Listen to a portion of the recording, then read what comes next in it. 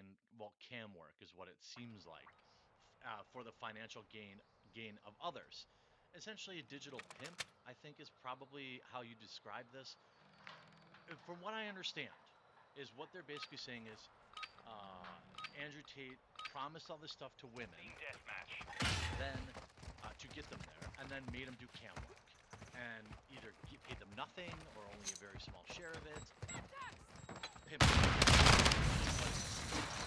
The new They're face coming of through the I don't blue want to say container. this, but this is just he's pimped them out. This is work.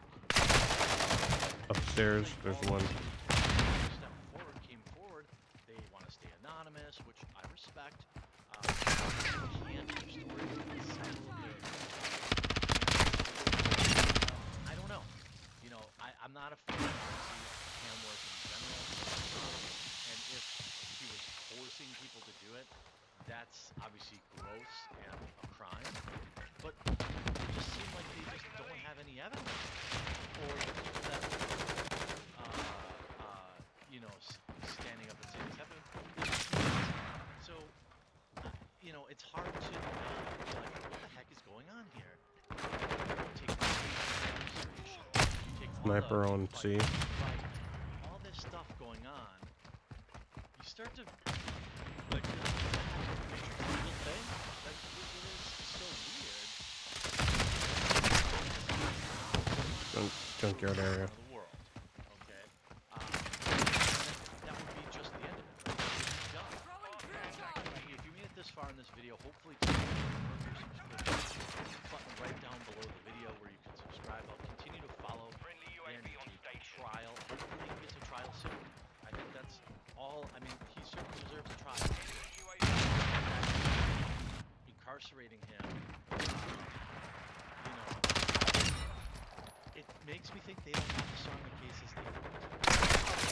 I don't care if you like or dislike the guy. It's what is relevant is a someone who was seen as a super influential person for men's rights, or conservative values. I don't know. I don't know if you call them conservative.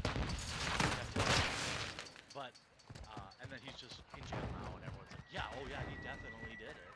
Show me some evidence, and then we can all move on. Otherwise, you gotta let the guy out. At least that's my opinion. I look forward to reading yours in the comment section down below, and we'll talk to you guys soon.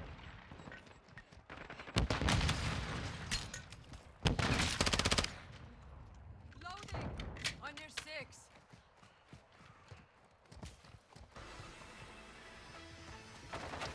Friendly Snow, precision ice, and airstrike tornado. inbound. Buildings across the One country coming up on are junkyard from facing C.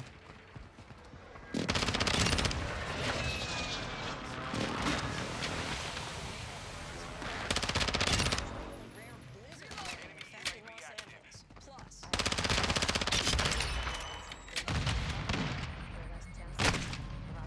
One at the junkyard going towards the back white the security news since Russia's station. invasion of ground in Ukraine, bringing a story of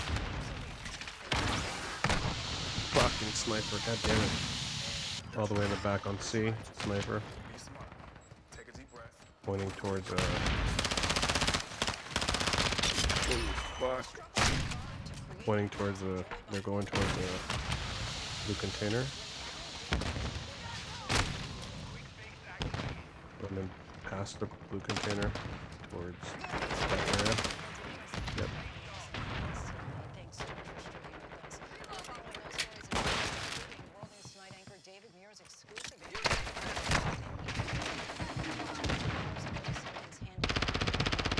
and how police cracked a 50-year-old cold case with the help of correspondents around the world covering that and much more for us tonight. But we do begin with the extreme weather across the country with 105 million Americans in 36 states on alert for the threat from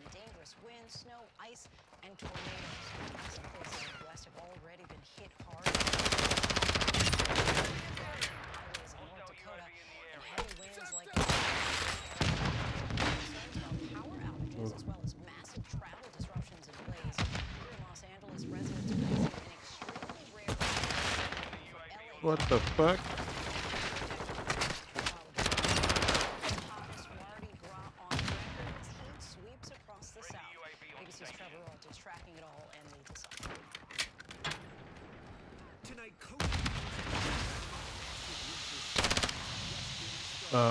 They're coming towards the blue container from A. Minnesota's governor declaring a emergency and activated the National Guard. President working all day today trying to get salt and sand down on the roads, but even so, once we're in the safe travel conditions will be impossible. New release video from the Wyoming Highway Patrol showing the danger first responders face. This close call with the semi. Sorry.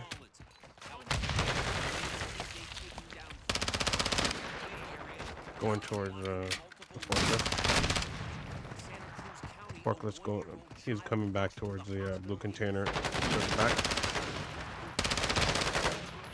Their first blizzard warning since 1989. About 2 to 5 feet of snow at 1,000 feet. Ooh, there's one at the forklift facing the blue container. Extreme snow already high risk of avalanches in the west. God damn it, in the middle, hiding behind the two jump spots. There's one behind you, Shantytown. Crawling systems also affect air travel. More than 1,500 flights canceled across the country today.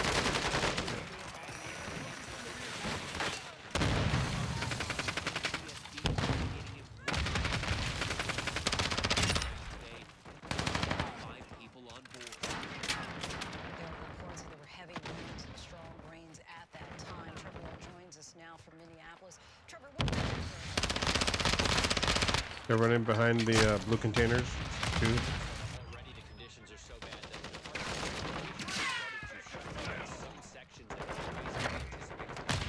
There's a sniper on A, The Department of Transportation pointing says towards the C. whiteout conditions that they're expecting, even their Two, I think.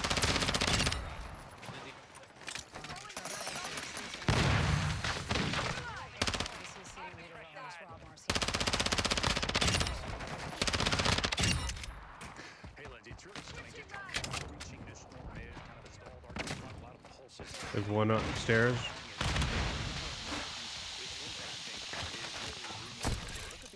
Fuck. GG. There's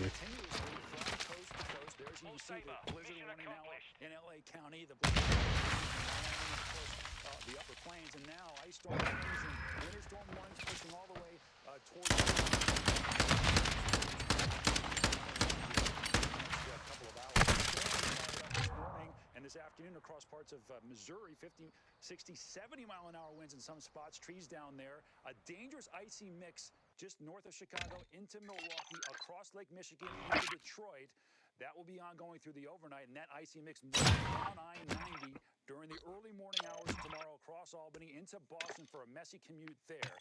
That's when the blizzard really gets cranking back in Minnesota, Minneapolis. 2 inches per hour snowfall rates there, 50-mile-an-hour wind gusts, near impossible travel conditions, and of course that will mean power outages. I think we'll see another foot of snow on top of what they already got in places like Wisconsin, northern parts of Michigan, and also getting here into the northern New York State and northern New England area. All right, there's a snow in the west. Mentioned that. You got to have colds for snow, right? We have 30 to 40 degree below average temperatures in the west with that remarkable snowstorm, and 30 to 40 degrees above average temperatures in the southeast tomorrow. Record highs possible in places like New Orleans. Orlando might hit 91, 83 in Raleigh, 80 degrees in Roanoke. That's around the time the next batch of snow and ice will arrive here in northern New York late tomorrow. Remarkable system. Lindsay? Those temperatures just astronomical there. All right, Rob Marciano, thanks to you. Now to an ABC News exclusive interview with President Biden in Warsaw. The president spoke with World News Tonight anchor David Muir about Vladimir Putin, who has now declared Russia will suspend its commitment to the key nuclear treaty with the United States. President Biden calls it a big mistake as he stands by his support for Ukraine. I know this is a defining moment in this war. We watched your speech here in Warsaw. And as you know, just hours before, Vladimir Putin gave his own speech. And I wanted to ask you about something Vladimir Putin said. He said that Russia is suspending participation, cooperation in the nuclear treaty with the United States. What's your message to Putin on that? It's a big mistake to do that. Not very responsible. And, but I don't read into that he's thinking of using nuclear weapons or anything like that. I think it's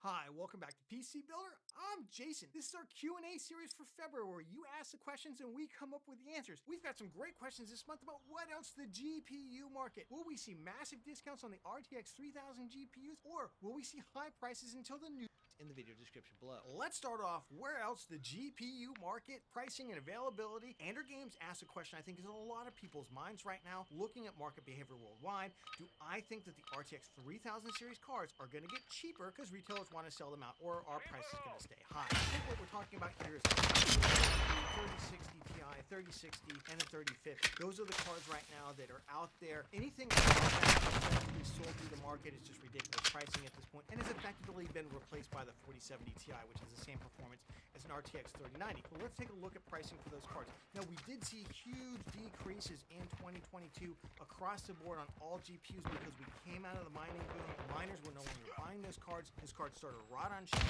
All of a sudden, we went from like an RTX 3060 going for like on eBay for like $1,000 all the way down to now, which is like 370, 380, up to $400. Yeah, but they dropped to the levels still never hit MSRP. Let that sink in. Close to their MSRP. Will they continue to drop, especially given the fact that AMD competitive cards like the RX 6650 XT, 3060 by the way, can be had for like $249 right now. The Intel Arc A750, which by the way, the driver update, huge win for Intel, which I think is great. I'm super excited to see what they have for Battle Mage. A750, I would recommend that card right now, $250. NVIDIA is not competitive anywhere in their product stack right now for the RTX 3000 series cards, but they're still not going to reduce prices. So I wouldn't hold out any kind of real hope.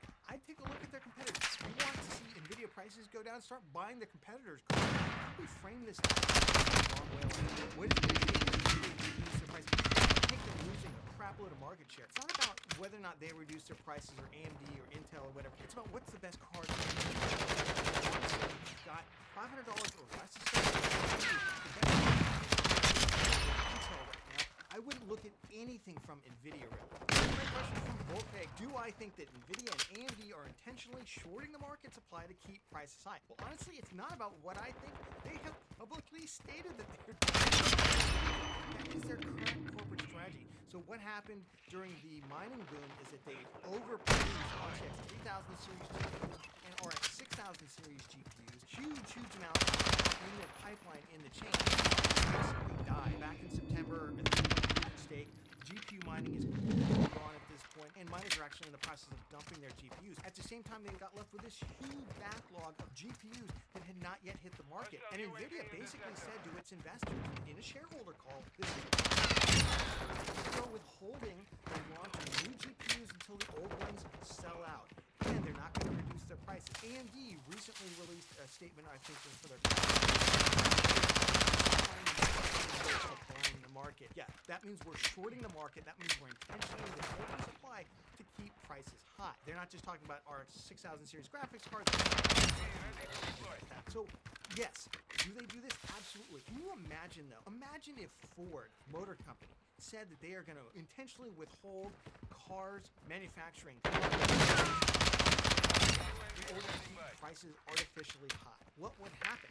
Toyota and Hyundai and all the other competitors out there, and there's quite a few, they would find a way to sell their cars at a lower price to meet the market. There would be supply and demand in there. That's what happens when you have a competitive market. The GPU market is so uncompetitive. It's so clearly uncompetitive that they're actually not even just doing this kind of underneath the table. They're actually giving public guidance to their shareholders that this is the activity that they're engaged in right now. It's anti-competitive. This is why we need intel in the market. I'd love to get a lot of different partners involved right now and competitors in the GPU market to spice things up, because that would result in the best and technological advancement for consumers. All right, user KJ5 asks, what's my opinion about the GPU market when the most hated car for 2023, which they say is the 4070 Ti, actually has the best value at the moment? I actually don't think the 4070 Ti has the best value, but its competition is gone. No more 3080s, no more 3080 Ti's, no more 3090s, no more 3090 Ti's, gone. So it doesn't have a lot of competition right now at that price point, about $800, other than the 7900 XTX and about $700 for the 6950 XT. That being said, I actually think there's incredible value in the $200 to $500 range. 6650 XT, 6700 XTs, the Arc A750, those parts are 1540p up to almost 4K capable, super high frame rates for a lot of these games, and they're so inexpensive compared to what came before them. Almost double the price to performance of previous generation cards, if we just compare what they're going for now versus what those cards sold for during their lifetime. 2070 Super really never got any lower than about $500, and a 6650 XT just mop the floor with it right now. So I actually think there is really good value in the GPU market, unless you're looking at the high end. Now we'll have to see what the new, waiting for the 4070 announcement should be any day. We're waiting for 7800 XT, 7800 non-XT GPU announcements. So we'll see where it goes. But right now, there is great value in the market. You just have to look for it under $500. DDR5 versus DDR4 and just RAM in general. Let's start off with really good questions on this. Now, if you haven't watched it, we do have a best RAM for gaming video. We actually break all this down in great detail. Check out the link in the video description if you want a deeper dive on it. Basically, the way it works is the first number in the RAM, whether it's DDR5, the speed of the RAM. The second number that comes afterwards is often CL or C, like C16, CL16, how much stuff it can get done in one of its cycles. So the first number is how many cycles it can do per second, and then the other number is how much stuff it gets done in one cycle. So you could have RAM that has a lot of cycles, but doesn't get a lot done in one cycle. So even though the first number, the speed, is higher on like 4800 DDR5 memory, so CL40, it's not getting as much done as the DDR4 3600 CL16 RAM. CL16 versus CL40, that's the RAM effectively gets more done in a single clock cycle than the DDR5 does, even though the DDR5 RAM is spinning faster. Rogue Demon asks a really good follow-up question, which is basically used to recommend DDR4 3200 CL16 as kind of the sweet spot in terms of price to performance, where it didn't really make a lot of sense to spend Ooh. Now, note, since I used to give that advice, the price of DDR4 RAM has completely collapsed, and basically at this point, I think DDR4 3600 CL16 does make sense. But what's that equivalent in terms of DDR5 now? And I have to tell you, I'm not sure. It's too early to make that determination. I think we need to do a lot more. In terms of Intel, I think it makes sense to go DDR5. Period, unless you're spending all the money on a super high-end show quite a bit of dough on very, very fast RAM kits, because you makes more sense still to spend that money getting a better graphics card. Go DDR4 3600 CL16, super cheap. Spend that money on other things. On the AMD side, since Ryzen 7000 is effectively only DDR5, yeah, I was really hoping that we could find a much more price to performance sweet spot in there. For some reason, a lot of the boards do not like the 5600 stuff I was previously recommending. Some of the boards I have do, but some of the other ones I'm hearing don't. And motherboard quality in terms of their ability to post RAM, even with the same CPU, has been kind of all over the place with Ryzen 7000. Reminds me a lot of the Ryzen 1000 days, and it just seemed kind of incomprehensible why some RAM worked and others didn't. I would probably recommend if you're going to go like 70 800X3D system, go ahead and spend the extra money and get the 6,000 CL30 hits that they were recommending, that they were sending a review of the Trike Neo Z stuff. It's like $150 for 32 gigabytes. So that does seem to make some sense. If you're doing a 7600, I'm going to do more RAM testing, and I'm going to come up with some better kind of budget recommendations for that. I just don't have them at this time. Wasabi and Shubham, why do people typically go 2 sticks, especially with DDR5? Honestly, it's because 12th gen and 13th gen Intel at the same time. 4 sticks is harder on the memory controller.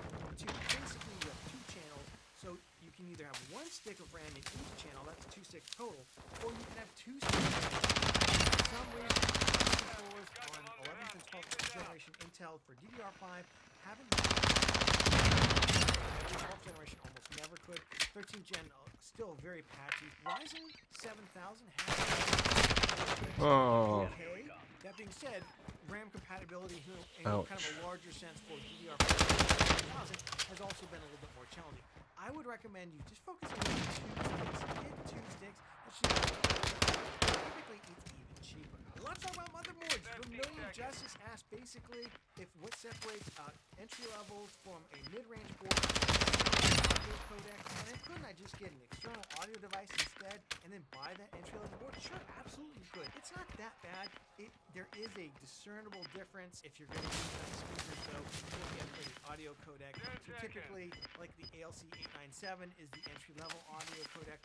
We want to see things like ALC 1200, 1220, ALC 4080, those kind of audio codecs, kind of upgraded ones. GG. You certainly could get a digital device and add that on.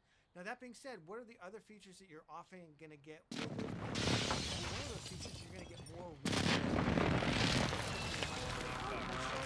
That being said, I think VRMs are completely rock solid. I think the board partners just got tired of all the videos showing when their board burning. Said, no more. We are just going to overbuild those VRMs. So that's not really been an issue. The number of M.2 drives has also skyrocketed now that there's PCIe was faster. It's PCIe Gen 5 internal lanes on the motherboards. So overall, there's a lot that now separates those kind of higher end boards from the more entry level ones. It's primarily the audio, and then there's a couple of niche features like, does it have a postcode, which is nice for debugging and things like that. Maybe it's got better memory traces to it. But these features are kind of increasingly niche, and it used to be there was a big difference between a lower end kind of entry level board and a mid-range board and then a high-end board, but it's really gotten compressed over the last couple of years. All right, we got great questions about AM4 versus AM5. Should you be investing in AM5 over AM4 or Intel for that matter? From Aborts87 and 2138 Dude, I love the name. Let's start off with how long we expect AM4 to last. Look, the physical motherboards will last for decades, so that's not going to be a problem. They should last a very long time. So if you're building a Ryzen 5600 gaming system today with like an RX 6650 XT or an RTX 3060 or an Intel Arc A750, yeah, you'll be able to upgrade that graphics card. No problem. You'll be able to drop a 5800X3D, probably pick one up pretty cheap in the future. I think that AM4 platform still has a lot of life left. 3600 CL16 RAM's super cheap right now, and I think AM4 still really viable at the budget and the mid-range. I would only focus on Ryzen 7000 at the higher end. If I've got a graphics card like a 6800 XT, RTX 4070 Ti, 7900 XT, those kind of graphics cards, then I'm going to make the jump up. And I'm probably going to jump right over the 5800 X3D, and I would go with Ryzen 7000 for AM5 because I know that in the future I will be able to drop in a CPU upgrade into that same motherboard. My one big hesitation on this, and I'll be able to use, in theory at least, the DDR5 RAM.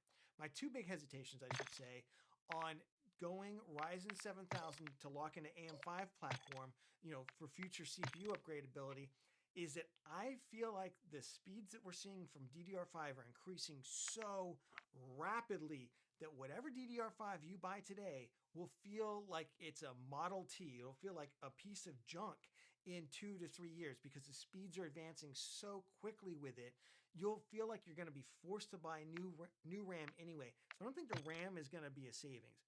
Then I wonder, will the boards be able to run that fast RAM? Now, the memory controller is on the CPU, so with upgraded CPUs, and upgraded memory controllers for DDR5, maybe you'll get faster RAM. I thought AM5, the future upgradability, would be a bigger selling point.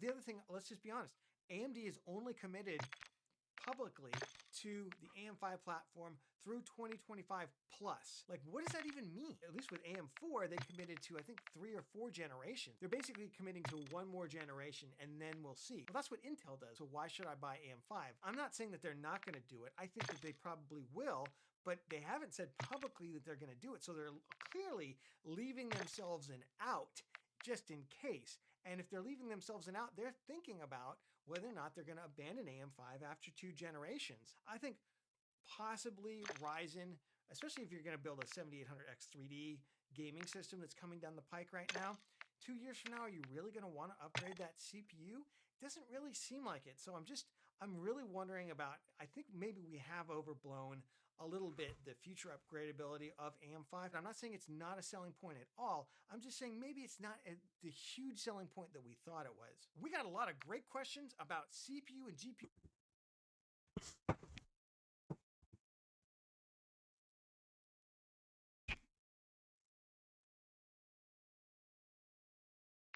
YouTuber Marquis. The berry drink. Brad, what are you talking about, Brad? Immediately. Oh, what a day, what a day, what a day. February 22nd. Mark that down on your calendar because that is the day that Callum Markey finally became a real YouTuber. Like, let's be honest here. Are you a YouTuber if you've never been involved in a lawsuit? Like, to me that doesn't count. But yes, it's with great pride that I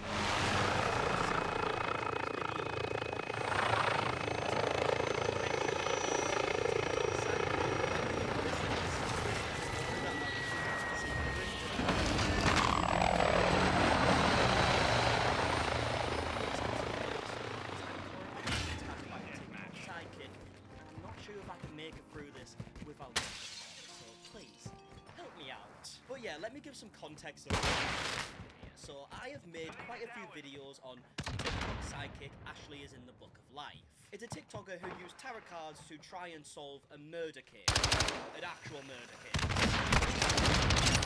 She then went on to accuse an innocent woman of murder, which was later found out to be an innocent woman. And she was so certain that this woman was guilty that she made over 100 videos on TikTok talking about it, to the point where this woman was getting harassment online, getting hundreds and hundreds of messages a day, calling her a murderer, when she has nothing to do with it. She's just been sat at home minding her own business. So obviously, this woman who was actually ended up suing Ashley is in the Book of Life. I believe it was for around $70,000, but Ashley didn't actually respond to this in time, which meant that the professor, Rebecca Schofield, was granted motion for default, which meant that Ashley lost a lawsuit, which should have been the outcome anyways, like even if she did respond.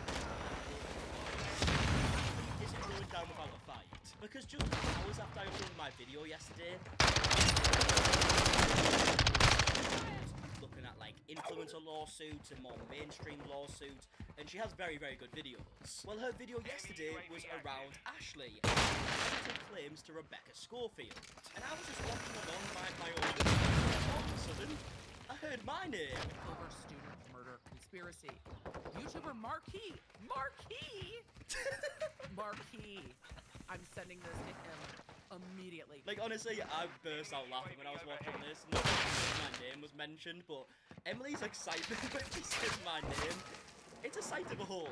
Marquis! And yeah, Emily was kind enough to actually send me the lawsuit, so we'll go through it on video today. But if you do want to see a more detailed and lawsuit, then please check out Emily's video, because unlike me, so to start off, we can see who Ashley is actually counter-suing this lawsuit. So we've got Rebecca Schofield, which was the obvious one, but then she's actually counter-suing all the attorneys who were involved with this as well. And straight away, this was weird to me when I first heard it. And Emily actually confirmed herself that this is very, very uncommon. And this is kind of like a theme throughout the whole thing. It was written by someone who has no fucking clue what they're going on about. Now, if we look at the first page of the lawsuit, under Ashley's name, it does say Pro SE. I'm not really sure how you pronounce that, but what I do believe that means is that Ashley is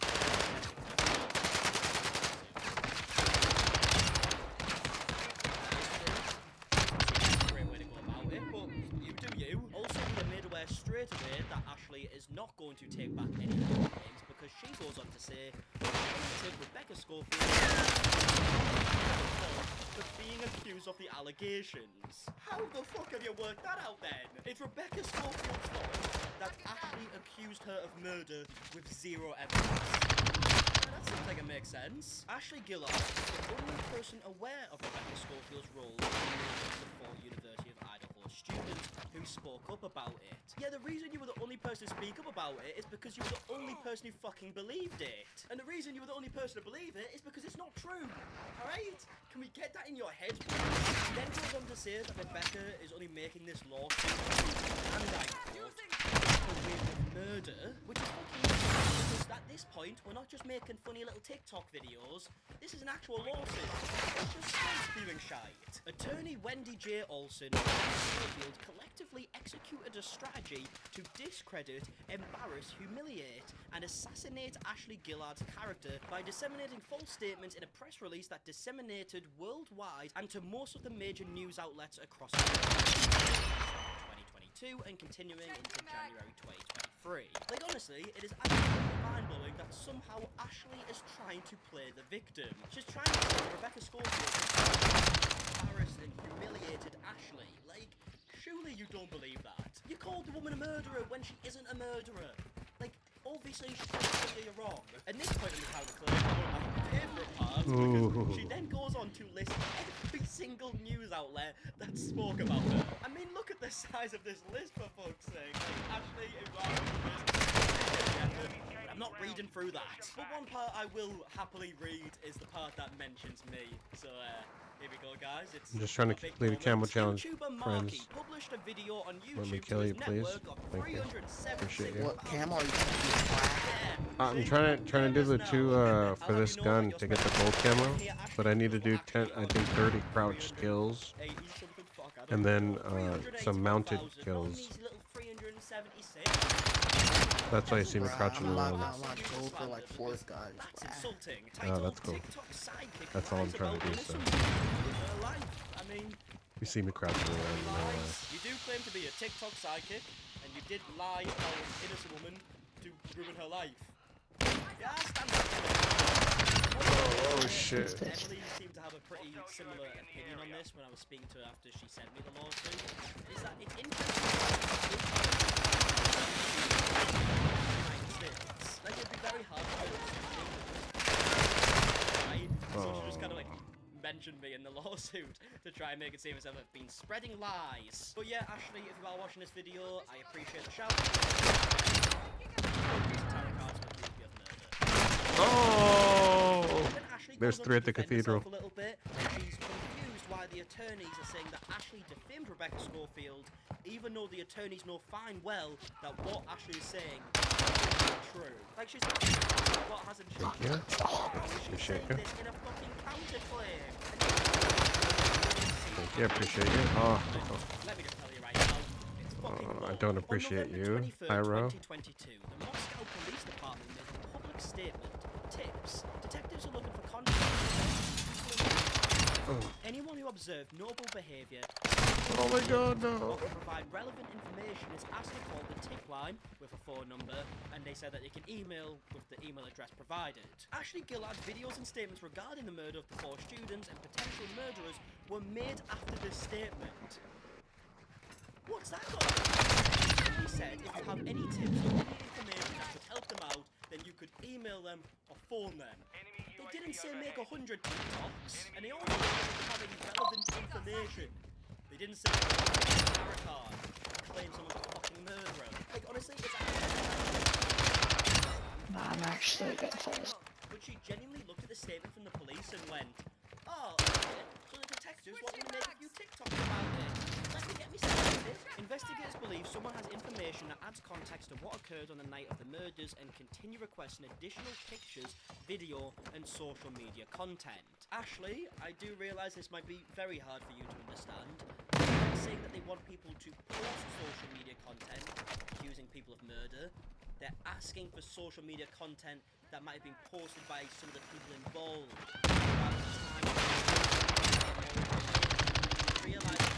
Oh my god. Please, just use your brain. Attorney Wendy Olsen's defamatory statements about Ashley Gillard stifled her work performance, damaged her reputation, and resulted in a loss of service and revenue. No, attorney Wendy Olsen didn't do that. Oh. You did that yourself. First of all, your work performance. What, are we talking about TikToks here? Like, I don't mean to be disrespectful to the TikTokers out there. Put your phone up and hit record and then click pause. It's not very difficult. Damage her reputation and resulted in Oh shit. revenue. Yep, that is There's two at the lobby. murder. I am with you. She then goes on to talk about how she's been receiving like hate online and Instagram messages, comments on Facebook, comments on TikTok, comments on YouTube, all this stuff, and it's like, well, yeah, that. I Well, feel it's a like it's chandelier is pretty what it's justified, no? called. Like she genuinely thinks she's Oh. not doing anything wrong here, and it's actually mind blowing. Like I'm not saying that GG. it's okay for people to send a Good game. Good game. Yep. Obviously, that's not okay. But if people are posting TikTok comments saying that what she's saying is a load of shite and she should stop saying it, and let's be honest. I think I went positive. Anyone thinks of Ashley is nowhere near as bad as what people would have thought of Rebecca. I said I think I went positive. So yeah, absolutely Yeah, they did. zero sympathy. Barely. Today. Now this is where we get to the Just situation barely. where Ashley says what she wants from this. Like, how can we make this situation right? A mass press release with a statement that Ashley Gillard approves, of course, to every news outlet that this lawsuit was covered, and to the social media outlets Facebook, Twitter, TikTok, Instagram, Reddit, and all others that it was covered on, correcting the false claims made against Ashley Gillard. Like, how dare you? She really thinks she's going to get a mass apology from the thousands of fucking news outlets that she listed in this lawsuit, including all the social media influencers and whatever, from me as well. Like, no, that's not how it fucking works. She is genuinely the most delusional person I've ever came across in my entire life, and I'm not over-exaggerating. So yeah, in conclusion, I'm obviously not a lawyer, but I would bet a lot of money that Ashley's lawsuit is going to be looked at and laughed at, because it's fucking mental. I would love to know your opinions down below, and please let me know how much more you respect me as well, because I am a YouTuber.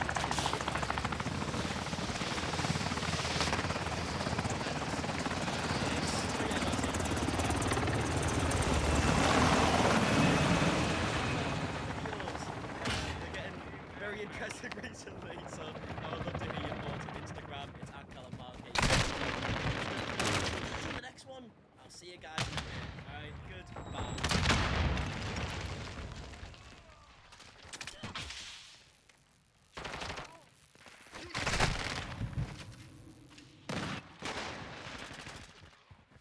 In my last video, we talked about how a TikTok sidekick announced what was going on in her life, but what she didn't mention in that video is the fact that she spent the last couple of months harassing a professor, accusing her of doing some of the worst crimes with little to no evidence whatsoever. And me saying extremely generous because Roman is her visions and tarot cards. And today we're gonna find out why she made that Bali video, because the YouTuber by the name of Mad Catster just hit me the so massive shout out to them. But when I read through her legit legal response to the court, I'm gonna put this very lightly and say Bali might be a really good looking at some of the highlights of that. And before I play that, remember this is what she said before she responded to the lawsuit. Just don't get it. Like, I've been against people really throwing corporations and buying into and all regret coming against it. All of them. Added to that list of Let's see if it's the professor that's going to regret filing a lawsuit or not. Quick disclaimer, I'm not a lawyer. This is purely for entertainment and learning how to not respond to a lawsuit purposes. So I might get some stuff wrong, so if I do, please correct me in the comments down below so I can also learn. Gillard denying a bunch of the allegations. The venues and the events giving rise to claims of defamation took place on Ashley's media pages. There's no district in which this action may otherwise be brought except the U.S. District Court of Southern District of Texas. That doesn't quite make sense because everything that is alleging here happened in Idaho, so it makes sense for it to happen in Idaho. Again, I'm not a lawyer.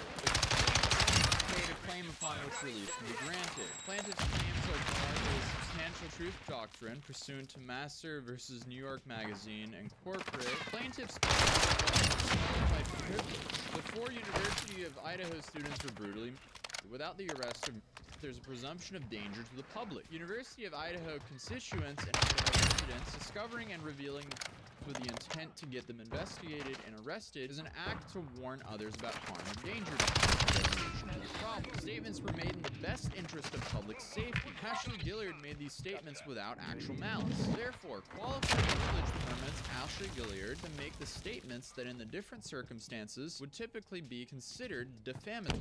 With this logic, anyone can slander anyone and claim that they are as long as the actual is on the loose. I don't know what kind of big brain mental gymnastics this is, but okay. Plaintiff's claims are barred by false, prejudice, frivolous, and claimed was get away with unethical conduct, adultery.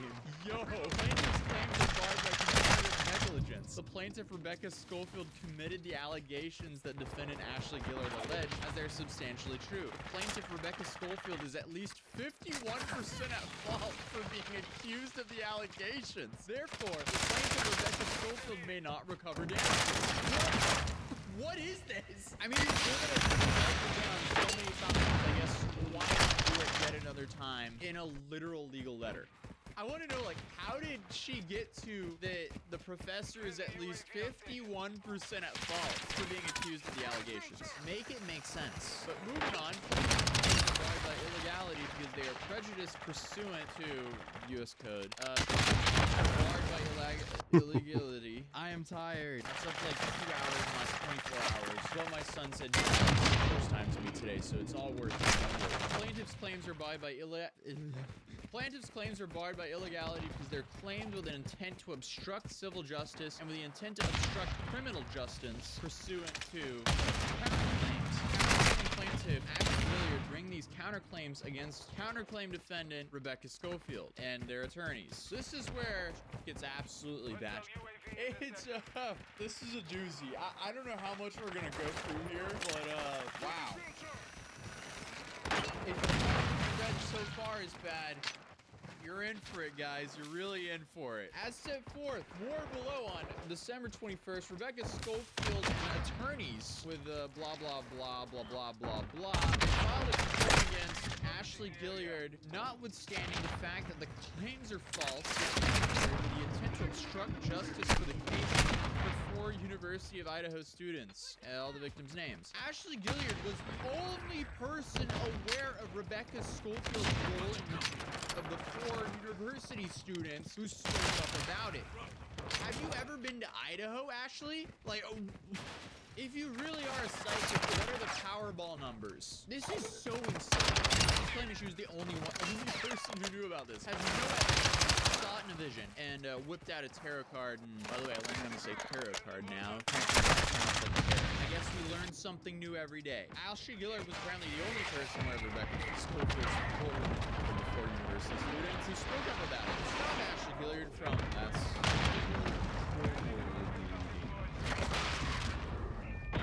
testimony of Rebecca Schofield and to get away with the Rebecca Schofield filed a frivolous, prejudice, and defamatory complaint against Ashley Gilliard. Attorney blah blah blah Rebecca Schofield collectively executed a strategy to discredit, embarrass, humiliate, and assassinate Ashley Gilliard's character by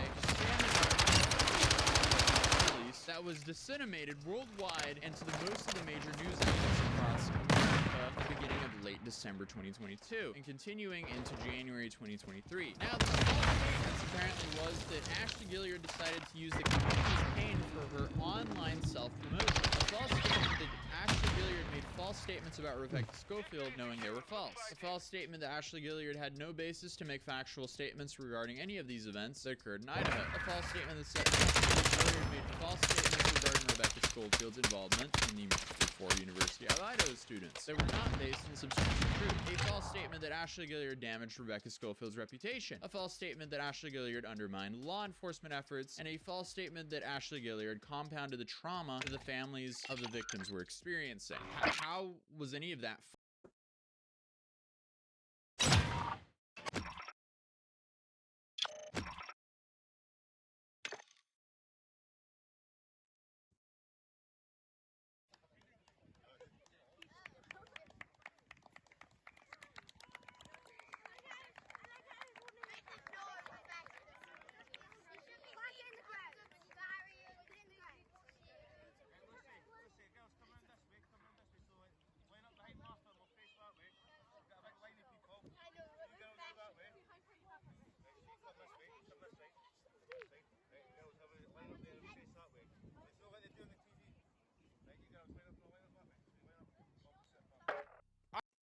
Republicans passing legislation that they don't like, okay? This time we gotta talk about Senate Bill 150 out of Kentucky, okay, which is going through the legislative process, and it addresses parental rights, okay? And students don't really like it, and I want to talk about it, but let's go ahead and play a video of kind of the overview of this legislation and the debate that's going on in the legislature there. And then after that, they're going to be... Just to put our worries on the God, because he will show us the way and everything in his timing.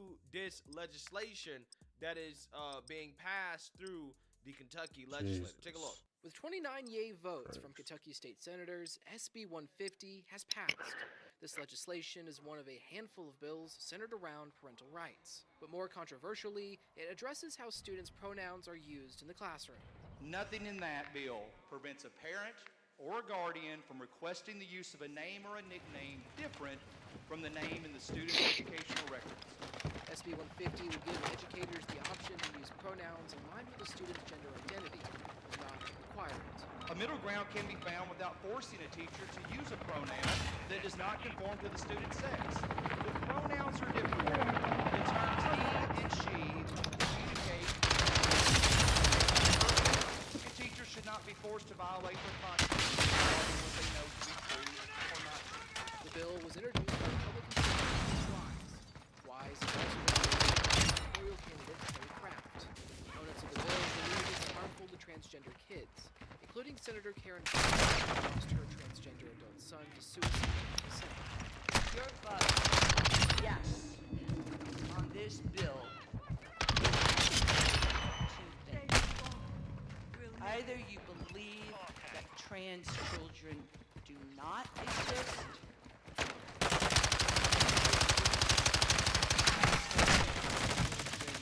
do not deserve to exist. No votes was Democrat Robin West. The timing of this bill being brought before. The version of the bill was adopted by a committee just hours before. It was not on this computer screen until just now. I'm not an mental health care professionals, one of which we honored here today, to see maybe what the impact of this may have. Despite this it will now be up to lawmakers in the House to decide if this bill goes to the governor's desk. In Frankfurt, Jason Bright, Spectrum News. Evening, Bill Bryant and Amber Phillips reporting. WIT News. There were some student-led walks. This is video from Danville Independence. Students chanted that trans rights are human rights. Students at two Lexington High School they're protesting several bills in Frankfurt dealing with LGBTQ issues. WIT's Julia Sandor talked to students this morning.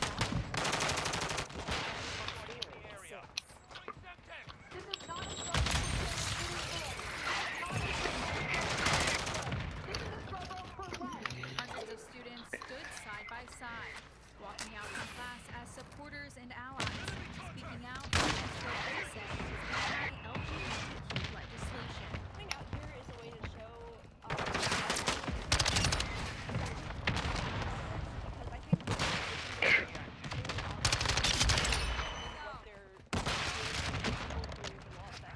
Students spoke out about Senate Bill 150, which requires parent notification when it comes to sexual issues and aims to limit the authority of the state board of gender identity. If our legislators really wanted to have this, they would pass laws to create safe boundaries and locker rooms. and students say they'll continue to speak out until they're Speeches from our other speakers definitely will send a message. Being one of the largest schools in the state, Lafayette High School has strength in numbers. I thought my transition was a burden to those around me. But they also say there's even more strength in being able to be yourself. like part of the community, not hurting anybody. Julia Sandor, WIT. This wasn't the only walkout today in Lexington. Students at Dunbar High School also stood what they say is anti Dunbar tweeted a Facebook page that, quote, "I want my rights back right now." The flyer said the protest was All right, guys. So you've seen that. Okay. Let's read a little bit more here about what these people are melting down over, and then we're gonna get into it. Yesterday, the Kentucky Senate passed Senate Bill 150, a discriminatory bill that targets LGBTQ and prevents teachers from creating safe, inclusive classrooms. The bill now moves to the House. SB 150 could force LGBTQ plus students' identity to their parents, making it more we're running out of ammo now. That's bunker going towards the dome. Also allows teachers and students to misgender their own pupils. Any policies or programs. Quote, your vote on this bill means one of two things. You believe that trans children do not exist, or you believe that trans children do not exist, said Democrat Louisville. I can tell you these children that Senator Berg is pursue a transgender employee on the rights page who died by suicide.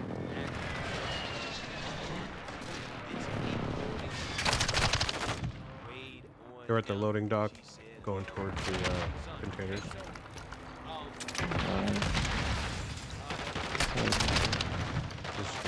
Woke gender ideology being pushed on kids in school. Again, I feel bad for her son, but I don't think that's that an one. excuse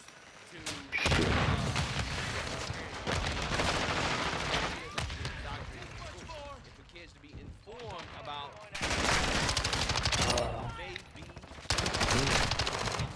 There's one as soon as you go through into the office from the loading dock. seems to be something that the woke hate. Like, the Democrat Party actually hates parental rights. They don't believe that kids should have a say in what is being taught in school. Okay, they just believe that it's the government's job to teach kids, to raise kids. You know, the government has kids for 8 hours a day, and you know, parents wrong because parents are big, right? They're not teaching their kids right, so they believe in, again, the school, the system, the government raising kids. But here's what I gotta say about this, and these kids walking out. Okay, I do stories like this. I mean, our loading docks get it right. Serious question, because I did a Mr. Josh Alexander. Oh shit. Now this was in Canada, but Canada's not that much different than here, right? I mean, we basically. Damn, I went to fucking mine. Did you? He got arrested for organizing Sit down protests on mine. in defense of women who don't want to share bathrooms All with good, it men happens. or bathrooms with boys. Right? He got arrested. Arrested. GG. You game guys. But you never see one of the.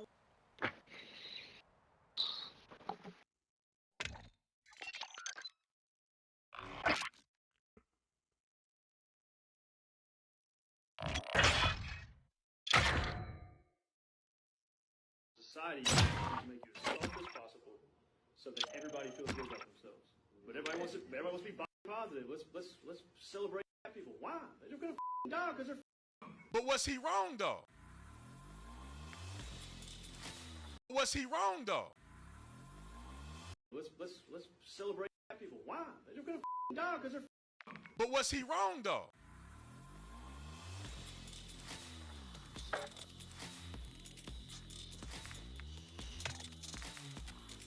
Ladies and gentlemen, ladies, this video is brought to you by Lerner and Rowe.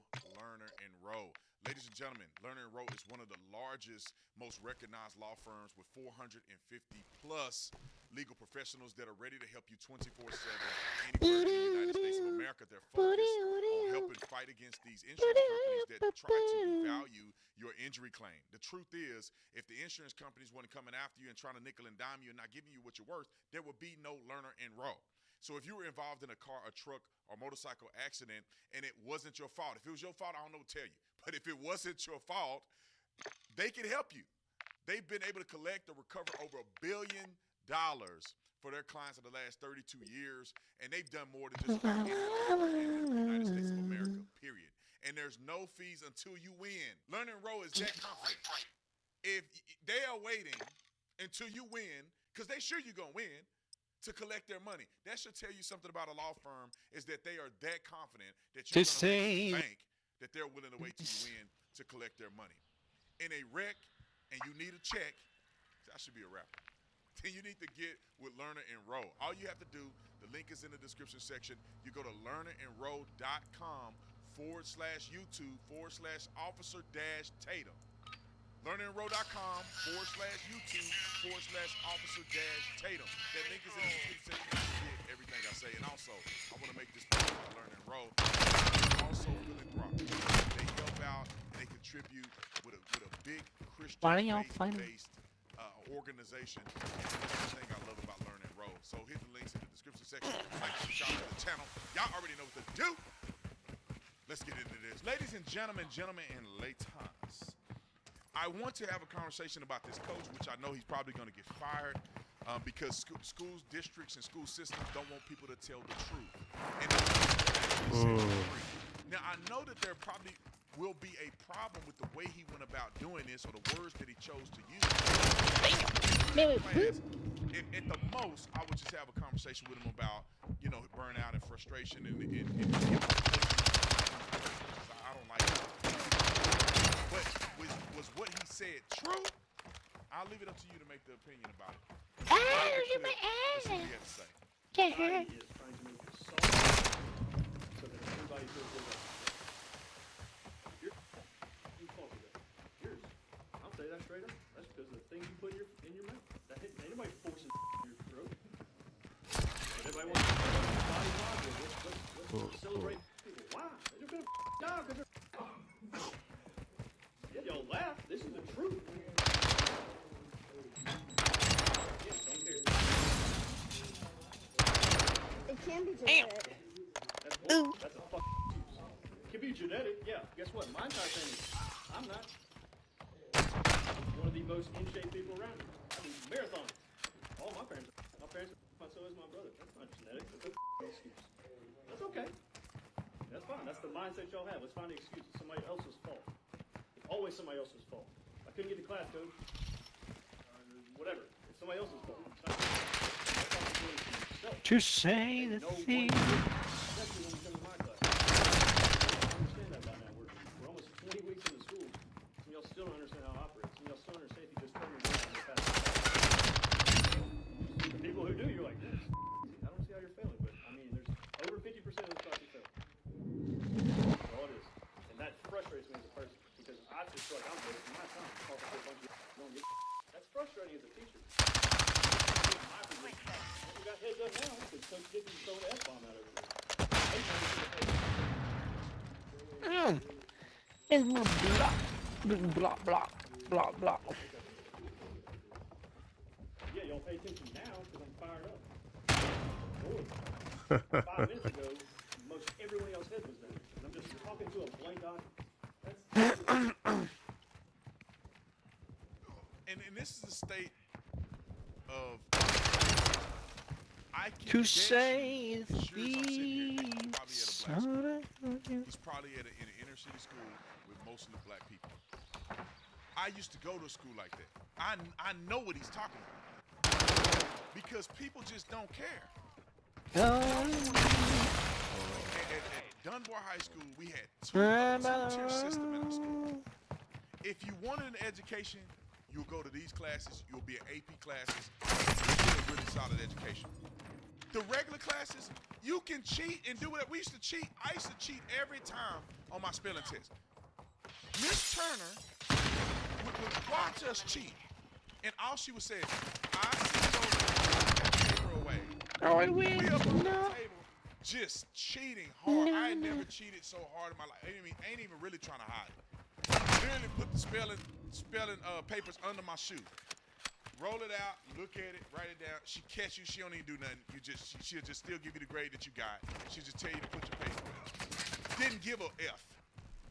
In Spanish, they had the AP classes, and most people didn't go to AP classes, where you had a woman that actually spoke Spanish.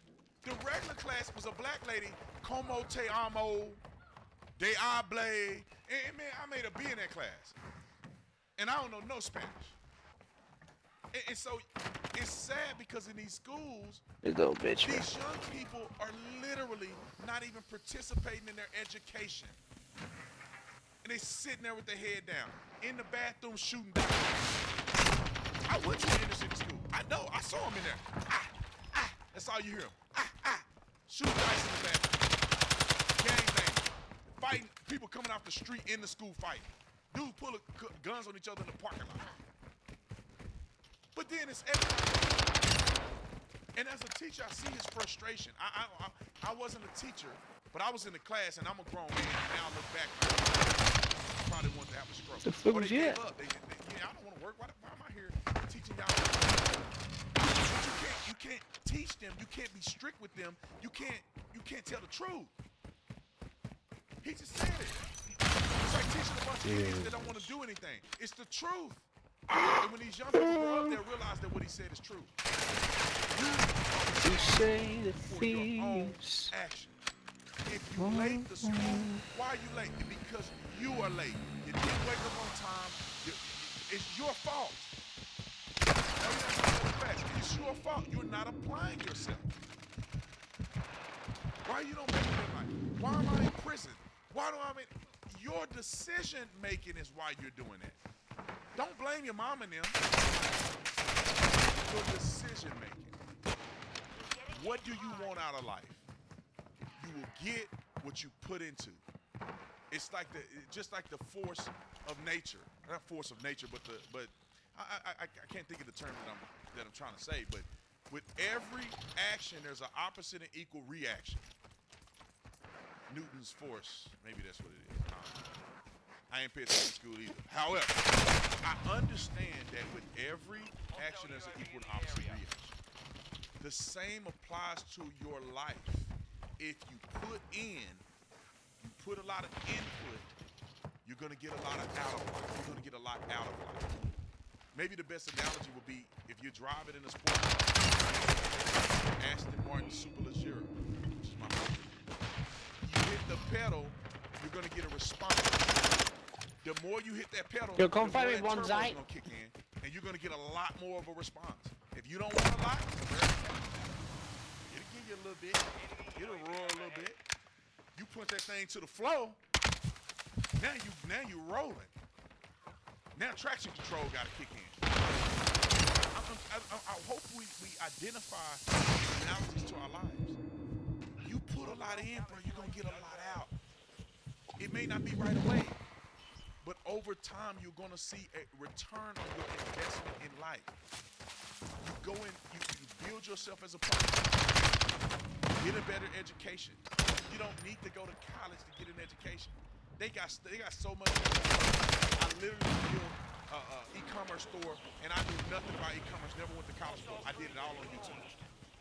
Just research. How do you do it? How do you start a shop? How do you do this? How do you do that? All on YouTube. Never paid a single dime for it. All free content on YouTube.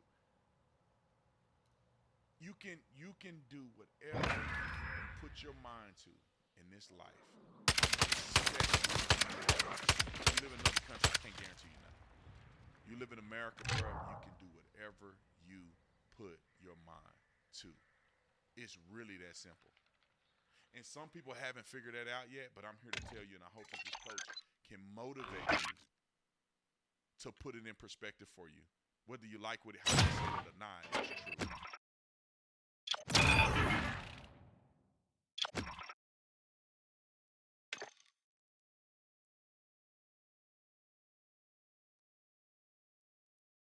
What's going on, YouTube? We are back in flowing with the most majestic bundles you've ever seen. See a problem in the clip. The audio is jacked up too. So I don't want, for anybody listening to this video right now and you got earphones on or anything like that, I don't want to destroy your eardrums, man. So I'm going to mute the clip and I'll just put some whatever, I'll just find a song and I'll just play it over there. Anyways, it doesn't matter. You don't need to hear the clip, but just know the audio was broken in this clip too. Lapuse, roll the clip.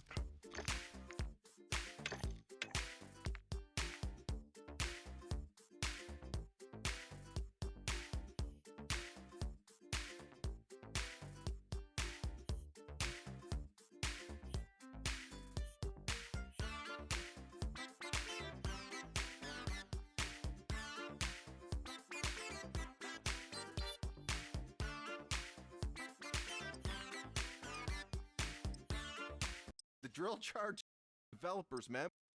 What?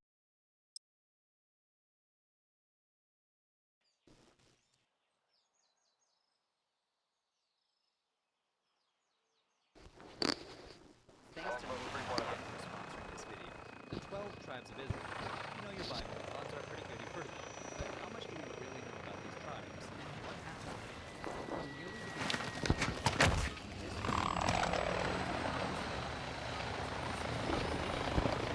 Israel are. 12 sons are born to the patriarch Jacob between Genesis 29 and 35. Before the end of the book, they travel down to Egypt. 400 years later, 12 tribes follow Moses out in a grand exodus.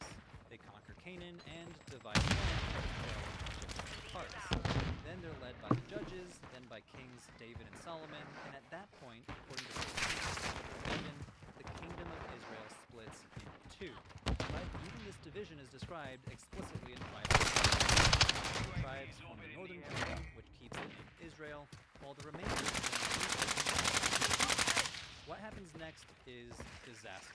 Roughly 200 years later, Israel is into exile, from which they supposedly never returned. This event starts the legend of the 10 lost tribes of Israel. What happened to them? Although the Bible itself barely touches this subject, for thousands of years, What the fuck? Asia? Did they travel to Africa as some Ethiopians? Or did they cross some mystical geography?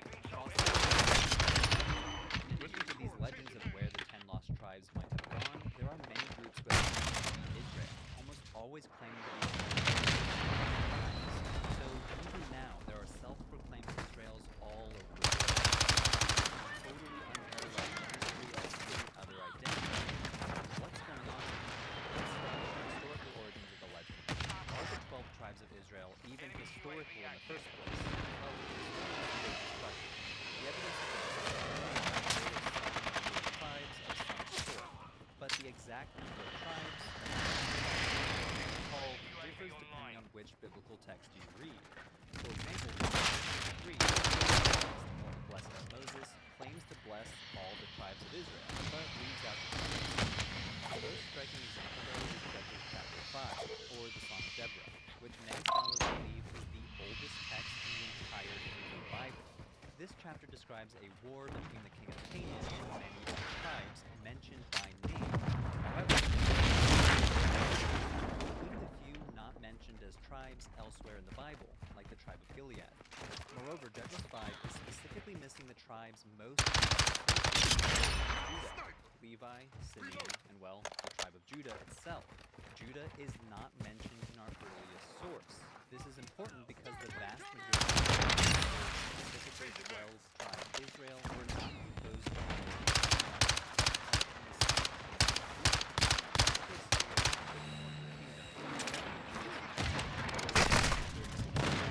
Babylon conquered them in 586. Here there's another exile, but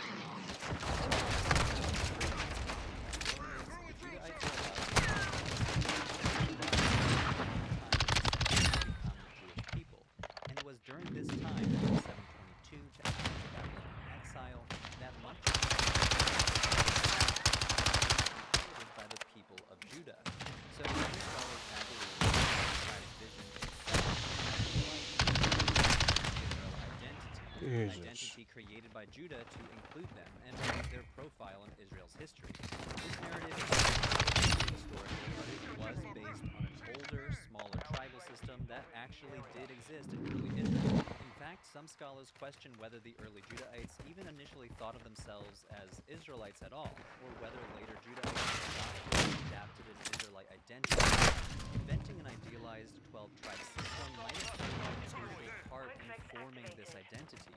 At the same time, many scholars believe that there really were 12 tribes of Israel early on, which remained important kingdom. So the scholarly debate does continue. As for the famous division of the 10 lost tribes, well, the answer is less complicated. It is true that the Assyrians conquered the northern kingdom in 722, and that many Israelites were taken into exile at that time. This event inspired the 10 lost tribes legend. However, we realize that 2 Kings 17, the text in the Bible that describes this event exaggerates how many Israelites were actually removed from the region. In this text, we're told that all the Israelites were taken and replaced by foreign peoples called Assyrians. In reality, this demonstrates that many Israelites remained behind and likely were not as much as they had before, even though the Assyrians now ruled the region. Many also likely fled south and integrated into the kingdom of Judah. So it's not entirely accurate wholesale removal of the entire local population. The Assyrian Empire's deportation and resettlement policy was very troublesome. Assyrian sources mention who was being deported. They specifically mention artisans, scholars, and elites. The Assyriologist says these people were usually dispatched to generate knowledge and wealth. In other words, the policy was a knowledge industry extraction program, extracting conquered lands and transplanting them into the imperial center where they were best able to generate wealth for the empire. And this was a well-organized policy. So all this to say, there were 10 Israelites, but there were never really 10 lost tribes. The Israelites that were lost were likely a cross-section of the urban elite and artisans who were stacked up in what is now Northern Iraq. Here it's again useful to remember the role that the kingdom of Judah played in the 17 is likely due to an effort to downplay the legitimacy of the remaining Israelites of the Northern Kingdom. So this famous legend may rather than an uncomplicated recounting of history. But the Bible itself is not. King 17 next says how the law. The legend of the 10 lost tribes was a invention creation of Jewish and Christian authors who exaggerated the exiled Israelites as a vast multitude. What really happened to them? Speculations. Because when you ask the question, what happened to the 10 lost tribes, many people to this day of one or more of those tribes. Why did the legend of the 10 lost tribes become such a big deal for so many people later in history? A new book by the Hebrew Bible scholar Dr. Andrew Tobolowsky put together by offering a new perspective on the history of what he calls Israel, the practice of claiming and constructing new identities by adapting the 12 tribes traditions. The book, The Myth of the 12 Tribes of Israel, explores this history through a series of case studies, beginning with the Hebrew Bible itself and continuing through discussions of the lost tribe legends, the Mormons, and the Beta Israel of Ethiopia, though there are many other groups to talk about, including This is a groundbreaking book because it not only ventures into a topic dominated by conspiracy theorists instead of critical scholarship, but it also is an extensive comparative study that spans thousands of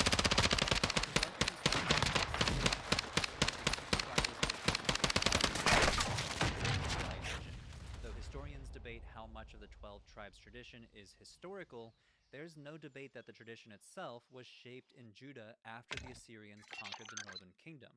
This means that Israel's vision of Israel was shaped after the heyday of the tribes of Israel, whatever that originally looked like. In other words, the first group of people to use the 12 tribes tradition to shape an Israelite identity was Judah. And the way Judah used the tradition is not all that different from how other groups used the tradition throughout history. So let's go through some of those other examples in Tobolowsky's book, starting with the people known as the Samaritans, also known as the Samaritan Israelites. The Samaritans are a religious group numbering about 1,000 people living in two main places, the town of Holon on the outskirts of Tel Aviv and near their holy site Mount Gerizim in the Palestinian territory of the West Bank. It was long believed that the Samaritans descended from foreigners brought into Israel by the Assyrians after their conquest. This idea comes from 2 Kings 17, which we mentioned before. It claims that the region was resettled by colonists who were eventually taught to worship God, but their foreign influence corrupted how they worshipped him. The Samaritans themselves have always claimed otherwise, saying they are the direct descendants of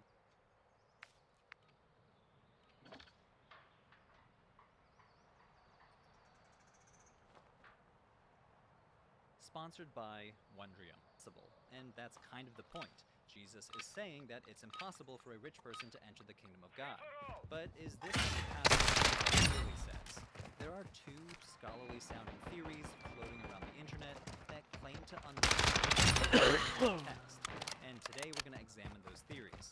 Let's get into it. The first theory focuses on basically arguing that the original saying did not involve a camel at all, but rather a thick cable used for boats. This theory thus suggests that the original saying was, "It is easier for a rich person to enter the kingdom of God," and because of a scribal error, the word rope or cable was swapped with the word camel when the scribe was copying the text. See, the Greek word for camel in this passage is vowel is the Greek eta, but there's another very similar sounding Greek word. Only one letter separates this word from the Greek vowel iota instead of I've argued that the original saying must have used the word for rope, but swapping one little vowel for another. This is the mainstream version, and thus changed the phrase forever. On the surface, this is simple speculation. Ancient copyists made similar mistakes all the time in antiquity. For example, in Greek papyrus, swapping the Greek vowels omega and omega. It suggests the vowels sounded the same during the Roman period. Greek also underwent something that scholars call ioticism, which refers to the converging to the same, especially the vowel eta shifting to sound like iota. Thus, that Byzantine era, these two words likely sounded the same, which was potentially a big deal in the business of copying. Switching over and you can change the meaning of a sentence, and some authorities noticed the similarities between these two words, /cable interpretation. The Bishop Cyril of Alexandria said, "By camel, not the living thing, the beast of burden, but the thing to which sailors tied their anchors." Modern proponents of this theory arguments. First, they argue that growth makes more logical sense in context, usually with string and time and piece of thread through the eye of needle. Which seems pretty random. Moreover, if this Greek word specifically refers to a nautical type of rope used for boats,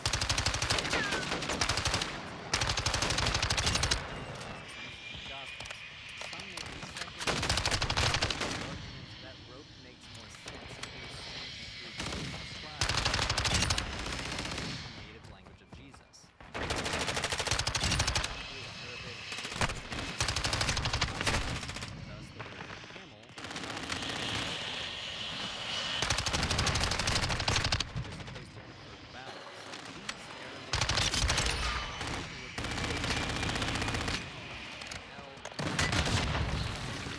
Greek-speaking scribe.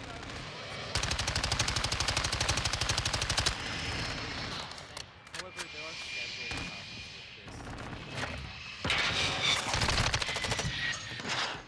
First of all, our earliest manuscripts when piecing together the original text of the New Testament, scholars there we go.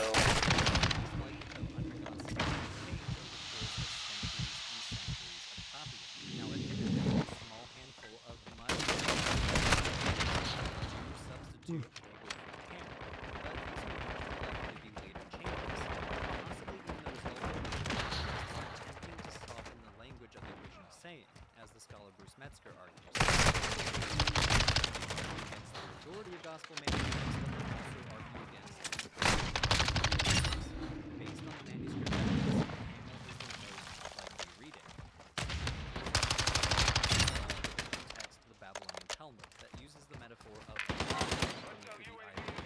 Testament scholar Craig Keenan argues this may suggest that Jesus speech used among Jewish teachers. When it's possible, you use it going through the eye of a needle. In these cases, the largest font is the elephant in Mesopotamia, where it's going back in antiquity. Ironically, the Babylonian Talmud is Aramaic, which undercuts the theory that some Greek-speaking copyists misused a hypothetical Aramaic version of the saying, which leads us to the final point. The claim that the Aramaic word for rope and camel shared the same root as Jesus is simply false. The word for camel in 1st century Aramaic was in the source for Gamla, also meaning a thin rope. 1,000 years after Jesus. It appears in the work of the Syriac linguist Hassan al-Bakr.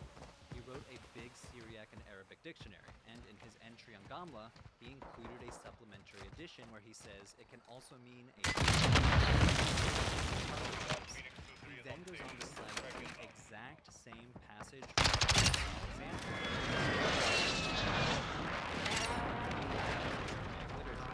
Seriously, go check your favorite Aramaic dictionary.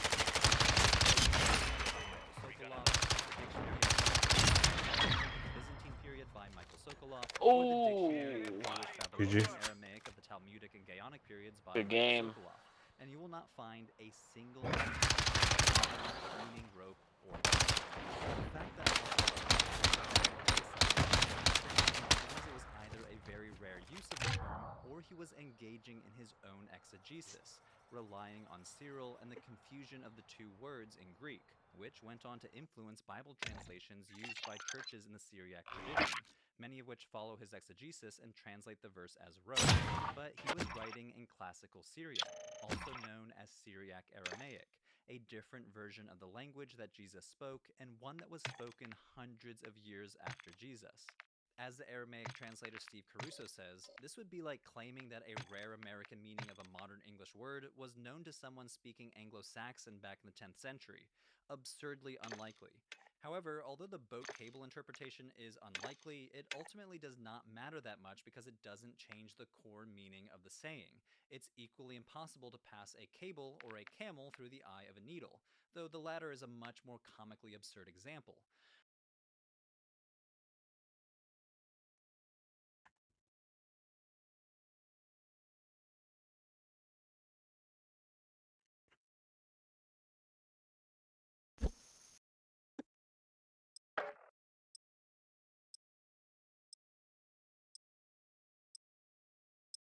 Undoing my belt, I'm reaching into his bedside drawer. We're kissing again. We're rolling over. Now, this book was at my middle school, and it was on a stand. When I rented it out to show my dad it, the librarian asked if I wanted more and if I wanted a graphic novel version. Another young hero.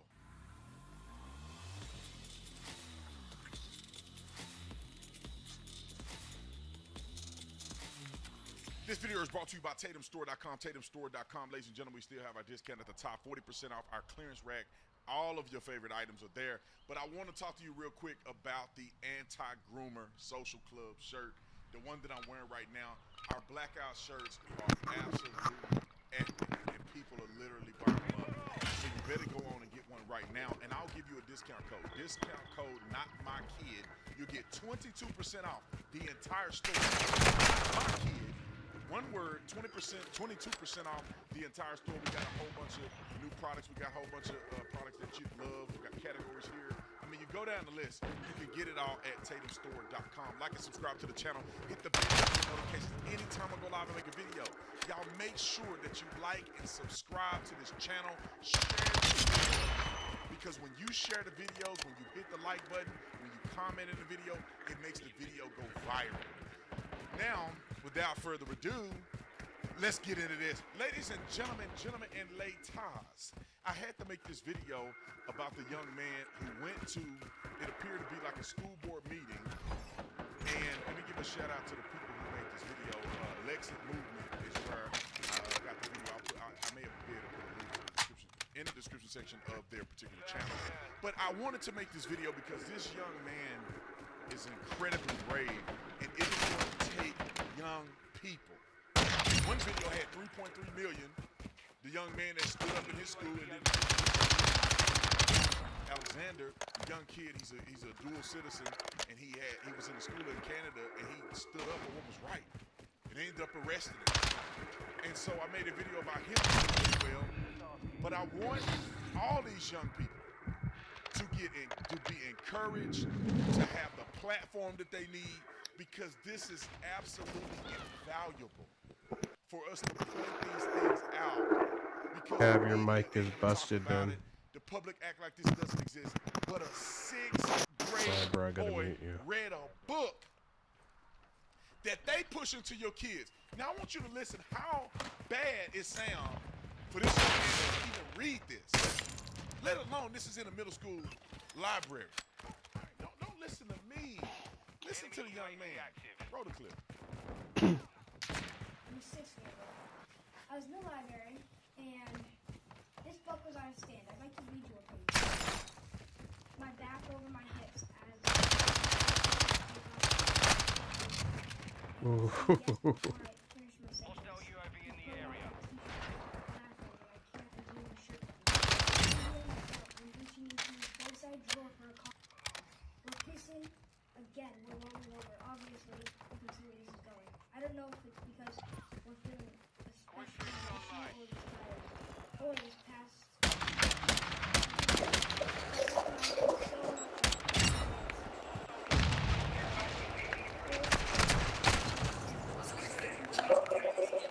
What? But it was so good.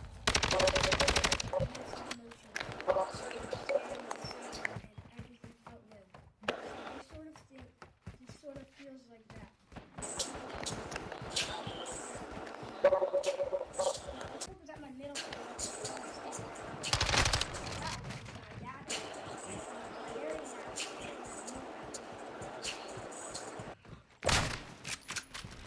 Can you believe that?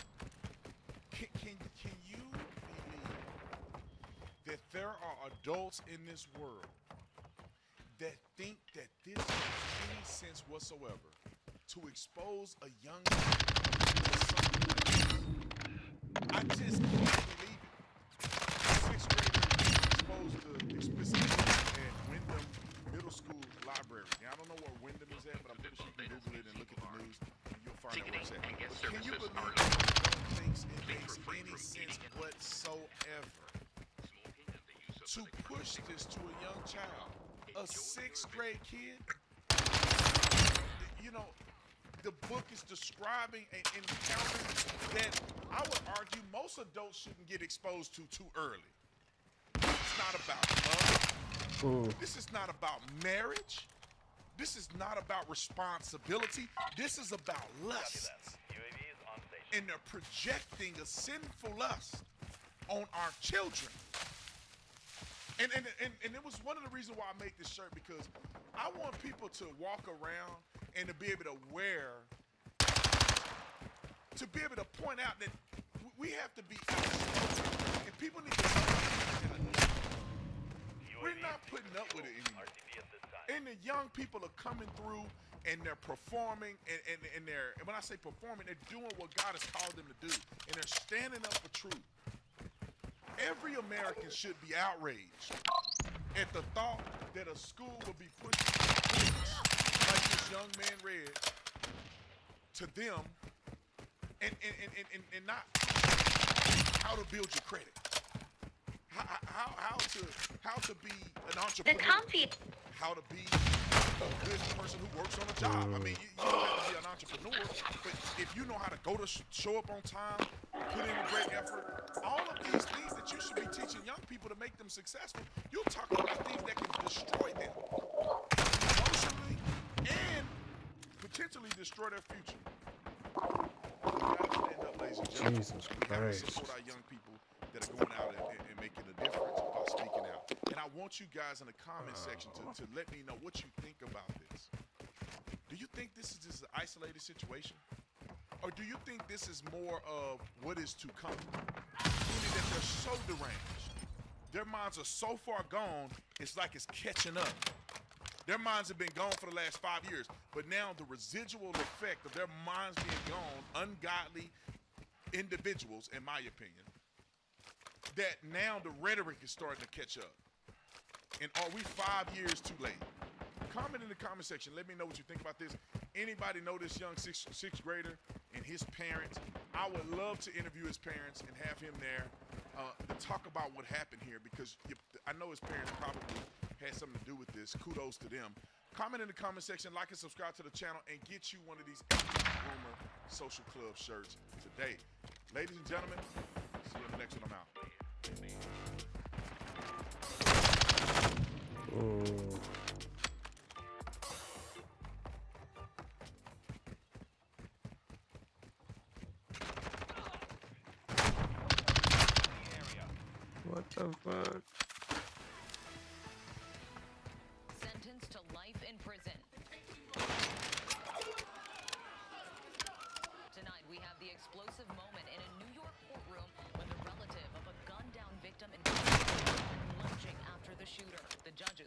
verdict and the emotional words from the victims' families up ahead. Plus, we're in East Palestine, Ohio, where a community is angry and asking questions about their safety and security following a train derailment last week and the massive fire that's left toxic chemicals hanging in the air, leaving residents concerned over their own drinking water. The Ohio governor joins us, and the Israelis say they want to speed up this process. There are 800 homes in just this area of East Jerusalem alone which don't have the right permits. So this could just be the beginning. We go to Israel and the West Bank and hear from families on both sides of the Israeli-Palestinian fight and a cycle of violence and protests in the region. Good evening, everyone. I'm Mona Kosar Abdi in for Lindsay Davis. Thanks so much for streaming with us. We are following all that and more, including the student-led protest in Michigan following Air Monday, how survivors remember their victims and making demands. Plus, the moment a Black Hawk helicopter crashed on an Alabama highway. And we remember the celebrated life of Hollywood legend Raquel Bell, covering those stories and much more for us tonight.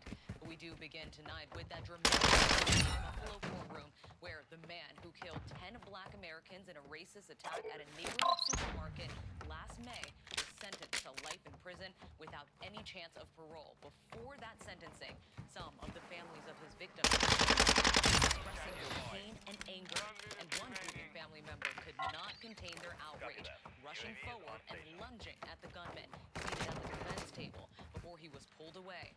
The judge no mercy. So we begin tonight with ABC's senior investigative reporter Aaron Katursky in Buffalo.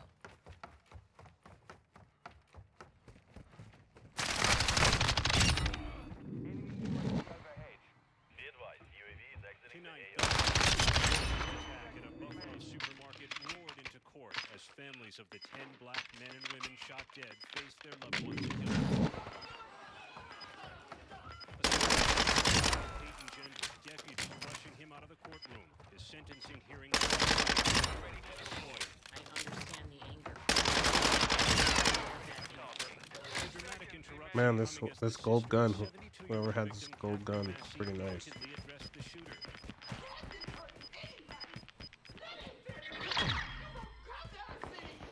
GG. 9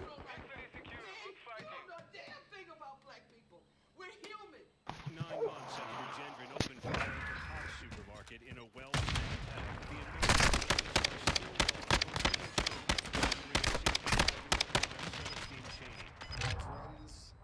the tears fell from my eyes.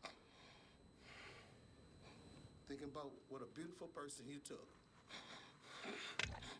And with Gendron watching passively in an orange jumpsuit, the widow of top security guard 53.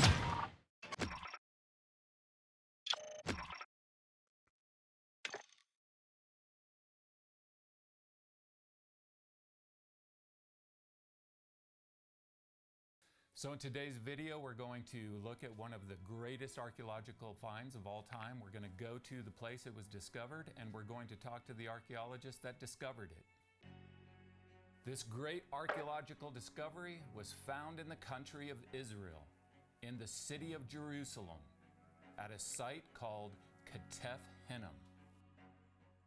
From ancient Jerusalem, Ketef Hinnom lies to the southwest, just across the valley of Ben Hinnom. Beginning in the 7th century BC, Ketef Hinnom was used as a burial ground with several rock-cut tombs. At Ketef Hinnom, I met up with Israeli archaeologist Dr. Gabriel Barkai to learn firsthand about the famous discovery he made while excavating the site in 1979. Would you consider this one of the most important archaeological finds overall in this country? Listen, even if I would not be involved with it, I would say that it's one of the most important discoveries.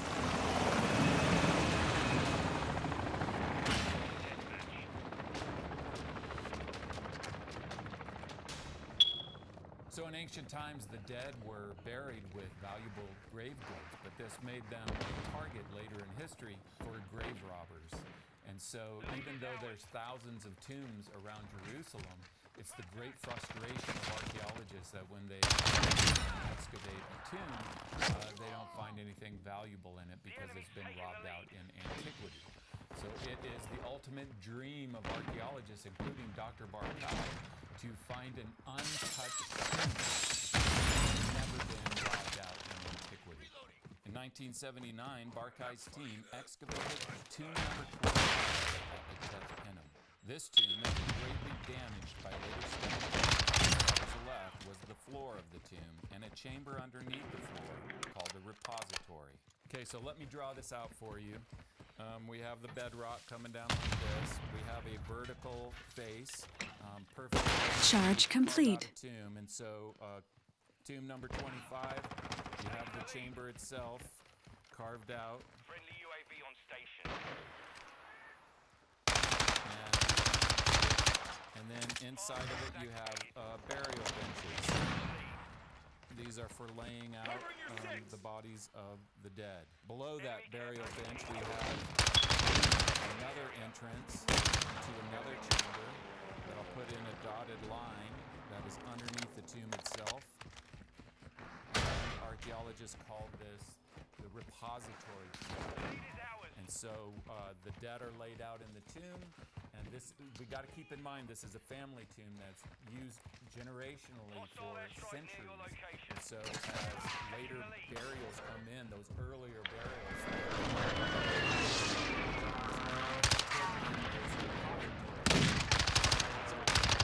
sure that it's clear. So the bodies are laid out right here. They're laid there for 1 year. And they decompose, and then the bones are collected from those, and then they're put down in here, the repository. How many? In how order many, to make room for the next for generation. the next. How many bones did you find in here? How many? From how many people? About 95 individuals. And so then later in history, what happens is stonecutters come in. They start cutting away this this stone, and this happens to the point where the whole tomb number 25 is greatly damaged, and so all the and the floor of the tomb, and then the repository chamber underneath that. Understand what the tomb number 25 originally looked like by comparing it to another Jerusalem tomb from the same time period, the Kingdom of Judah, that has been preserved. Notice the rock ceiling and walls enclosing the burial bench and the repository below. All this highlighted in red is missing from tomb number 25 at Ketef Penem.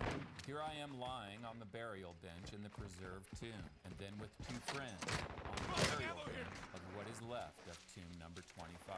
So as soil accumulated over the top of this, excavation team dug down. What they found was just all that remained of the tomb, the lower part of it, the floor and the burial benches, and the entrance to the repository. On your six! They were excited. There was hope. Maybe this would be the exception. Maybe as they excavated this repository, they would find something of value. But as they removed the soil and the typical bones and records from this repository chamber, they didn't find anything of value. When I first went into the repository, I was disappointed. I saw something which looked like a rock surface, which would be the floor. It had some accumulated on it, it had some stones accumulated on it, and nothing else. So among the volunteers that year were a group of children from an archaeological club. A young boy named who, it seems, had a particular talent in annoying Dr. Barkai. We worked here with children. Among them there was a kid who was especially a nagging type. He had the ugly habit of always pulling my shirt from behind, and when I would turn around he would ask a silly question. I looked into the repository and saw that the floor is visible. I said to myself, well, it is looted as all the other repositories in the other caves, but I had an idea. This is the place to put little Nathan. I thought that one was not going to see. That's an advantage. So he was asked to clean the place and prepare it for Oh. he was alone, he was bored, he had lots of equipment with him, and not half an hour passed that I was far away and feeling my shirt being pulled from behind. I turned around, I see him standing with two pottery vessels in his hands, almost complete, dating back to First Temple period. That was against all instructions. If he finds something, he had to call somebody over, one of the supervisors. But what happened was suffocating. So we came back, and I found out that he made the discovery of my life. So here's what happened. At some point in the ancient past, possibly through an earthquake, the ceiling of the repository chamber had collapsed down and formed a false floor that sealed off the bottom. And so this robbers who came in and thought that there was nothing valuable in this chamber. And later, it also tricked the We need to change their fire alarm battery. Until Nathan came into the scene with his tools and doing what boys do. He ended up punching a hole in the false floor. So I can only imagine through this hole and saw all these intact pottery vessels. And that is when little Nathan came in and began his destructive activity, which led to the discovery that the layer of rock, which I thought to be the floor, actually was not the floor, but a layer that got unpeeled or exfoliated. The very rich contents of this repository. I have this incredible urge to tug on the back of your shirt. And so, amazingly, Dr. Barkai got what he'd hoped for, what he'd dreamed of, and that is the discovery of a tomb chamber that had never been touched, that had never been robbed out in ancient. The finds represent the only repository which was known in Jerusalem to be inside a single chamber. We had more than 1,000 objects. So then they started excavating the repository chamber. So we have this layer system with the layers at the bottom being the earliest and the layers at the top being the latest. I want to see where exactly. So this deep. You have a foothold. Right here to the left, yeah. Keep it up.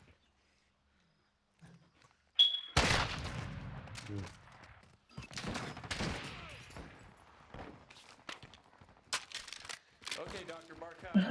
Yeah. So where in here do you find those the inside back, all the way back? The order usually is that some stuff like the benches, they put it into the mouth of the repository, and it accumulates near the mouth of the repository. And then they come and move it inwards, and the new load comes in through the entrance. So whatever is close to the bottom and close to the innermost part is the earliest.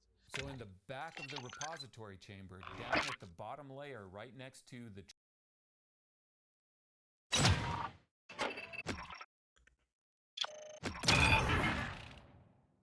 All right, so no doubtably by now you've probably heard about the Samsung 980 Pro 2TB NVMe failures that have kind of been making their way around.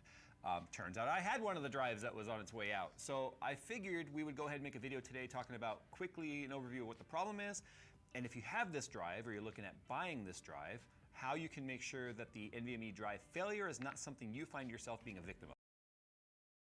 Like barely getting the same kills you're getting. These are supposed So you're doing to be all right. the most verified images. I feel like it's because I can't upgrade my... played with you earlier, Trini. 60 days will lengthen their telomeres. Soon we'll get results, and we'll let you know right here on Beyond Belief. Things seem to be changing in the field of ufology. It's going to be a bumpy ride. That's priceless. Isn't that amazing? Tesla wanted free energy, and look what happened to him. plenty of evidence With the right attachments, it's just fucking point and shoot. There were Egyptian hieroglyphs out in the outback of Australia. In Australia. What are the possibilities? Mars was inhabited, and these were built. We almost can't duplicate today. These are amazing topics. What if there was something like an Area 51 deep underwater? They were killed by some animal. Believe me, we're just getting started. I'm George Norrie, and we here at Gaia are committed to revealing the truth.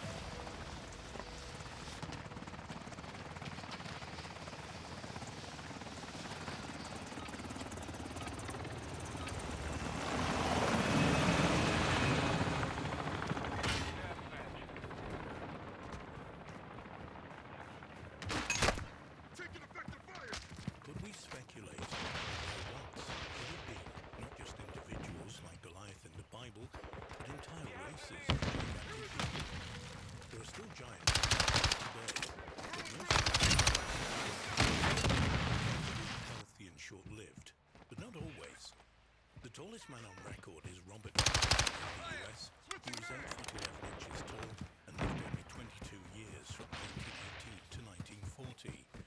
The tallest woman is in China. She's 8 foot 1 inch. Some giants are becoming athletes. Many modern basketball players are around 7 feet in height. A French-Canadian strongman and wrestler was 8 foot 3 inches tall, but only lived 23 years from 1881 to 1904. Argentine wrestler Jorge Gonzalez was 7 feet 7 inches tall.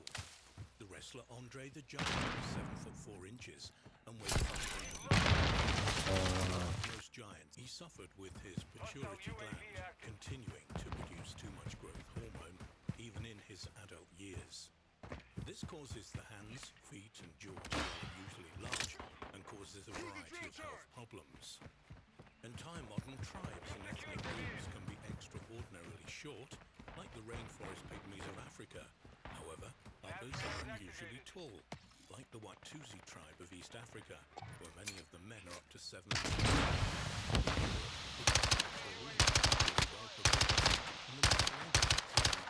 Area of the Balkan Peninsula.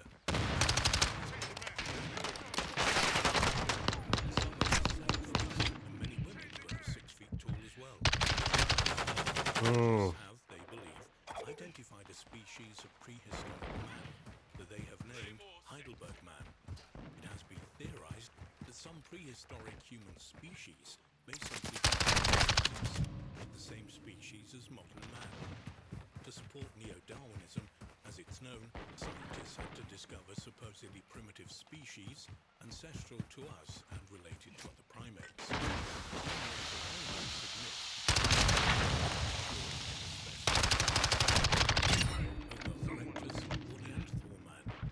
Heidelberg people tended to be large, brain size of 1400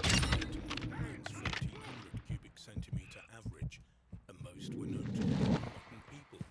But anthropologists believe that they have identified a South African subgroup of men tall. It does seem that actual races of giants have lived in the past.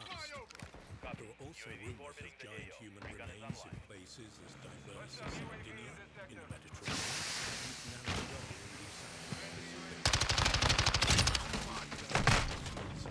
the Americas. Many of these were found and reported by scientists with good reputations, and others found by laymen and later examined on site by reputable researchers, and others were sent to museums. The number of these remains is staggering. Many of these finds are documented by Jim Vieira and Hugh.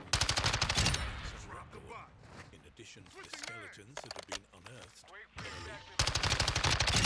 explorers reported giants in places like Tierra del Fuego. This is even more mysterious when we remember the Indians, and especially those in Mexico and in Central and South America, tended to be shorter than most Europeans. In North America, there have been a couple of unverified claims of 14-foot skeletons, but most of the giants reported range from around 6 foot 6 to well over 7 feet, with some 8 and 9 footers and a very few of 10 to 12 feet. They have been several ancient Amerindian civilizations, but most were in the eastern and southeastern regions of states along the Mississippi and Ohio river valleys. Vieira and Newman have documented some 1,000 finds in the U.S. and 500 in other parts of the world. In addition to the finds and the reports of early explorers, many Indians had legends of giants. The Cherokee people told of peaceful giants who came from somewhere in the west and for a time. There were also traditional defined red-haired giants whom they wiped out. There are unverified claims from settlers in the region of skeletons of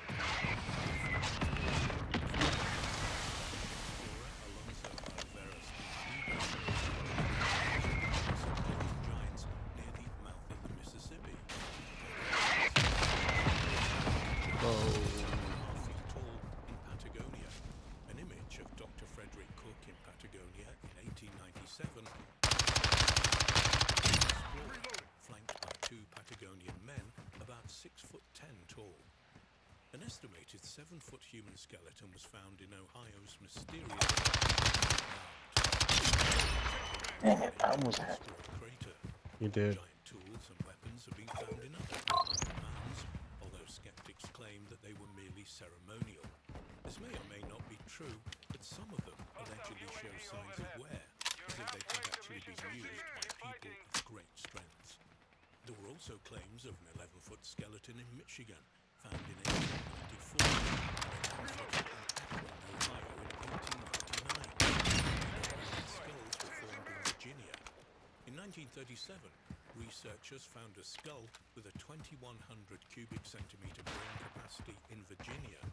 Even the Smithsonian Annual Report of 1873 admitted the discovery of a 36-inch diameter skull. Many of the giant skeletons have unusually thick bones, which has made it necessary for true giants to be strong and healthy. There have also been reports of 7- and 8-foot human skeletons in Florida and on California's Channel Islands, and also in Hawaii. Archaeologist Byron Cummings of the University of Arizona reported 7-footers found in Sonora, Mexico in 1934. Some, but not all of the giant skulls had double rows of teeth. It's not hard to figure out that this would confer no benefits, but in fact be a harmful mutation, likely to encourage tooth decay. In 1903, the curator of the Division of Physical Technology... Oh, no. Sorry.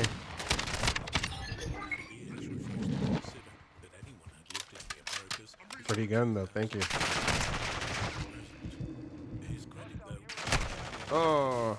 That Folsom Spear points dated back to 10,000 BC or earlier.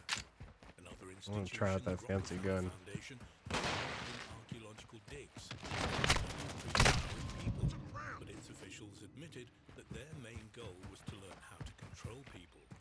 The same can be said of the Carnegie Institution, controlled by dogmatic propagandists. Many have I see where you are. Virginia Steen McIntyre, who dared to date Mexican stone tools at 250 to 300,000 BP. Her career was ruined, and her conclusions were taken seriously. The University of California at Berkeley tried to stop the mysterious origins of man, and would not allow researcher Michael Kramer to see apparently very ancient artifacts, which they concealed from the public. But if there were one or more actual races of giants in prehistoric times, where did they come from? Certain races would likely have originated from multiple points of origin, and since giants seem to have been mostly used in the Americas, it's possible that some of them originated here. But there is something else. Plato never commented on the size or the physical appearance of the Atlanteans. Could at least some of them have been giants? Could Atlantis have been an empire of people living on many islands in and around the Atlantic and Caribbean, as well as some colonies on the mainland of North America, and perhaps southwest Spain and parts of North Africa, where their scattered homelands Oh my god, you. The mound builder seem to have originated. What?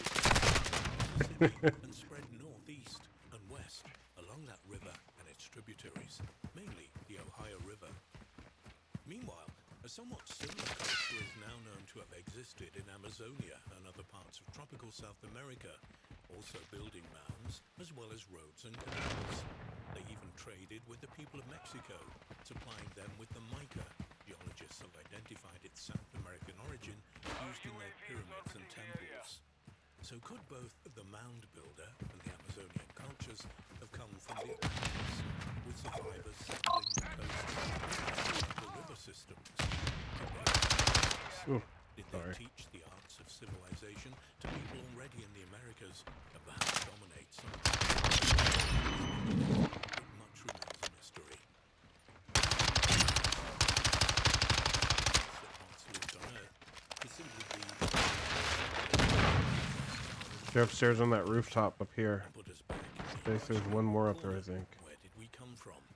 After all, there are Oh, never mind. What's up? Sorry, friend.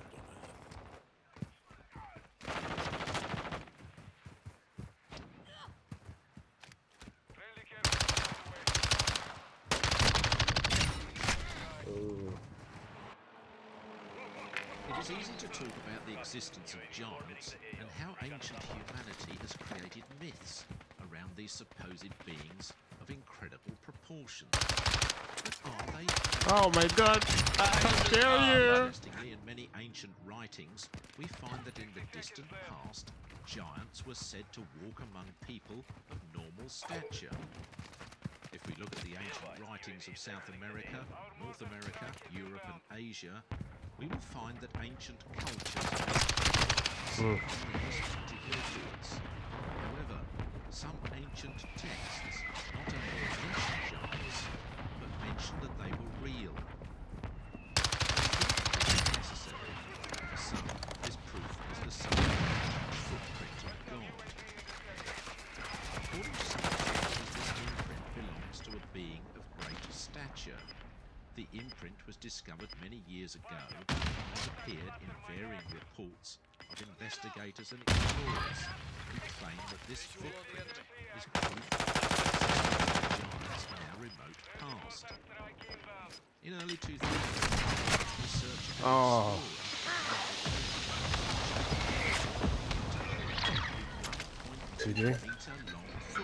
My poor guy.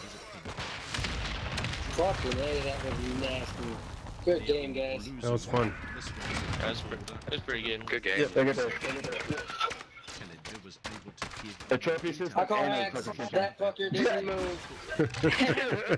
I want to share with you what could be one of the best pieces of evidence that proved that once, long ago, there were giants on our planet. Geologists have marveled at this gigantic footprint, 120 centimeters long, engraved in granite. This is an extremely sacred, mystical and spiritual place for those who preserve African knowledge, and so it must remain. It is known as the Footprint of God. This place presents us with a real dilemma and a great mystery that needs to be solved. According to calculations, the footprint would correspond to a person 7.5 meters high, almost 5 times the height of an ordinary person. This, of course, caused great controversy in the scientific community, and the footprint has developed into something of a mystery. For certain experts, the history of our planet is stranger than most people can imagine. For some, the footprint is a simple pattern of natural erosion, but the latest research would suggest that this is unlikely. Professor Peter Wagner of the Nelson Mandela Metropolitan University in Port Elizabeth, South Africa, says there is a higher probability of little green men arriving from space and licking it out with their tongues than it being created by natural erosion. The mysterious footprint is estimated to be between 200 million and 300 million years old, in accordance with our current understanding of granite formation. This footprint was presented to the public in 2012.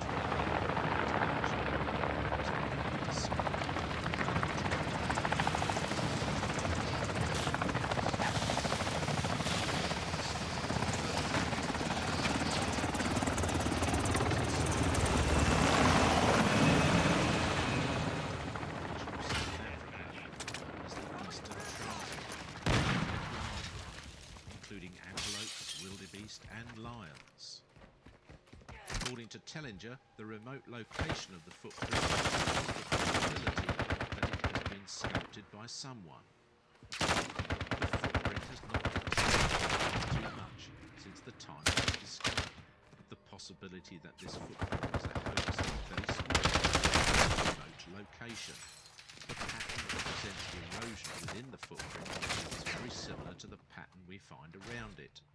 It is hard to imagine that someone thousands of years ago decided to sculpt a giant footprint on a stone, precisely in this place so isolated that even today it is difficult to find.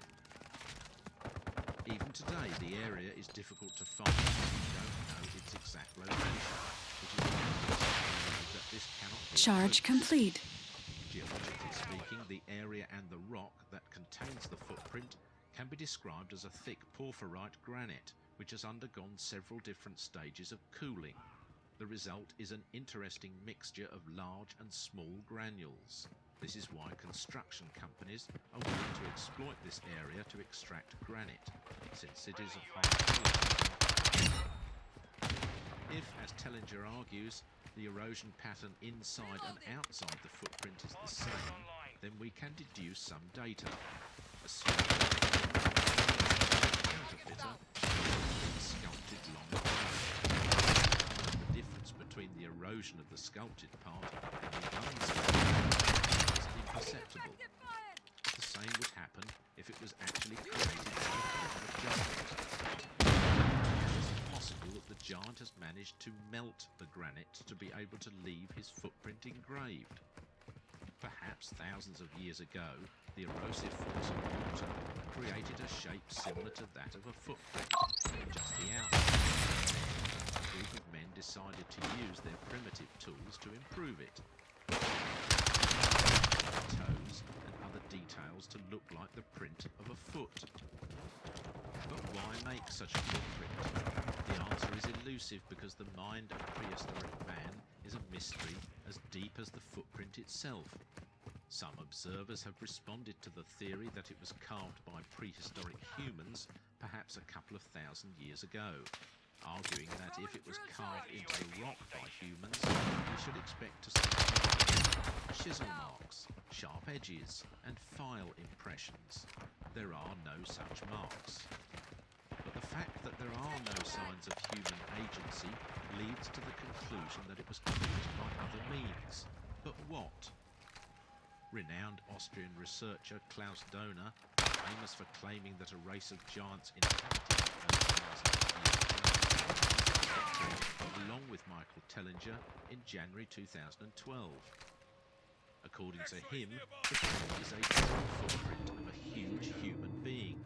This connects with bones allegedly found in Ecuador that supposedly belong to giants of the same height, 7.5 meters. In April 2005, researcher and investigator David Icke and the famous African shaman Credo Mutwa visited the giant, not climbed to the stone that contains the footprint due to his advanced age and disordered health, but claimed that the footprint was from the South Africa, the government. He also told those present that the footprint belonged to a woman, and that the right foot of this woman was found on another stone in Sri Lanka. The footprint of Sri Lanka was known as the footprint of Athens. Both footprints are made by female giants. However, there is no such footprint. Credo is referring to the famous giant footprints found in several countries in Asia. For some people, this print is evidence of the existence of the giants Nephilim, in the Bible and in other writings. Others believe that it belongs to the sons of Seth, angels, demons, monsters, that were killed in the great universal flood. In almost all mythologies, there are many legends about the relationships between gods and mortal women, and between goddesses and mortal men, producing demigods, titans or heroes. is also a common mythology that describes how once there was a race of men of gigantic stature. Who were these Nephilim? The writings indicate that they are the descendants of bad alliances between divine beings and the daughters of men. The line, "There were giants on earth in those days," would mean the union of the sons of God and the daughters of men. However, it is possible that the Nephilim existed separately from mixed marriages, and the term "they were on earth in those days" simply establishes the antediluvian timeline. It appears is part of the rock unit known to geologists as the Umpuluzi batholith. It is a large body of igneous rock that forms deep in the Earth's crust. The Umpuluzi batholith has been studied extensively and, based on isotopic analysis, this granite dates back an astonishing 3,100 million years. The Earth was a very different place back then. The atmosphere lacked free oxygen. The highest Jesus Christ. which in some cases form photosynthetic bacterial layers or mats. Beings of this size and complexity have existed so long ago. So the possibility of giants on Earth back then is practically zero. There is no evidence at all for their existence. That is, unless you accept the single giant.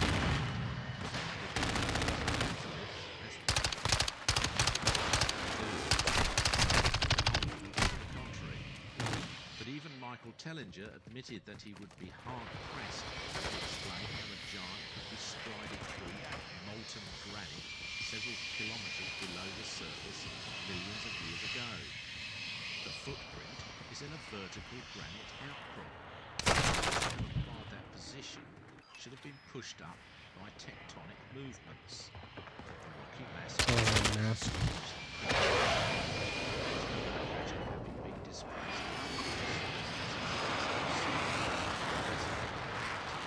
recrystallization of the pre-existing by heat and pressure. Granite that has undergone metamorphism should show bad levels.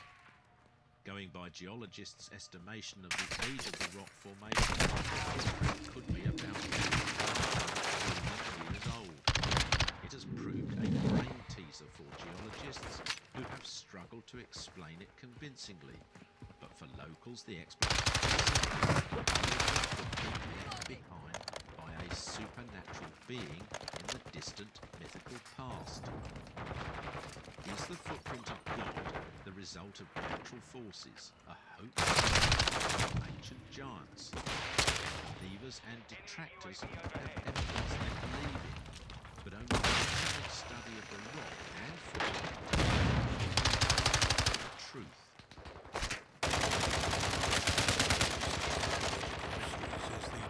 Of giant skeletons in 3 western states, California, Arizona, and Nevada. Skeletons found in large stone sarcophagus, caves, and Pueblo burial grounds predate the Native Americans in many cases.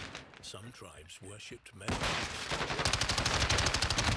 they arrived, who were these giants? When did they exist? What happened to them?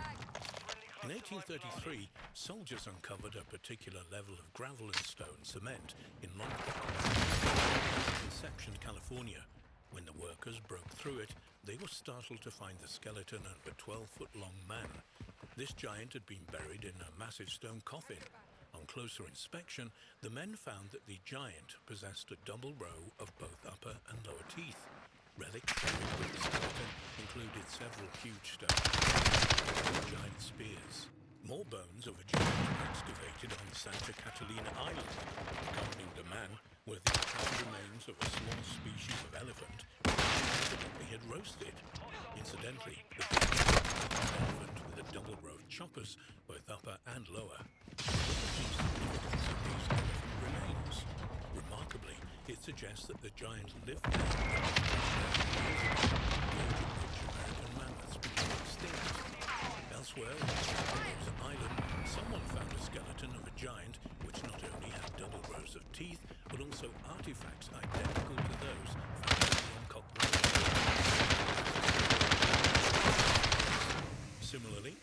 Santa Cruz Island, another giant skeleton was found. This one was sent to the National Science Foundation in Washington, D.C.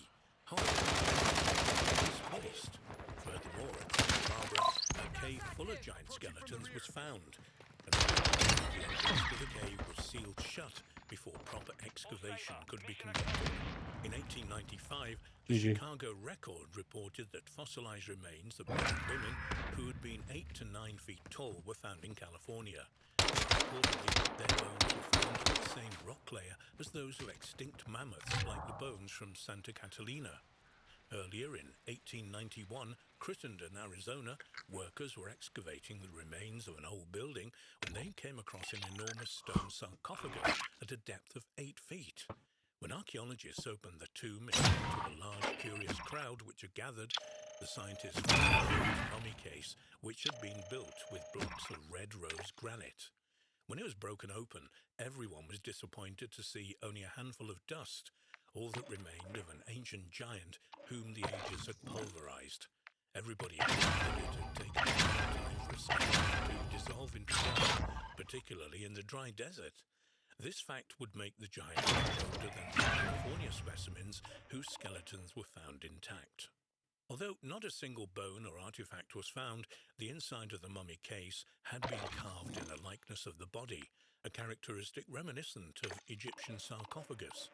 According to the carving and the size of the enormous container, the body had once measured 12 feet in length and had 6 toes on each foot. Now the story moves into Nevada, the last state where numerous giant remains have been found. In 1871, Charles Billinger, a writer for the Los Angeles Times, wrote an article in which he described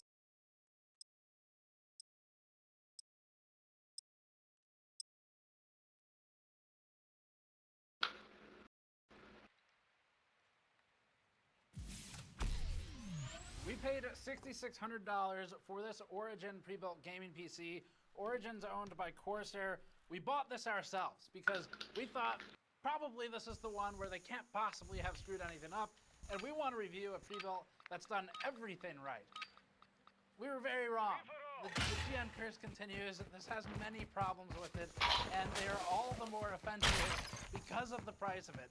So in spite of all of this being as expensive, as high-end as it is, as premium as it is from Origin by Corsair, if we open up hardware, which I want to make very clear, we own a commercial license for Hardware Info.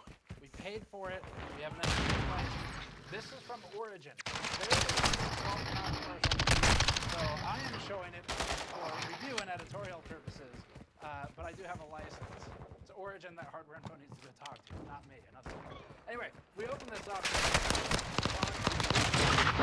Showing all of these breakouts. Originally, it was locked to 3,500 megahertz. Actually, here's the other problem right now. All of this application is through sensors, and it's already getting very loud. So there's a lot of problems with this. The frequency being 1 gigahertz below where it's supposed to be is massive.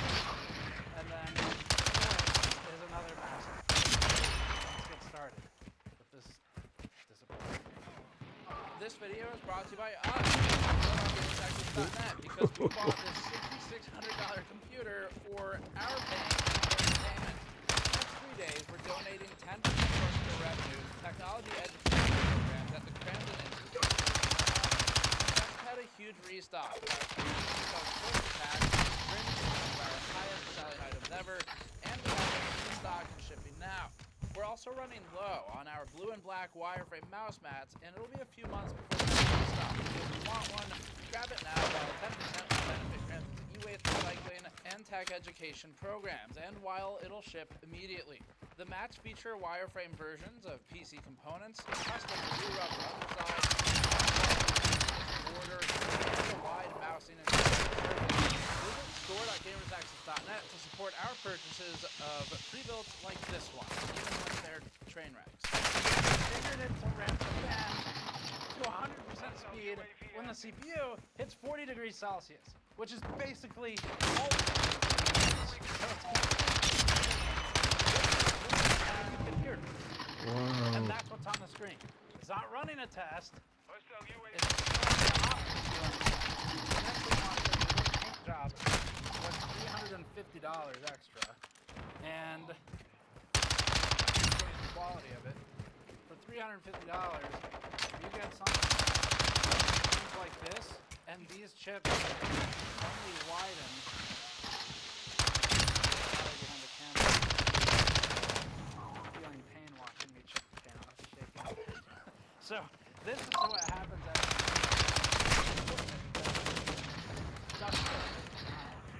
so this will get damaged, and it's at a point now ours with the panel. That's where we're at with this thing. We bought this thing to review, but also we wanted to 2-for-1. We'll have a high-end computer that's already built. That's someone's desk. What we actually got was like a half-for-one. Weird assortment of parts upon us when we were choosing the other parts. The configurator has some specific triggers that cause you to choose one part versus another. One of them is 12 ML120. We have one here, there's 3 ones there, 4, and we're up to 8, and then we're up to 12 with that. And it's insane. It's totally unnecessary, but it's fine if they run them on the They don't. And also there's no option for RGB. You could only do the 12 ML120 based on it. So that's going to be a little bit of a weird assortment of parts. Basically, it's a B550 motherboard. That was the default option when we bought it. It has a 5800X3D CPU under the block here. The GPU is a 3080 10GB card. It's got 32 gigabytes of and there's a lot of water cooling. As for why we chose these parts, so we bought it last year, and when we bought it, the parts were the most recent high-end parts. So as we look at value today, what we're actually going to be comparing against the pricing is pricing of these discrete components, not prices of today. So that the goal of that is to see, is Corsair and Origin, are they providing a good value for you, looking at the historical pricing in a time capsule? Now we checked prices of comparable parts back at the time we bought this thing, which was the cost to DIY the system would have been about $3,900. $1,000 with an extra $600 bump for taxes and miscellaneous fees. So markup here, assuming Origin pays cost, but assuming that it's charitable, that's a markup of about $2,125 US, ignoring tax, or about 35% margin. It's not an insane margin percentage. It's insane as an absolute value. Considering they're likely closer to 50% than they are 5% once factoring in volume pricing and cost. But value is not necessarily what you go for if you buy a $6,000 computer. Probably the customer for this is buying it because they're buying it because but this is one of the problems. For someone who's buying not because of that, they just want something that's worth $7, this will not serve that purpose. And at $6,000, it doesn't serve the other purpose either, which is the customer with something but it needs to be cheap. So it doesn't meet either requirement. That's the problem. Now, in addition to all of this, we have a separate in-depth teardown video coming up for this insanely complex system. We've never done a teardown of a pre-built hardline before. It actually highlights the more competent aspects of what Origin did as well, which is crazy meticulous cable management. I mean, that was the best part of the machine by far, so we're going to explore that in a separate one. But here we're focused on the quality and the review. Let's start with the obvious technical problems. Number 1. Number 2, the 5800X3D was running the boost frequency out of the box, and it was in a massive way. It was the best part of that. They basically shipped on BIOS version 1.Z4, and 1.0 resolves this issue. There were also some other ones in between that resolved it, but that was the biggest problem. Now, before we revealed the MSI GB5 unify and file with Corsair, we asked Corsair's representative, who represents Origin as well, the following question. Our email said, does Origin PC have an SOP or a process for testing PCs and build? Can you please detail that process and what parameters are inspected? Corsair replied, without knowing what we were doing yet, with this statement, quote, Origin has a thorough process for testing all new builds. First, an in-house software check is performed versus the customer order to ensure all the correct parts have been installed. We then install an OS and run a stress test and initial benchmark based on OCCT. This involves both a single as well as individual memory, graphics card, and a system power test, which will run different components at different workloads at 100%. This is to ensure power and cooling correctly. Once complete, we save a record of the test for each individual build. The whole stress test and benchmark process takes 4 to 5 hours and is largely automated.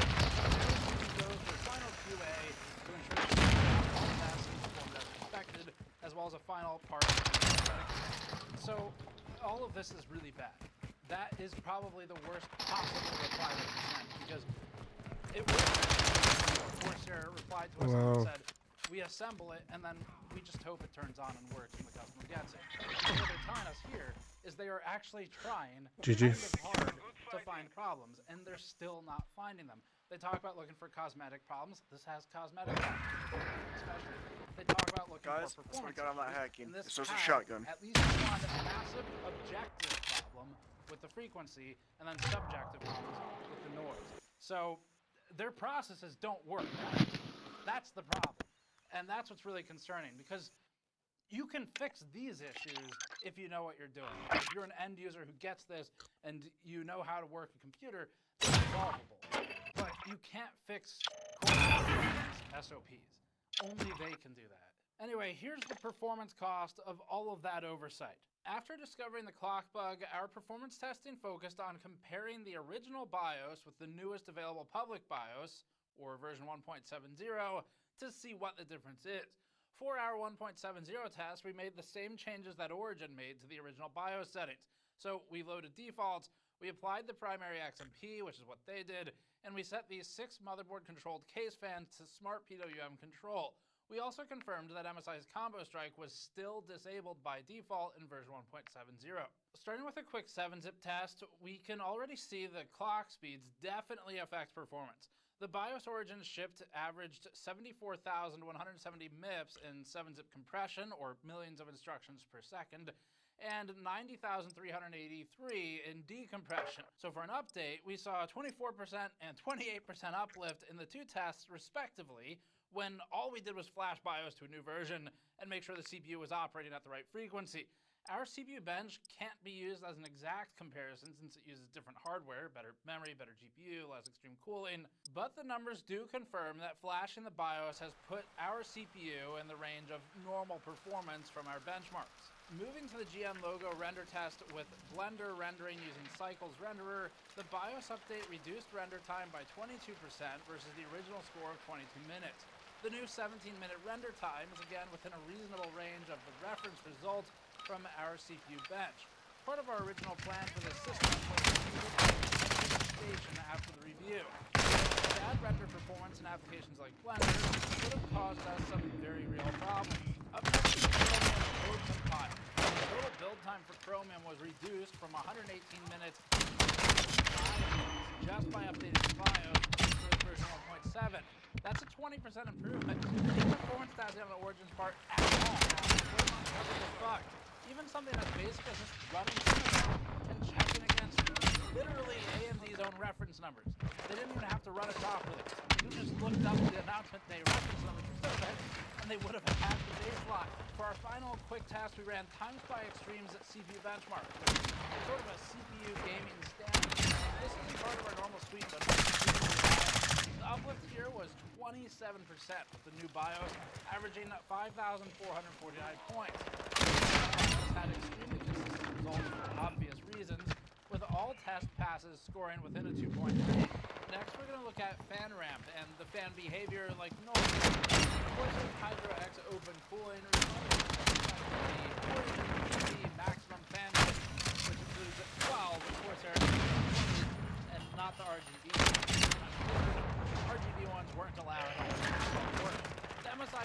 the Unify doesn't have anywhere near the fan connectors, so half are controlled via the casing header, while the other half, and the pump actually, are controlled via the standard casing.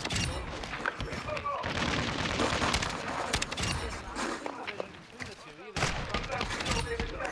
Controller, so that's weird. The default answer on the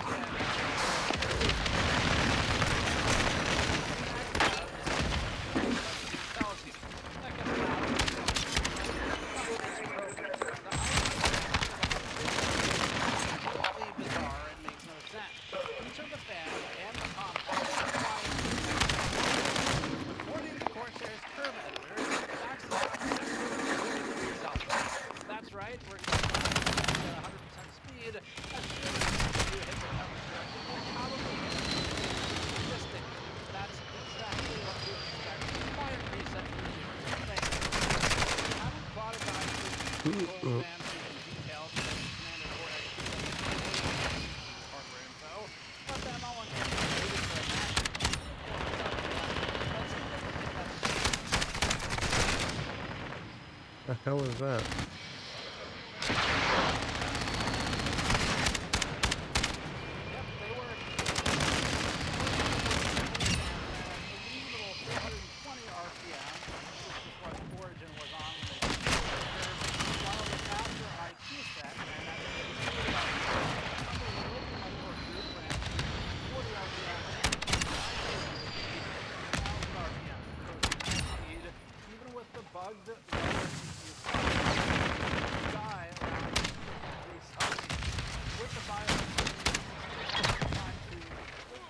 That opening a browser window would ram the IQ fans to max.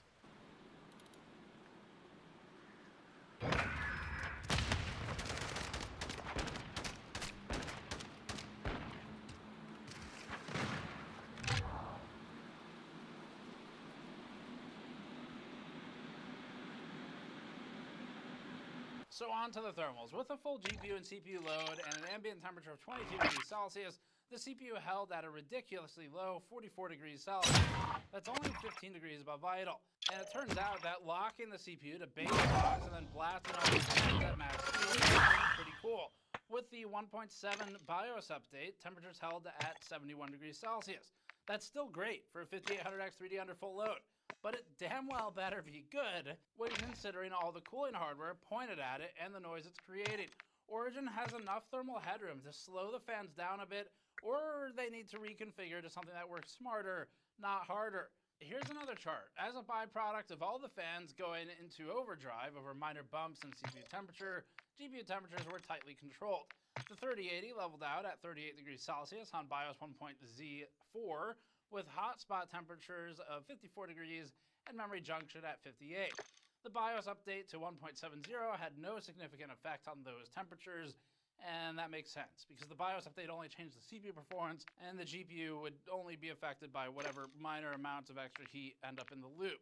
So these are impressive results for the GPU, but they need to be, once again, considering the noise and the money. And here's the noise. Even if every fan had been on a normal curve, our Genesis would be loud. The fans aren't on a normal curve, though. They're on a special curve. Measured from our standard 20 inches with a 27 dBA noise floor and using the right things. And so simply saying, we have scripts now, that's not enough. That doesn't give me any hope or relief that this issue will not occur again. What they need to do is say, we are deploying scripts. Also, by the way, we have a new training program, and we're going to have someone sit down with each of the QC techs and explain what all of this stuff is and what needs absolutely to be correct. So it's like what Sky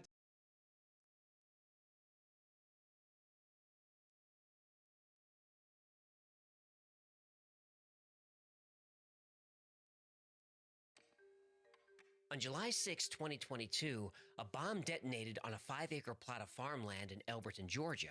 The explosion destroyed a large monument that stood on the property for over 40 years.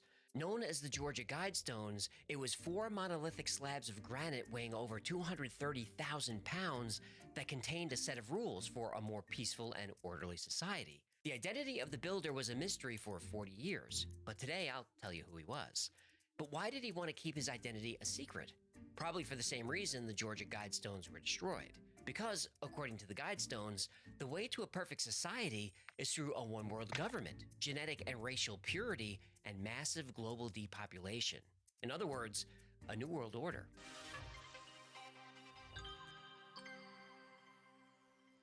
In June 1979, a well-dressed man using the pseudonym Robert C. Christian approached Joe Fenley, president of Elberton Granite Finishing Company. R.C. Christian wanted to build a monument to rival the magnitude and awe of Stonehenge. R.C. Christian had recently visited Stonehenge and was impressed, though he felt it was missing something, a message. But what kind of message? The reason R.C. Christian used that name is that he was a Christian. There's no more famous Christian message than the Ten Commandments. And religious or not, the Ten Commandments have rules that all of us should follow. Don't lie, don't steal, don't hurt anybody. But those are rules for an individual. R.C. Christian was thinking bigger. What, bigger than the word of God given to Moses from the top of a mountain? Yep. Oy vey, the ego in this guy. R.C. Christian said he represented a small group of loyal Americans who had spent the past 20 years planning an unusually large and complex monument. He brought with him a scale model with some very detailed specifications. The structure would stand 16 feet tall and consist of 4 stones arranged in the shape of a cross, capped with a central stone. The monument would need to display its message in the 8 most spoken languages in the world: English, Spanish, Russian, Chinese, Arabic, Hebrew, Hindi, and Swahili. It would also show the message in 4 dead languages: Babylonian cuneiform, Egyptian hieroglyphics, Sanskrit, and Classical Greek. Joe Fenley wasn't taking any of this seriously, but when R.C. Christian began to describe the monument, Fenley stopped what he was doing. Not only was this out-of-towner asking for stones larger than any Fenley had ever quarried, he wanted them cut, polished, and arranged as an enormous astronomical instrument. The 4 standing stones should outline the migration of the moon over a year. A small viewing hole in the middle support stone would need to always show the North Star. A slot at the top of the middle support stone should align with the winter and summer solstice's rising sun and indicate noon at the equinoxes. It should be drilled through the capstone that focuses the sun on the central column at noon to indicate the day of the year. R.C. Christian had one final request that caused a few people to question the purpose of the Georgia Guidestone project. The stone should be made to withstand the end of the world. R.C. Christian now had Joe Fenley's full attention. But he mostly dealt in wholesale orders for statues, monuments, and tombstone retailers. He had never had a request like this. Fenley's first thought was, this guy's crazy, how can I get him out of here? Fenley tried to discourage the stranger by quoting him a price much higher than any job he'd ever worked on. He said the job would need heavy equipment, special tools, and expensive consultants. R.C. Christian just nodded and asked how long. Fenley wasn't sure how long it would take, 6 months, maybe more. But he wouldn't even consider the job unless he knew R.C. Christian had the money. Christian asked if there was a trustworthy banker in town. Well, there's a problem. There's no such thing as a trustworthy banker. Well, that's a good point. But still, Fenley sent R.C. Christian to the Granite City Bank and told him to ask for the bank president, Wyatt Martin. At the bank, Martin and Christian came to an agreement. Martin would help set up the bank account where funds could be transferred to pay for the Guidestones, but the account couldn't be set up under a false name. R.C. Christian understood and agreed to give Martin his real name, but only if he promised to never tell anyone who he really was or who he represented. Oh, we know, right? We do. We're getting there. The suspense is giving me eyes. Martin agreed to be the only man to ever know R.C. Christian's true identity. Despite being hounded for years about this, Martin kept his word to his dying day. So R.C. Christian transferred funds, purchased 5 acres of land in Elbert County, Georgia, and construction began. And just like that, R.C. Christian was gone, and nobody would ever see him again. The 5-acre plot of pasture was the highest point in Elbert County, and visible from all directions, the ideal location. The Georgia Guidestones were erected and revealed to the public on March 22nd, 1980, the vernal equinox. Oh, so in 1980, they revealed their erection to the public? Please don't. Okay. You know I couldn't let that go. Go ahead, I'll behave. A few hundred people, local leaders, and even Elberton's congressman came out for the unveiling. Each of the was 16 feet high, 6 feet wide, and 19 inches thick. The capstone measured almost 10 feet long, 6 feet wide, and 19 inches thick. Including the foundation stones, the monument's total weight was almost 240,000 pounds. Wow, that is what it is. It is, but would you stop at the... And hard as a rock. Enough!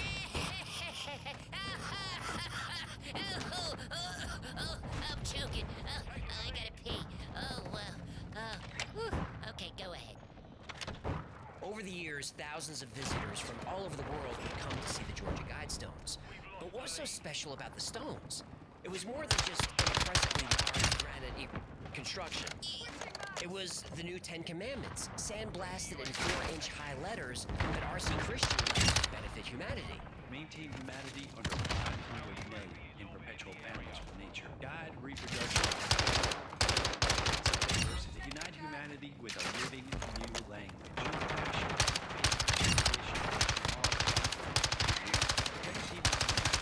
Fair laws and justice. Let all nations rule internally, resolving external disputes. Avoid petty laws and useless officials. Balance social beauty, love, seeking harmony with the infinite. Be not a cancer on the earth. Leave room for nature. Leave room for nature. At first glance, some of these commandments seem fairly innocent and maybe even cliché. But when you take a closer look, the guides are unsettling. Some have claimed that the Georgia Guidestones are instructions for a new world order, an open call for eugenics, genocide, and a one-world government.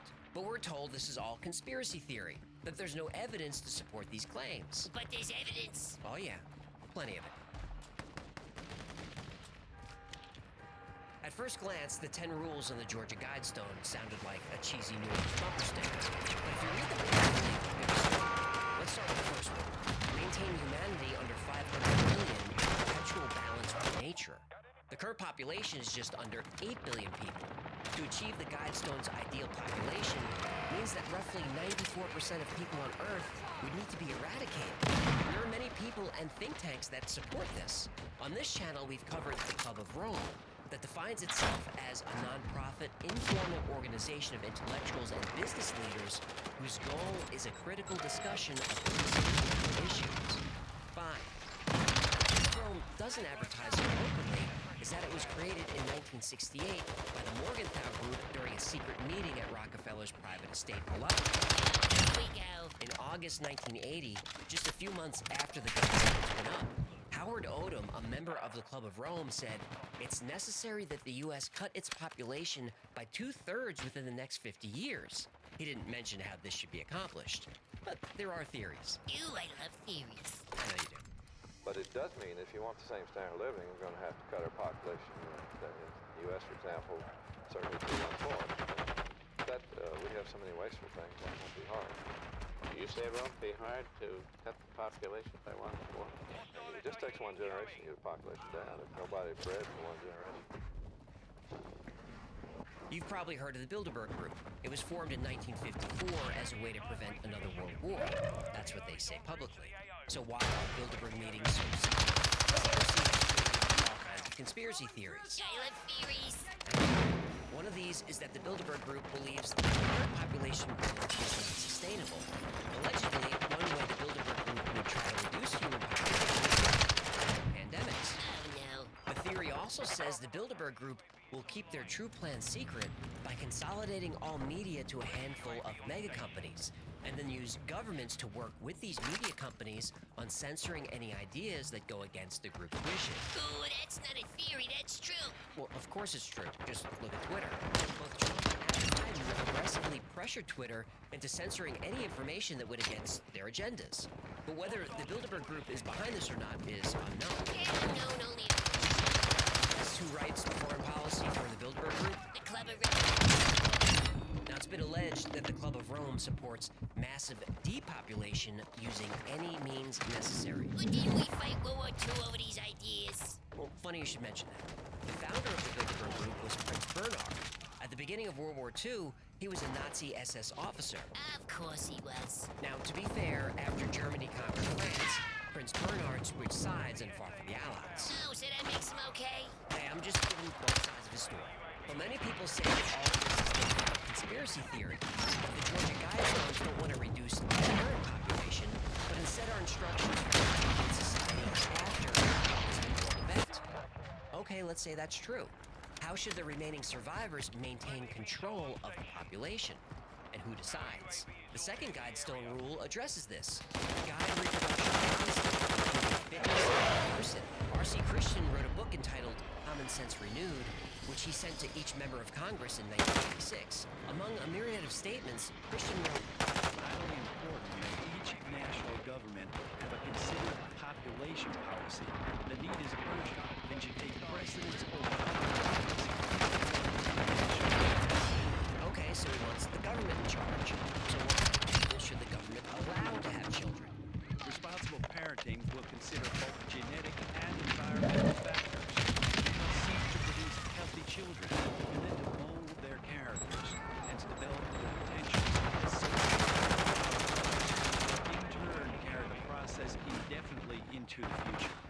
We have a grave duty to all available knowledge and forces which guide our work.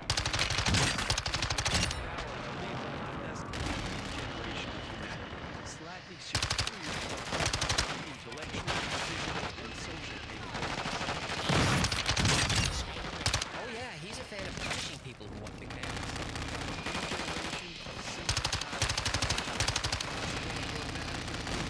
Irresponsible childbearing must be discouraged by legal and social pressures.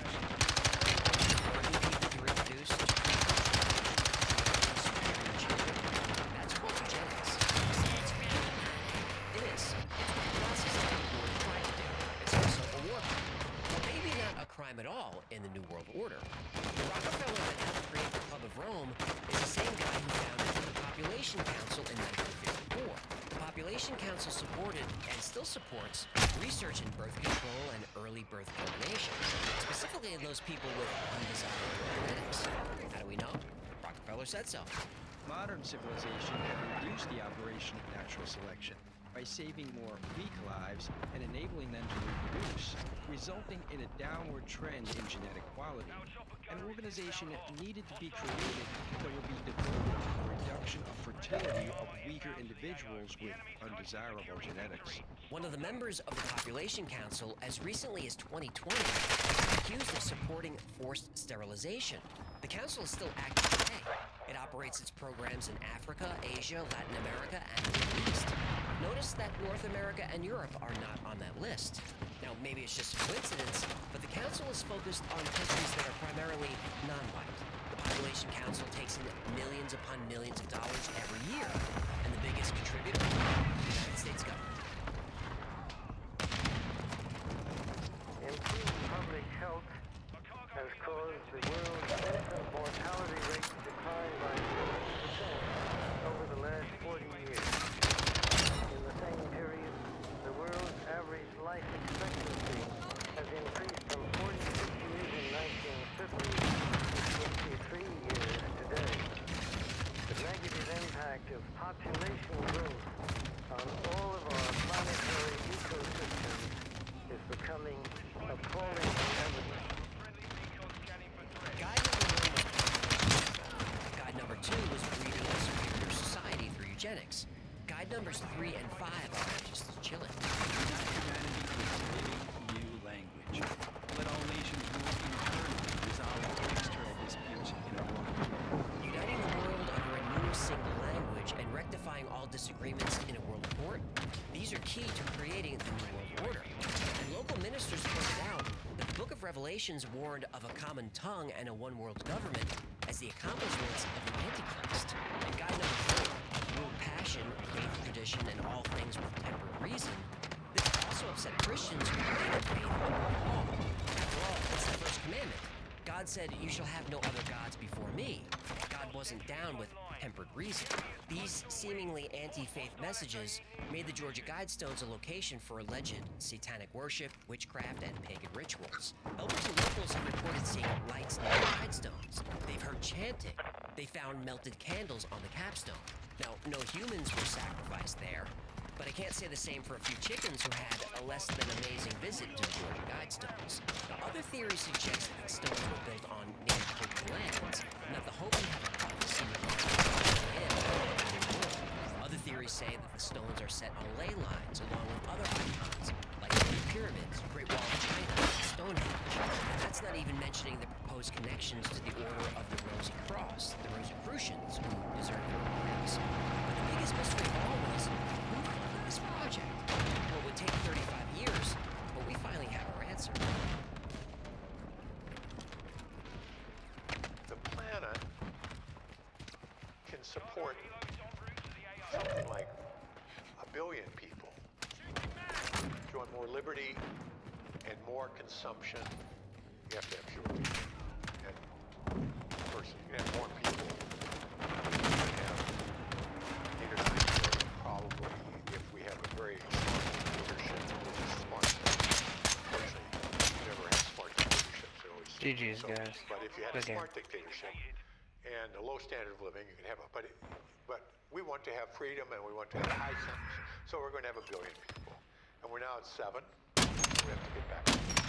I hope that this can be slow, relatively slow, and that it can be done in a way Maybe a little bit before I fall asleep, right? you know, so that people share. Thinking I might just pull an all-nighter. You don't have a few rich, you know, trying to force everybody else to deal with it. So those are my these are pretty pessimistic hopes, you know, but I mean, that's what lies ahead. Over the years, internet detectives have had many theories about the true identity of R.C. Christian. Businessman and founder of CNN, Ted Turner, was a leading candidate. He had the money, his foundation was created to protect the environment, and he specifically said that the greatest threat to civilization is overpopulation. But Ted Turner can't be R.C. Christian. Why not? Because Ted Turner is still alive. Oh, this Christian guy's dead? Yep. Wyatt Martin, the bank owner who knew Christian's true identity, kept Christian's identity a secret. Christian and Martin exchanged letters at least twice a year until Christian's death.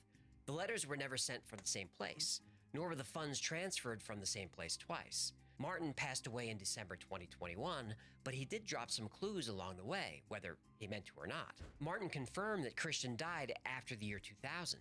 He mentioned that Christian had a daughter, and that he was in basic training in Georgia before being deployed in World War II. Martin said that Christian was from the Midwest, and at some point he worked in construction. Is that enough? Almost. What sealed the deal was something that took place in 2005, when a documentary crew was filming Dark Clouds over Elberton. Wyatt Martin had recently suffered a stroke and was in pretty bad health. The film crew pressured him to show them the letters that he received from R.C. Christian over the years. Martin was reluctant, but eventually agreed, though he was careful to hide his postmarks on the envelopes when he was showing them to the camera. But the cameraman was able to grab a close-up shot of an envelope in the box, which had a return address. Kind of a dick move to take advantage of the old time, huh? I agree, but even though we may not like the way we came about this information, it doesn't change the fact that we have it. So using this information, people on the internet did what they do best. Oh, leave nasty comments on videos about how your content sucks? No, they tracked down the address. Oh. The letters came from Dr. Herbert Hinsey Kirsten, a surgeon from Fort Dodge, Iowa.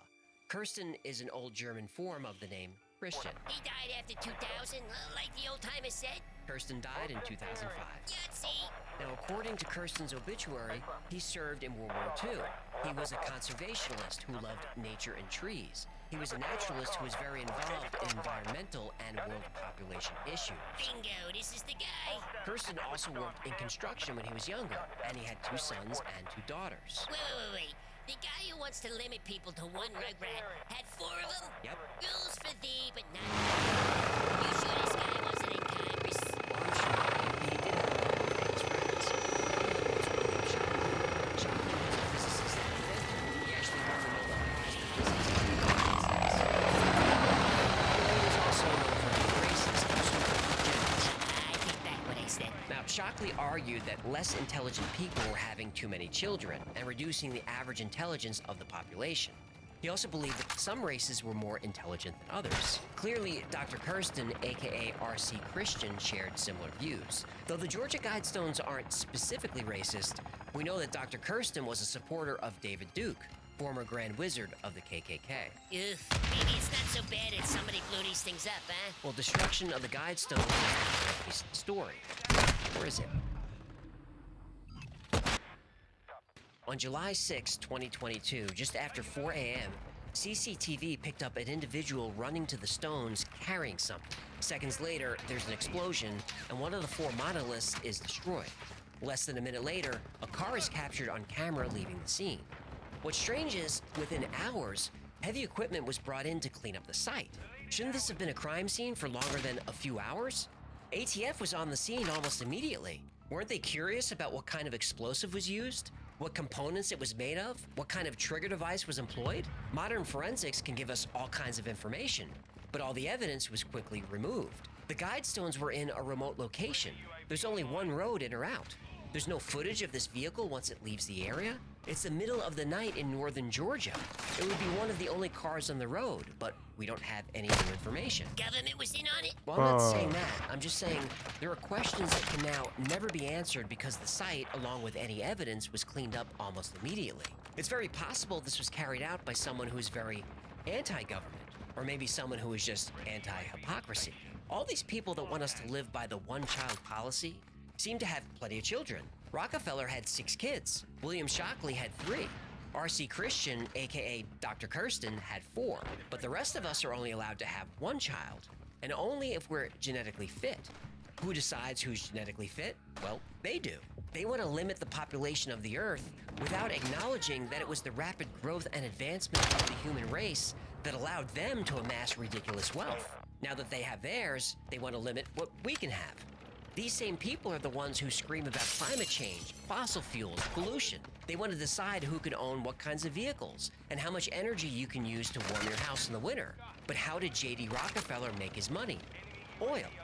Aurelio Pache, who founded the Club of Rome, he made his fortune working for Fiat, a huge company that makes cars, trains, planes, tractors, and military equipment.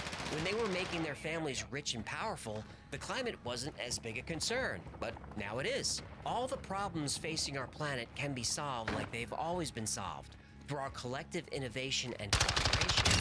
All of us. But the elites don't want cooperation. They want control. They don't see any problem with this. They have superior genetics. They don't believe we're intelligent enough to make these decisions for ourselves, so they'll make those decisions for us. It's very possible that whoever destroyed the Georgia Guidestones was aware of this hypocrisy. Now look, I don't condone the destruction of property. I know why some monuments and statues are offensive to some people.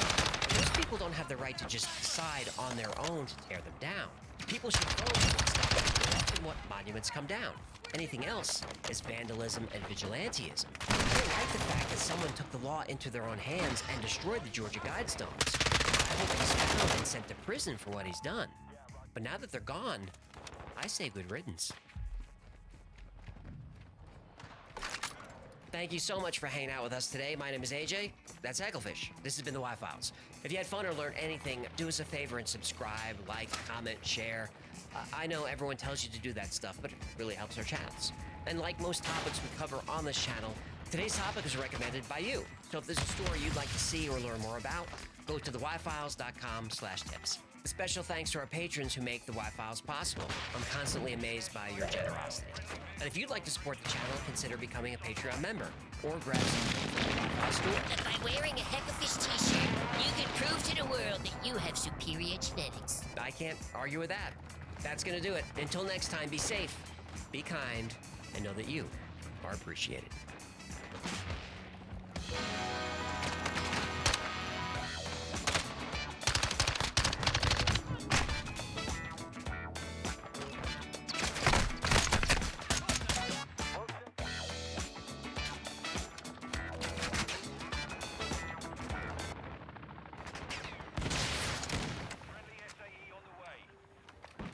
In 1908, President Teddy Roosevelt wanted to declare the Grand Canyon off limits to all timber and mining operations. It would take another 11 years for Congress to designate the Grand Canyon a national park.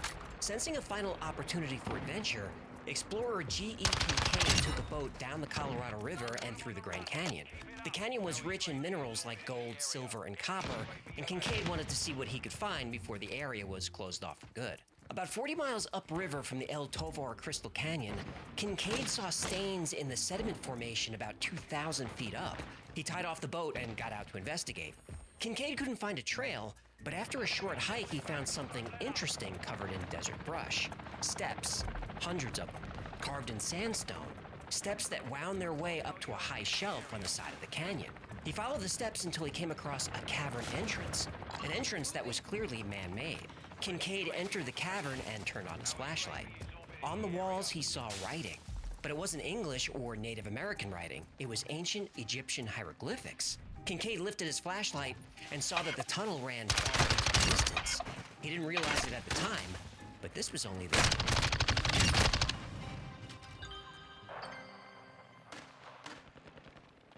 When G.E. Kincaid tied off his small wooden boat to investigate the strange coloration of the rock wall, he was hoping to find clues that would lead him to a mineral deposit. He wasn't expecting to find hieroglyphics. When Kincaid noticed chisel marks in the walls, he drew his pistol, turned on another light, and slowly walked deeper into the gloom. He kept detailed notes of everything he saw.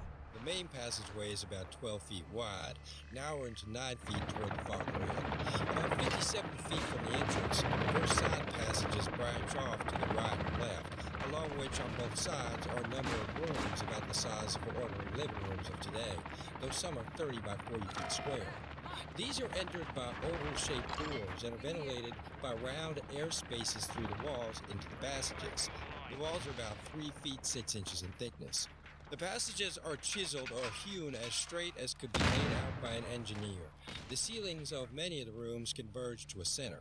The side passages near the entrance run at a sharp angle from the main hall, but toward the rear they gradually reach a right angle in direction.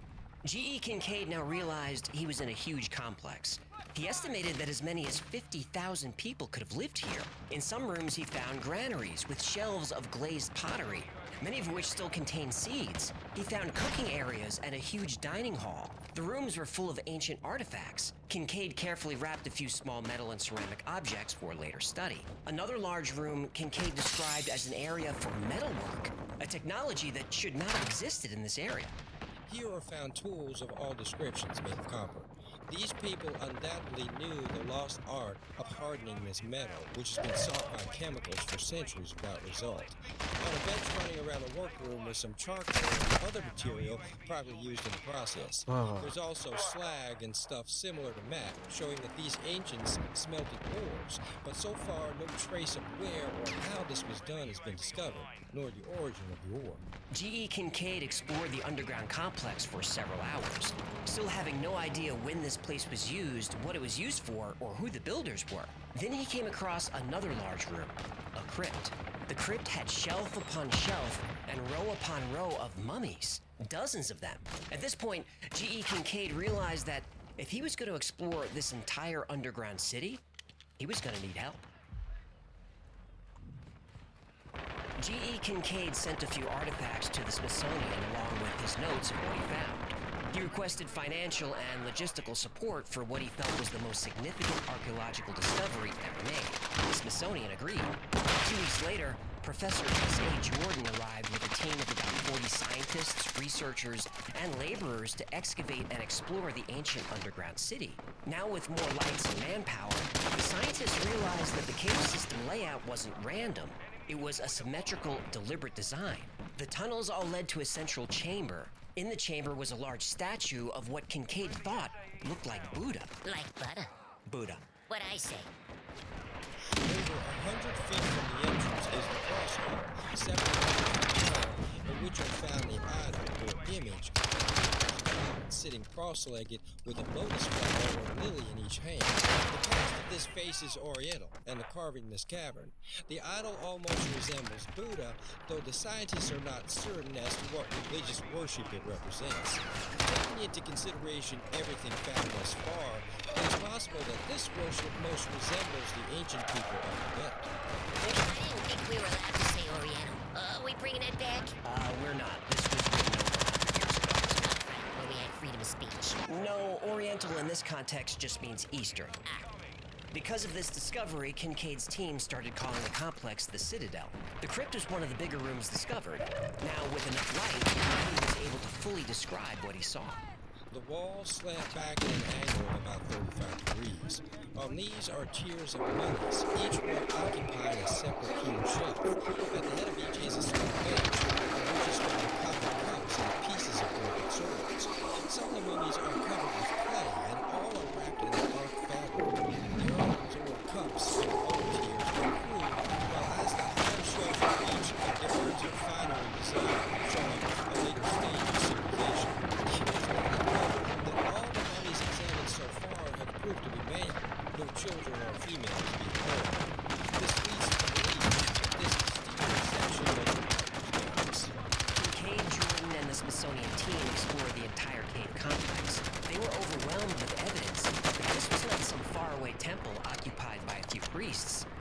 a huge city lived in by thousands of men, women, and children for hundreds or possibly thousands of years.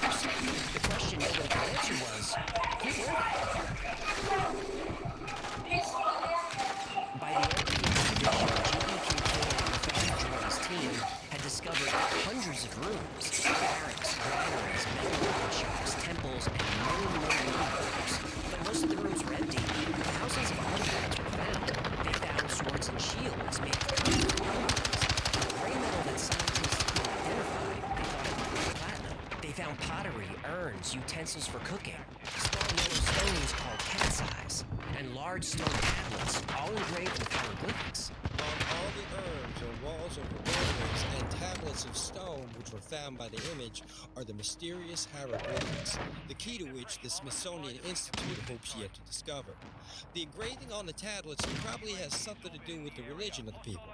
Similar hieroglyphics have been found in southern Arizona. Among the Pictorial writings, only 2 animals are found. One is of prehistoric time. Even with all the relics and all the writing Kincaid and Jordan found, they were still no closer to determining who built the citadel in the Grand Canyon. They thought some of the statues looked Tibetan, but they weren't quite right. They thought the writing looked Egyptian. Again, that wasn't quite right. There were experts on site, none of whom could identify the statues or translate any of the text. But there were 2 things that the researchers could agree on. One, the civilization that built the citadel was advanced, far more advanced than the native tribes that occupied the area for a few thousand years. This now lost civilization worked bronze many years before the Bronze Age began. They understood division of labor and agriculture when every other society on Earth was presumably still hunting and gathering. These are discoveries that went against everything that was taught in mainstream archaeology and anthropology. A civilization like this shouldn't exist. Oh, what was the second thing? What? Well, you said the eggheads agreed on 2 things. What was the second thing? Right. They agreed that the civilization that built the citadel in the Grand Canyon didn't emerge there naturally. This civilization arrived there from the other side of the world. Kincaid and Professor Jordan sent boxes of artifacts and books full of notes and drawings back to the Smithsonian, along with their hypothesis that an ancient civilization existed in the Grand Canyon thousands of years before Native Americans arrived in North America. These people were technologically advanced, educated, skilled, and spiritually complex. And these people originated somehow in Egypt or Asia. Kincaid wanted more resources and a larger team to help them research the citadel and search the Grand Canyon for more evidence of this lost civilization. Their request was denied, and G.E. Kincaid and Professor S.A. Jordan were never heard from again. Son of a... Northern Arizona is one of the most spectacular natural wonders of the Grand Canyon. Carved over millions of years by the the Grand Canyon is more than just a pretty landscape and a spot for tourists to take selfies. It's a place of deep spiritual significance for the people who've lived in the area. The Hopi, Navajo, Zuni, Apache, and several other tribes have lived around the Grand Canyon for several thousand years. They still do. Hopi mythology says that from the Grand Canyon, the first people of the world entered. The story says that many thousands of years ago, a reptilian race emerged... Lizard people? Yep. Hey, how many times do lizard people have to come up in these stories before you believe in them? I guess I'm gonna need a few more. Lizard people are gonna keep popping up. You'll see. Thousands of years ago, a reptilian race... Lizard people. Lizard people emerged from the Grand Canyon and changed into humans. Lizard people are shapeshifters. That would seem to be true. Other Pueblo cultures like the Zuni and the Acoma have similar legends that there were people there before. Poop. Poop farts. Farts with poop. Do the farts push out the poops, or do the poops push out the farts? Nice to meet you, sir. Nice to meet you too.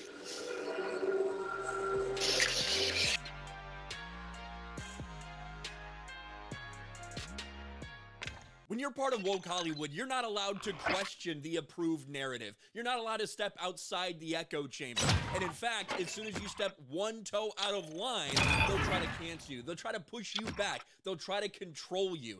And that's exactly what Woody Harrelson is finding out today after his monologue on Saturday Night Live, of all places, went viral after he criticized COVID lockdowns and criticized the mainstream media. Who's gonna believe that crazy idea? Woody Harrelson does wild bit slamming, quote, drug cartel lockdowns in Saturday Night Live monologue. And we may as well just listen to it. There's my man Benny Johnson tweeting this out, originally clipped by End Wokeness, but he was talking about the craziest script idea that he ever got pitched. Isn't it interesting? Hey, so the movie goes like this. The biggest drug cartels in the world get together and buy up all the media and all the politicians and force all the people in the world to stay locked in their homes, and people can only come out if they take the cartel's drugs and keep taking them over and over. I threw the script away. I mean, who is gonna believe that crazy idea? So there it is. You know, it wasn't anything nuts. It wasn't anything over the line or over the top. It was surprising because it was on Saturday Night Live, because so many people associated with this show have been some of the ones pushing that narrative. But, you know, it's pretty easy to laugh at and be like, you know what? It's actually true. You used to be able to criticize Big Pharma. Not anymore. Not in woke Hollywood, because they have their marching orders. And as a result, you've seen the very people he talked about. They bought the politicians, they bought the media. Well, now, to no one's surprise, the media is very upset about this. Woody Harrelson, the biggest drug cartels in the world, get together and buy up all the media. Look at all the responses, the different responses written as soon as this monologue aired. Woody Harrelson spreads anti-vax conspiracies from Rolling Stone. Daily Beast, Woody Harrelson spews anti-vax conspiracies. HuffPost, Woody Harrelson rambles about weed and anti-vax conspiracy. Variety, Woody Harrelson Saturday Night Live monologue makes COVID conspiracy jokes. Heaven forbid somebody makes a joke, and heaven forbid they reference, you know, something that's actually gone on in this country for the past 3 years. And even though the media and the leftists are very, very upset about this, a lot of other people are having fun with it. Even Elon Musk has kind of weighed in on this thing. Woody Harrelson's Saturday Night Live monologue about COVID stuff. Hey, Elon Musk says it's spot on. And you see someone comes out and based SNL.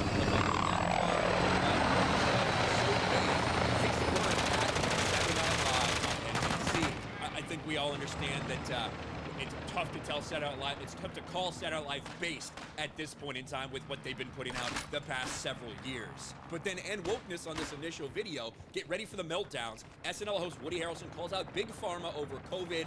They've already started putting some of these articles out there. Elon says maybe they don't realize that their propaganda is wrong. And this is the thing. You are not allowed, as we've seen time and time again, whenever anyone in Hollywood has spoken out about this, whether you're talking about Gina Carano, whether you're talking about Letitia Wright, Evangeline Lilly, as soon as one person steps outside this echo chamber and questions something, or even maybe talk about something, there's an attempt to cancel them. That's how big the threat is of any of these people questioning, because they were at the front lines of pushing all of the lockdowns, everything on the American people, on the world in general. So Woody Harrelson goes viral simply for the joke that he made on Saturday Night Live last night, and these people want to. Let me know your thoughts in the comment section below. Smash the like button, subscribe to the channel, ring the bell for notifications, share this video out there, and I'll talk to you later.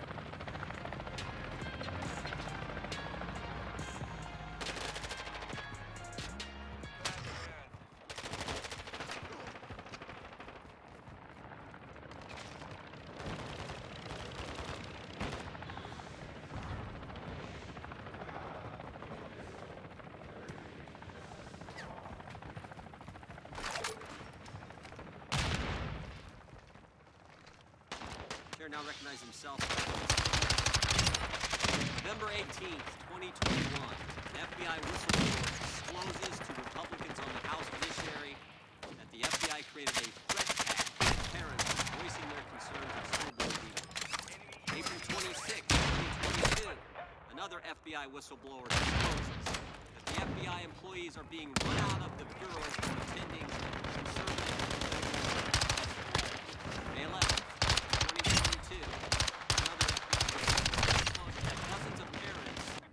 Threat tag designation to their name are investigated by the FBI. This also happens to be the same whistleblower who said the FBI leadership, rank and file members, the FBI leadership is rotted at its core. His clearance has been revoked and he's been suspended. June 7th, 2022. Another FBI whistleblower is retaliated against after giving feedback on an anonymous survey. July 27, 2022. Another FBI whistleblower discloses that agents are pressured to declassify cases, domestic violent extremism cases, to hit self-created performance metrics. September 14th, 2022. FBI whistleblower discloses that the FBI used the Betsy Ross flag as a terrorist symbol. September 19th, 2022. Another FBI whistleblower discloses that the Washington deliberately manipulated January 6th case files to make it appear that domestic violence extremism is on the rise. He's been suspended. November 4th, 2022, another FBI whistleblower discloses the FBI accepts private user information on Facebook without the user's consent, and information is from only the conservative side of the political spectrum. This is only a sample. In my time in Congress, I have never seen anything like this. Dozens and dozens of FBI agents coming to us, talking about what's going on, the political nature at the Justice Department. Not Jim Jordan saying this, not Republicans, not conservatives. Good, brave FBI agents who are willing to come forward and give us the truth. This is just the FBI. Americans have concerns about the double standard at the Department of Justice. Americans have concerns about the Disinformation Governance Board that the Department of Homeland Security tried to form. Americans have concerns about the ATF and what they're doing to the Second Amendment. Of course, they have concerns about the IRS, thousands of new agents coming to that organization. Finally, there are concerns about what we're doing in the truth files. Big government, big tech, colluded to shape and mold the narrative and to suppress information and censor Americans. Over the course of our work in this committee, we expect to hear from government officials and experts like we have here today. We expect to hear from Americans who've been targeted by their government. We expect to hear from people in the media. We expect to hear from the FBI agents who have come forward as whistleblowers. We think many of them will sit for transcribed interviews on Tuesday. We believe several of them will testify in open hearings. Finally, we expect to bring forward legislation that will help protect the American people. We hope our Democrat colleagues will work with us. The day the resolution creating this select committee was debated in Capitol, Jeffries, Nadler said Democrats would, quote, fight us tooth and nail. We hope that attitude changes. We want to work with them. Protecting the First Amendment shouldn't be partisan. Protecting the Constitution shouldn't be partisan. And protecting the fundamental principle of equal treatment under the law should not be partisan. The ranking member for opening statement. Thank you, Chairman Jordan. Nobody disputes the important role of congressional oversight. I know firsthand how important it is to ask questions and demand answers from the federal government. In the ordinary course of business, that work informs the legislative process. In extraordinary times, when misconduct in the executive branch Oh my God. institutions, congressional oversight can serve to protect the integrity of our republic. For example, I'm proud of the role I played as an impeachment manager in the second impeachment of President Donald Trump and the aftermath of the Capitol. That bipartisan work was both a measure of accountability and a sign to the American people that Congress had no intention of being bullied into giving up on a peaceful transfer of power. But there is a difference, my colleagues, between legitimate oversight and weaponization of Congress and our processes, particularly our committee work, as a political tool. I'm deeply concerned about the use of the Select Subcommittee as a place to settle scores, showcase conspiracy theories, and advance an extreme agenda that risk undermining Americans' faith in our democracy. Some of today's witnesses would have us believe that the Department of Justice and the Federal Bureau of Investigation are part of a deep state cabal. One even wrote a book describing the FBI itself as a threat to democracy. The Department of Justice and the FBI do not always agree. X3 is full of examples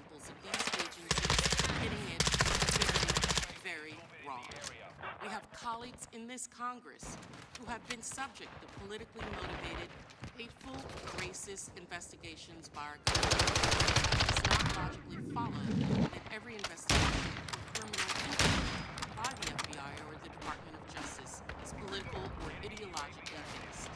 But in our current climate, with domestic terrorism on the rise and hate speech normalized by national institutions, the Department of Justice and the FBI are doing their best to protect us from sliding into chaos. This past Monday, the FBI captured 2 individuals, one a neo-Nazi leader and founder of an Anton-Waffen group who were plotting a racially motivated attack on Baltimore's power grid. They said their goal was to, quote, completely destroy this organization, end quote.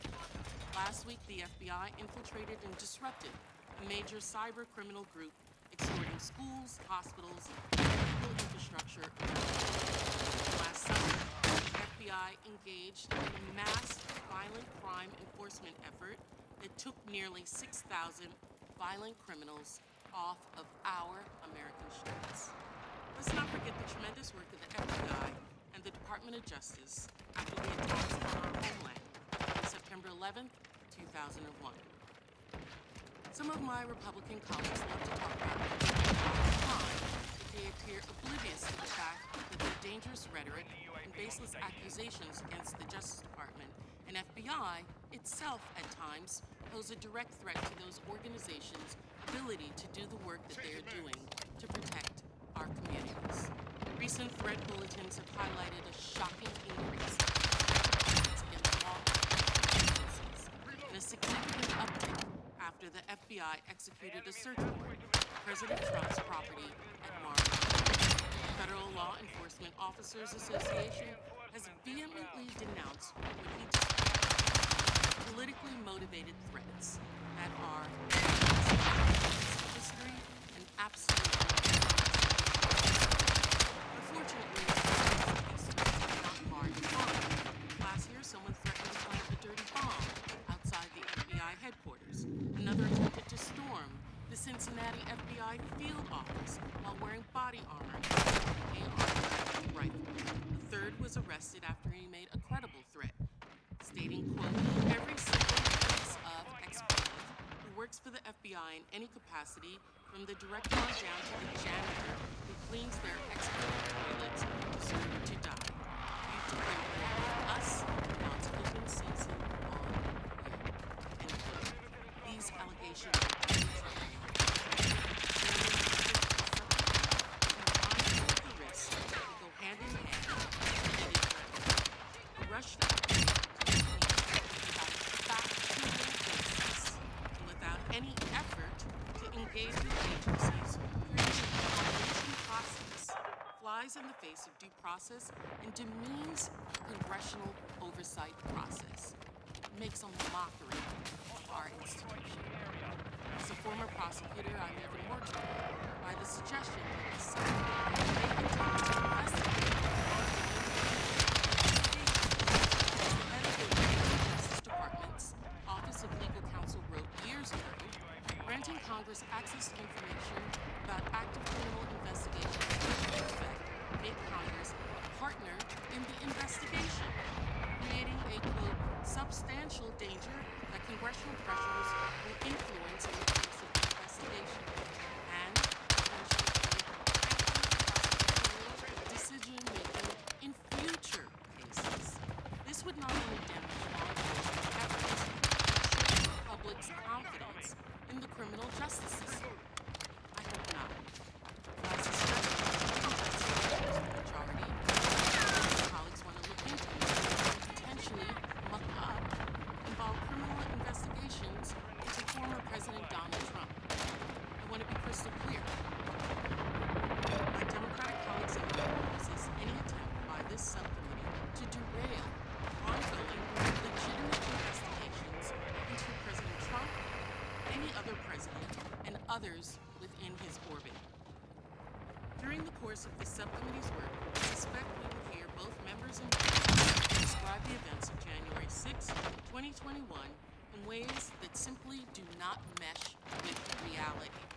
When When this happens, I encourage everyone watching today to review the impeachment record and report it to the January 6th Select Committee, which lays out the true facts. I sent a letter to the chairman noting that, despite our policy-related differences, I am hopeful that there may be matters of investigation under the stated mandate of the subcommittee under which we may collaborate. I meant this. I mean this. And I still hope that we can work on and explore it in a bipartisan manner that respects the due process rights and interests of all involved. The chair and his colleagues continually use the moniker protecting free speech. I hope they all recognize that it is speech. It is not constitutionally protected. Racist, hate, incitement to violence. I also hope that if the protection of true speech and free speech extends to all Americans. We'll see. We can use this subcommittee to bring oversight to help advance policies to address the real challenges Americans face rather than undermine agent, officer, prosecutor, and law enforcement. Government abuses of power do not solely rest with the executive branch. It can, we've seen it come from the legislative branch as well. On our present course, however, this exercise seems little love designed to inject extremist politics into the legislative oversight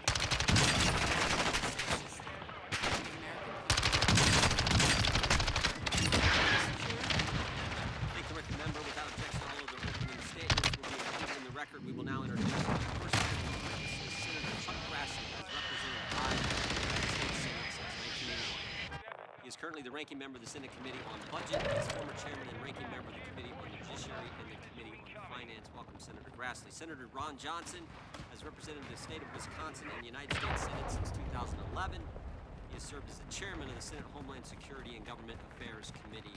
Welcome to Senator Johnson. Representative Jamie Raskin. Congressman Raskin has represented Maryland's 8th Congressional District since 2017. He currently serves as the ranking member on the Committee of Oversight and Accountability. We have with us former member Tulsi Gabbard, who represented Hawaii's 2nd Congressional District for 8 years. The House of Representatives for 20 years. The U.S. Army Reserve deployments in Iraq and Kuwait. We thank all of you for your service. Our long-standing committee practice is to not ask questions of our colleagues and former colleagues. Therefore, in light of that practice, our first panel will have 10 minutes to deliver their testimony. Senator from Iowa is recognized for 10 minutes. Thank you, Chairman Doran.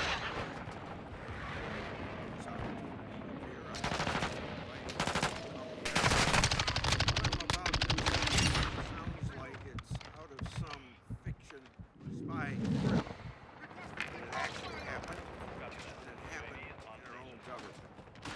Congressional oversight, the constitutional dedicate our careers to. I have. During the course of my service, I ran countless investigations. The past few years, I've never seen so much effort. The FBI, partisan media, and some of my Democratic colleagues. Very legitimate.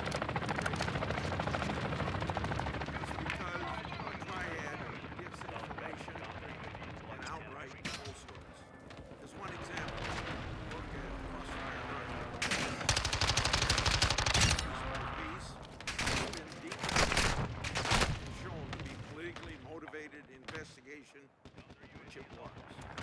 We all know now that it was the Democratic National Committee, along with the Clinton campaign, colluded with the Russians.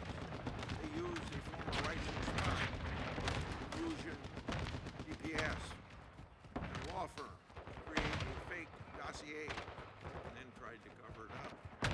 Now, the most recent example, this triad at work are efforts against my and Senator Johnson's ongoing Biden family investigation. That investigation started on August 14, 2019, when I was chairman of the Senate Finance Committee. I led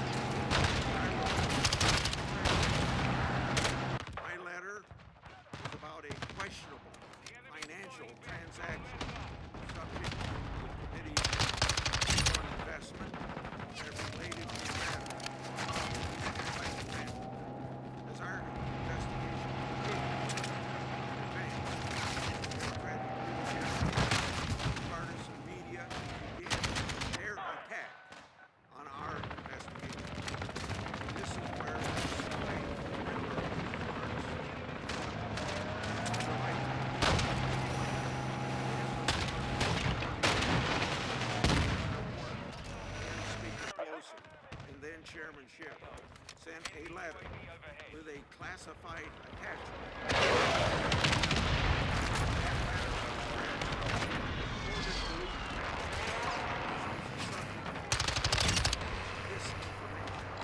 The letter was targeted at the Johnson Grassley investigation. However, classified attachment included unclassified elements in faith to tie our work to a haircut. Unsurprisingly, those unclassified elements were leaked to the press. Senator Johnson of me relying on material right thus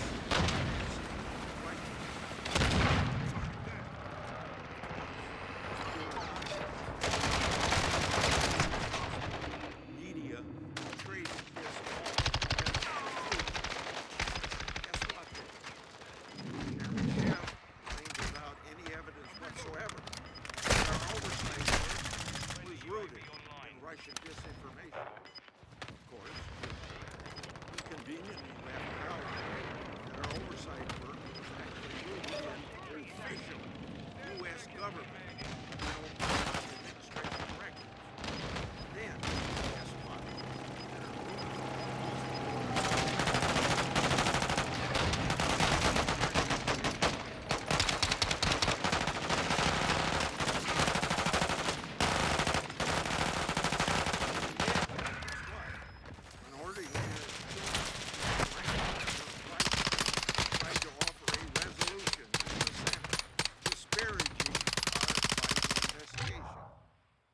Sense, were basically calling us Russian stooges. Pretty simple. That violated Senate rules in their efforts, and of course, overly shut down. On July the 16th, 2020, mere days after the July 13th letter, then ranking members Wyden and Peters, wrote a letter to me and Senator Johnson asking for a briefing from the FBI's Foreign Influence Task Force. Our staff and the ranking member's staff had already, now remember, we had already received a briefing March of 2020.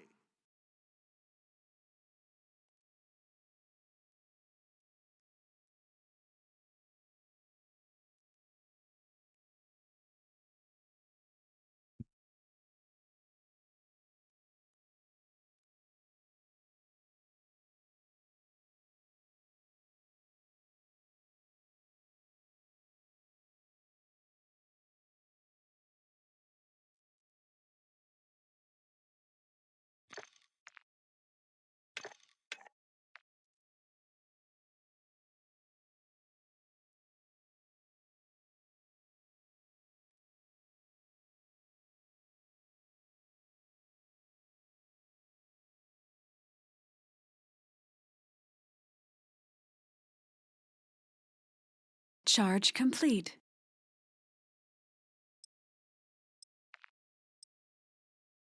Thank you, Senator. Mr. Secretary, nice to see you again. Thank you for being here. Let's keep talking about this disinformation board if we could. The fact sheet from DHS on the disinformation board that you recently released defined disinformation this way: false information spread with the intent to deceive or mislead. You agree with that, I assume? That's your definition? Yes, I believe that's the definition. On the fact sheet? Broadly held. And you think it's important that the U.S. government combat this disinformation, right? I mean, you've testified to that. Senator,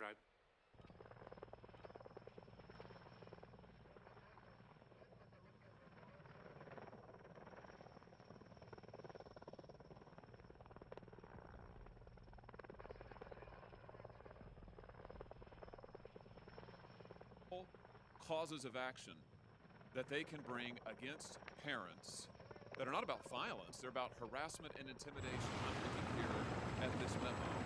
It identifies no fewer than 13 possible federal crimes involving harassment and intimidation.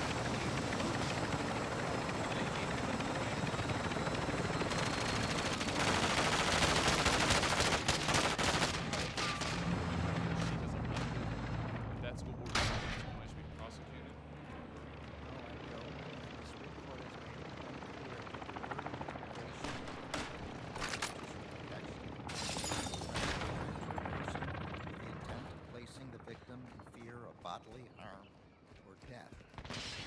Prosecutors who investigate these cases know the Supreme Courts. This is a very famous prosecutors, the parents don't. Do you think that a parent who looks at the 13 different federal crimes that your Justice Department has identified they might be subject to and prosecuted for, like making annoying phone calls, do you think that they're going to feel that they're welcome to speak up at a school board meeting? How about this one? They could be prosecuted for using the internet. I guess that would be Facebook in a way that might cause emotional distress. Is that a crime of violence? I haven't seen the memo that you're Why haven't about, you? and I don't, even from the description, it doesn't sound like parents. No, it wasn't addressed to parents. It was addressed to prosecutors. That's the problem. Why? I don't know why. Every U.S. attorney has sent. Wait. This is a memorandum that collects 13 different federal crimes parents took place. It has the Department of Justice on the top of it. And you're telling me you haven't seen it? The United States Department of Justice, United States Attorney General of Montana. I have seen a memo from the District of Montana. Not high enough priority?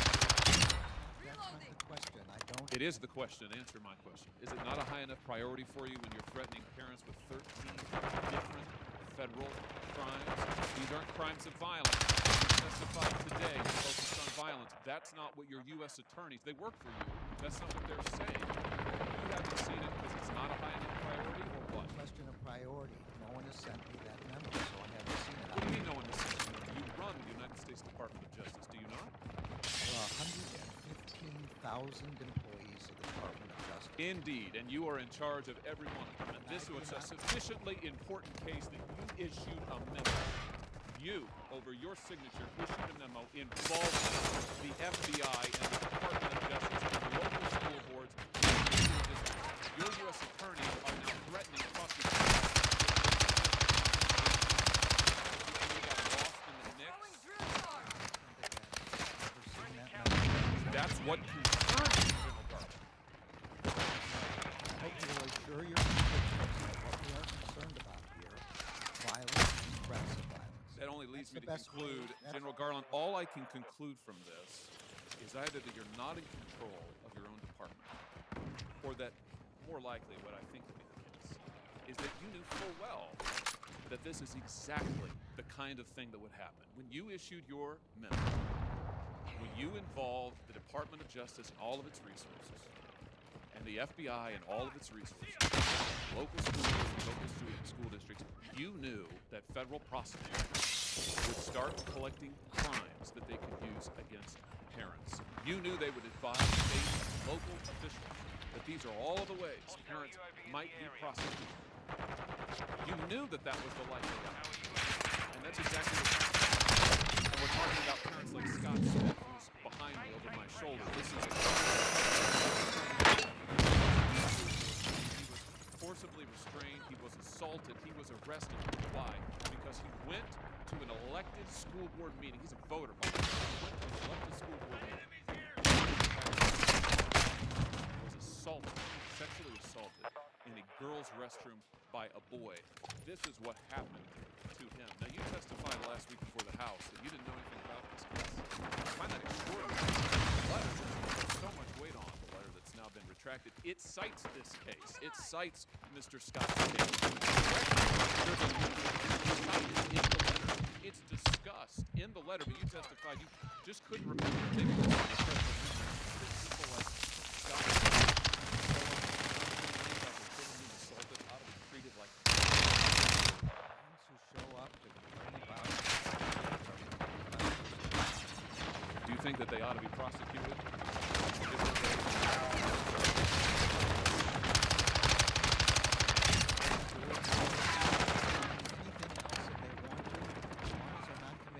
Of violence, then not be prosecuted, and they can't be. Let me ask you about this. Several of my Democrat colleagues have today, just today, I was hearing multiple times, show up at school, like Mr. Smith here, have compared them to criminal rioters.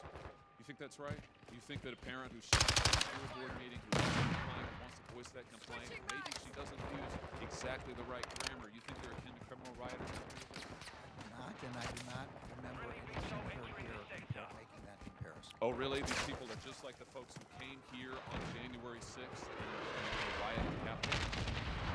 If they were referring to Well, I certainly would hope not. They were referring to parents who go to school board meetings. Mr. Smith is a parent to a school board meeting. I'll leave it at this, Jim Garland. You have weaponized the FBI, the Department of Justice, the U.S. Attorney, as an election catalog of all the ways that they might prosecute parents like Mr. Smith because they want to be involved in insulting to them. It's wrong. It is unconstitutional. My knowledge, and I call on you to resign. Thank you, Mr. Chairman. Thank you, Mr. Chairman. Ms. Monaco, I want to come back to this extraordinary letter and memorandum that the Attorney General of the United States issued yesterday. Practically every day brings new reports about this administration weaponizing the federal bureaucracy to go after political opponents. Frankly, I don't think we've ever seen anything like it in American history. I mean, for those of us who missed the McCarthy era, I guess the president is intent on bringing it to us, but with new force and new power and new urgency than anything we've ever seen. Are you aware of any time in American history when an attorney general directed the FBI to intervene in school board meetings? Local school board meetings? I'm not aware, and I'm not aware that that is not going on. Very Really, this isn't about local school board meetings? That's not the subject of the memorandum? I thought that was in the memorandum. The memorandum is quite clear in one page, and it asks the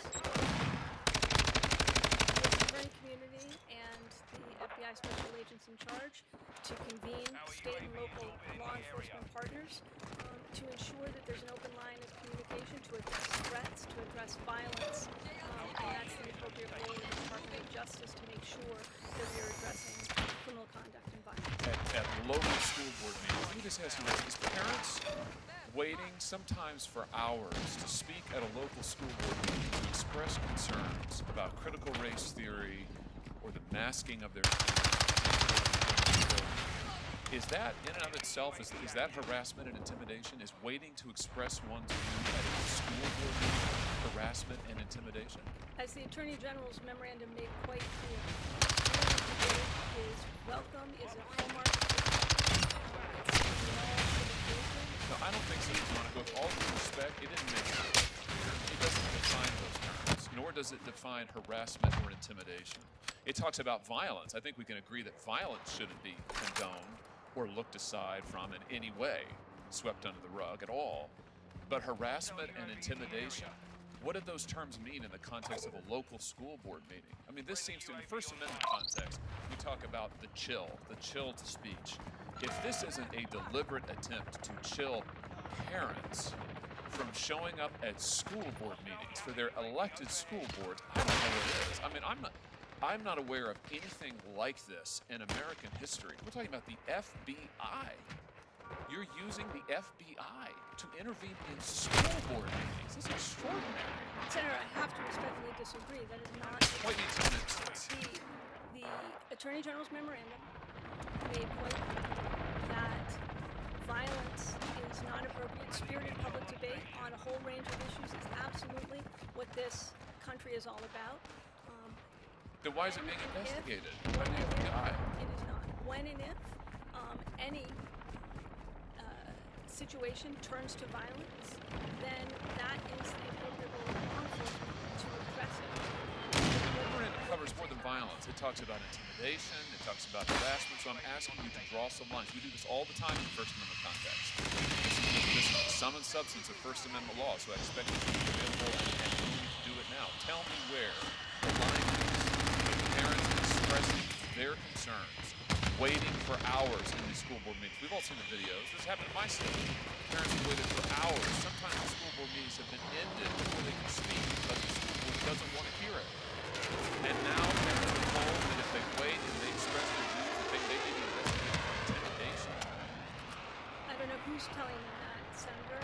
The job of the Justice Department is to investigate crimes.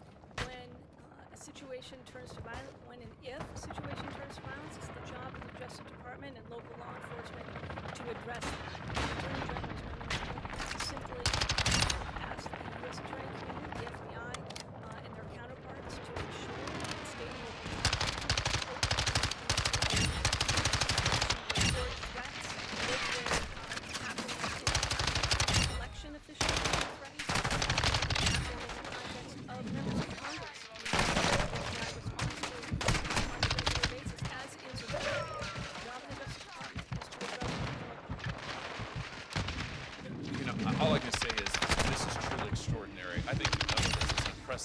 can't point to a single instance where anything like this has happened before. And I think parents across this country are going to be stunned to learn, stunned, that if they show up at a local school board meeting, by the way, where they have the right to appear and be heard, where they have the right to say something about their children's education, where they have the right to vote, and you are attempting to intimidate them, you are attempting to silence them, you are attempting to interfere with their rights as parents and, yes, with their rights as voters. This is wrong, this is dangerous, and I cannot believe that an attorney is engaging in this kind of conduct. And frankly, I can't believe that you are sitting here today defending. I intend to get answers to these questions. You won't answer my questions, I'm going to get answers to these questions. Mr. Chairman, we need to have a hearing on this subject. We need to hear from the Attorney General himself. He needs to come here, take the oath, sit there, and answer questions. We have never seen anything like this before in our country's history, and frankly, I want to say, I think it's dangerous, dangerous precedent. This hearing on violence against women. Thank you, Chairman. Secretary, I want to talk about the policies that have gotten us to where we are with our effectively open border. But let me first ask about this. You said as recently as this week that the border is closed. Is that still your position? Don't you think you bear any responsibility for the world earlier this year that the border was open? Your words were, we're not telling you not to come. We're just telling you that we're putting a system back in place in which you can come. I mean, don't you think people took your words at face value then? Senator, I've never said. We're not telling you not to come. How would you parse that? Senator.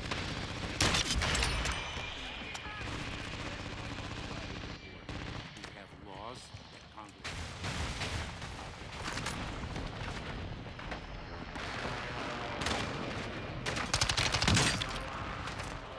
You did say that we're not.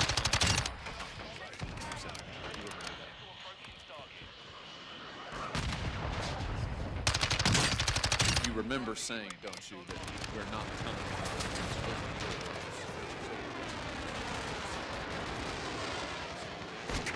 you don't recall saying that?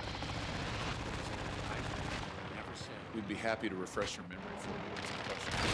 That's interesting news. He doesn't have any memory of making those comments.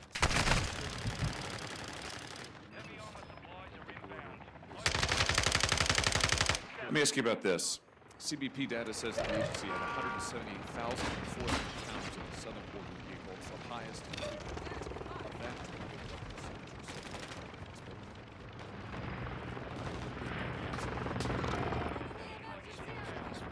Is it 100%? Is it 60%? Is it 20%?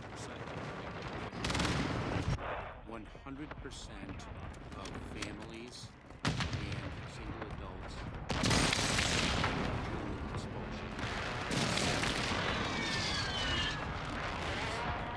we exercise that discretion.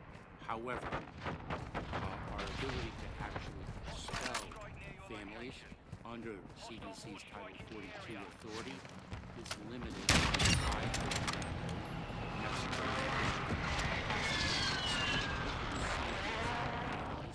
and that is what we are addressing. I think the number is around 60% or so of subject to expulsion, which means we have a very large percentage.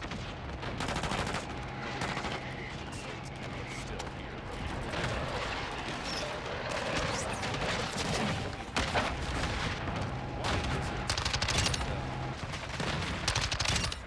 Last night, it was reported that CBP terminated a flight program that transferred families across the southern border for purposes of expelling them under Title 42. These flights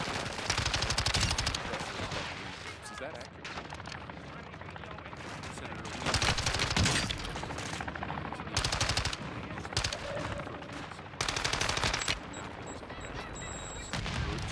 I'd be pleased to look into the cancellation of the lateral flights and respond to So your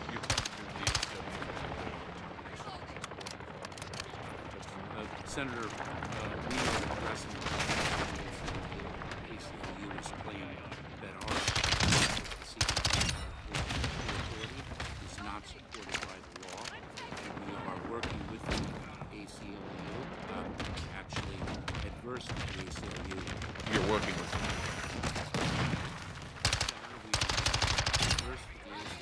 but you're working with them in this program. Is that why you canceled? If I may finish, Senator,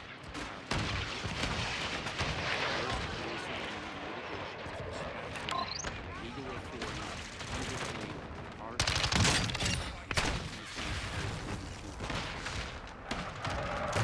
right.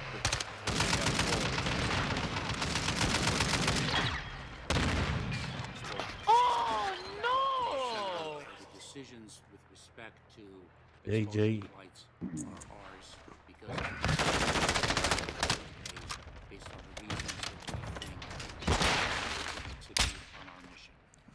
My team Well, I sucks think the fact ass. that you're working with them is interesting news, so that's also quite relevant. We'll give you That's this, not this nice. information as a question for the record. Senator, How about this? We're defendants. That's not what I'm just quoting back what you just said. You just said that we're working with them. The news reports indicate that you've canceled these flights rather, at their behest.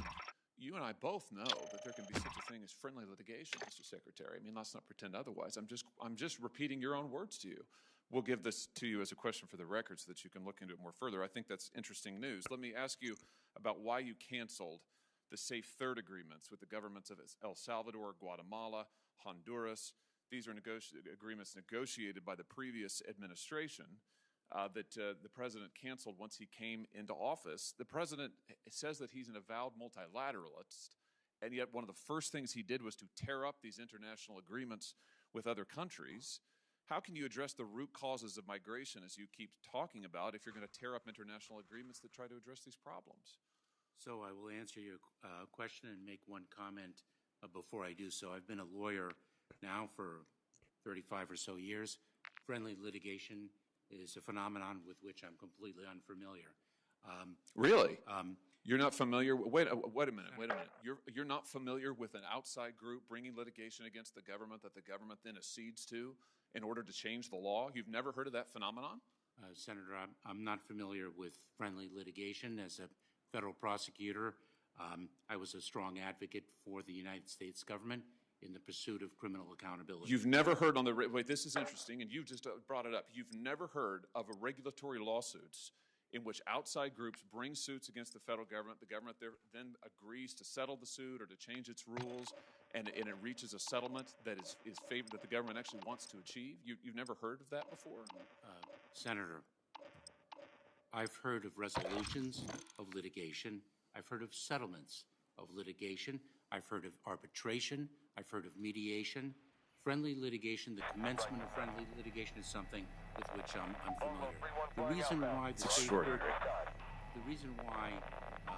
Safe Third Country agreements were terminated is because there was nothing safe about them. I'm sorry. By which you mean what? Senator, to have an individual fleeing persecution from Guatemala and considering Honduras a safe third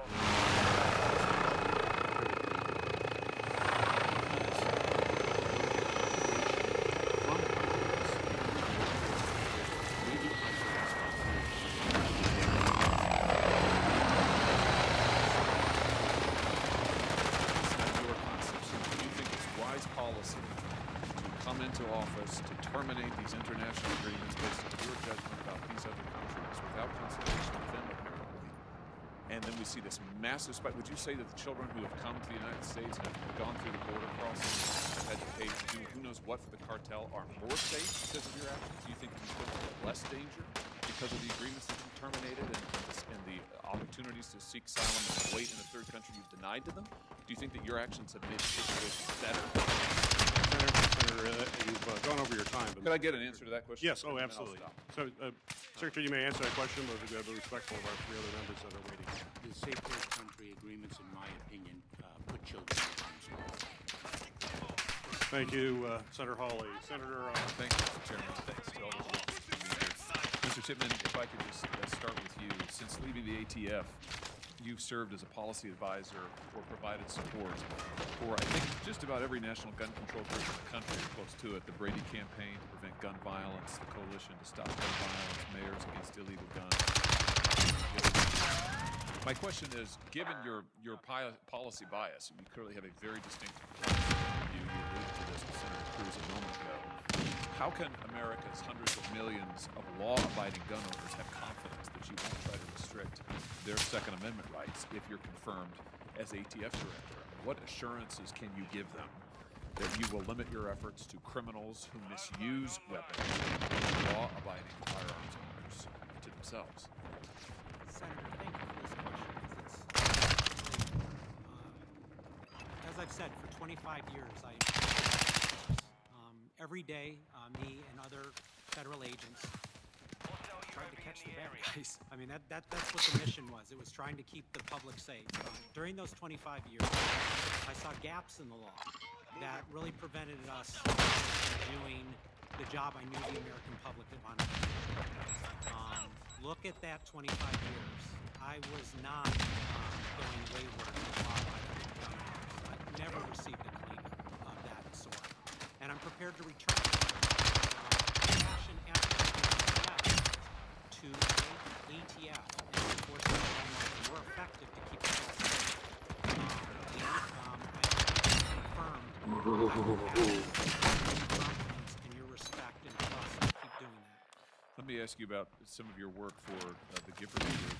In the landmark U.S. Supreme Court case, District of Columbia versus Heller, which happened handed down when I was actually working at the U.S. Supreme Court. The Giffords Law Center that year, if memory serves, authored an amicus brief arguing that there is no individual right to own a firearm under the Second Amendment. The Supreme Court famously said otherwise. Do you share your employer's belief that the Second Amendment does not protect an individual right? Charge complete.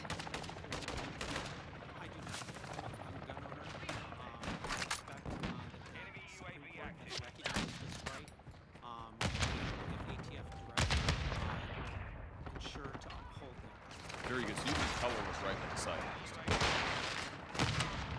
Senator, I'm a cop, not a... What I know is the law is the law, and the Supreme Court plays a role in recognizing what those rights are. As an agent, I felt like we were going down a highway. Our mission was to prevent crime, and the Constitution were those guardrails to keep us in line. And at times, when the road was uncertain, we had signposts, and those were attorneys who we asked advice and counsel. And so, if confirmed as ATF director, I would do. But the bottom line is crimes from apparently is ongoing right now that other members have suggested, and that would be my sole duty. Well, I just want to be clear on this because you said that you do think that the Constitution supports. It protects the individual right to keep and bear arms. That was the whole Heller. You've been a policy advocate now for quite a number of years. I think that your views, and you've discussed them today, are fair game.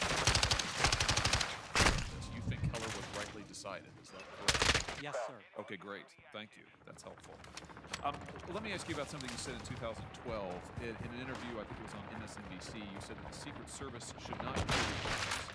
You said their whole rule is to cover and evacuate, and you went on to say we need to think of strategies like that in schools. Is that still your view? Senator, I trust that you have.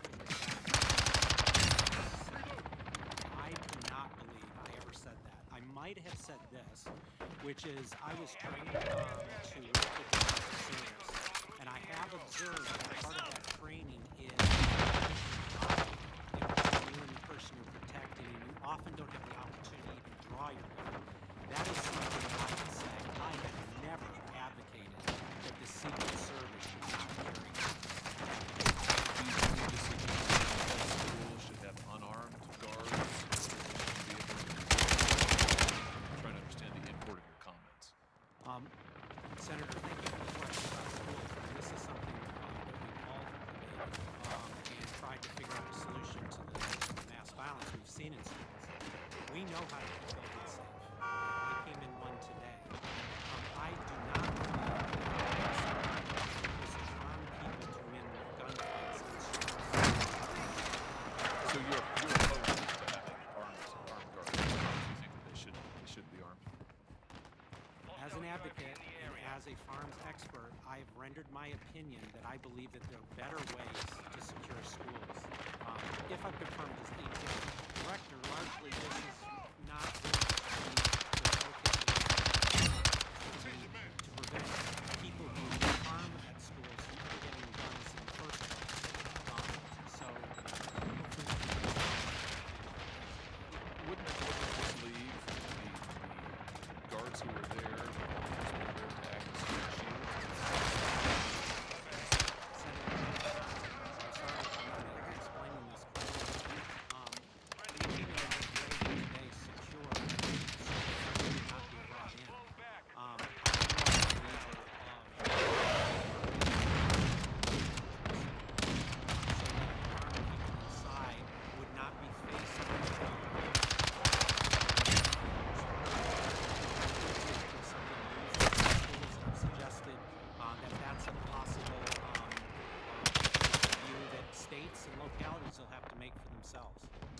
I do have some additional questions for you, which I'm happy to give to you for the record, as well as with you for the record of comments about 2012 review that I refer to and give you a chance to follow up with full.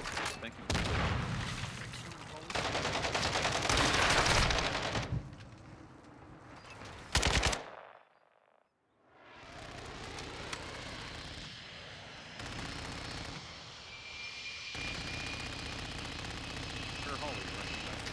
Thank you very much, Mr. Chairman. Thanks for the Rick, the way we discussed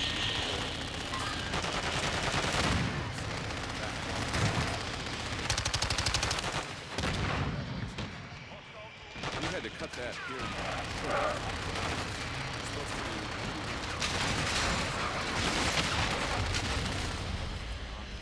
be able to ask a second round. The press reported shortly thereafter that the reason that the hearing had to be cut short is because you were flying on a Gulfstream jet for a personal vacation.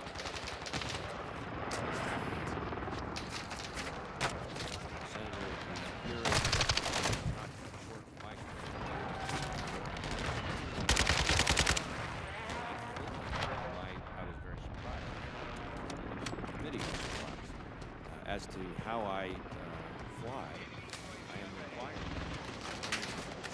Required to fly an FBI plane wherever I go. So you were going on vacation? I was, yes. So you left in order to go on a personal vacation. You got all that. I took a flight to go visit my family, as had been previously arranged. No. Leadership of the committee. The ranking member, Chuck Grassley, asked you during the hearing, he said, I assume you must have other business. You said, yes. He then said, if you have a business, he then said, Chuck Grassley, we only had an hour ago that we were going to have a set. I've got 7 people on my side of the aisle, including me, who are waiting for this additional round. If you're able to accommodate it, and you said you had a plane to catch, you had somewhere to go, and now we find out it was for vacation. The reference to other business was not a reference to that day. It was a reference to the following week when Senator Grassley and I were in Ohio when I had other business. In fact, well, you had to leave the hearing early because you had a hearing later in Iowa in a week? No. When I said I was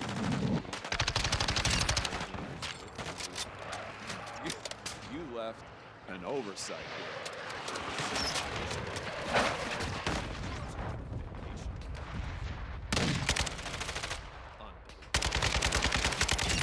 Now, is it your practice to use government planes? You say you do this all the time. You flew in a Gulfstream 550. Originally purchased for counterterrorism purposes. You were using it to go to Saranac Lake.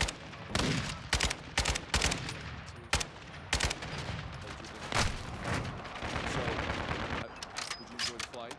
Did you pay for it? Yes, I paid for it. Will you turn over all receipts and reimbursement to? Senator, we would be happy to comply with oversight requests related to the use of support. Why don't you just give me a yes? When I will you turn over all receipts?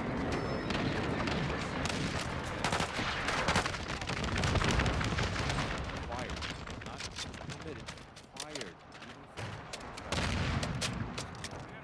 How convenient for you. And I pay every single time that I use. I'm glad it's available for you to jet away from statutory.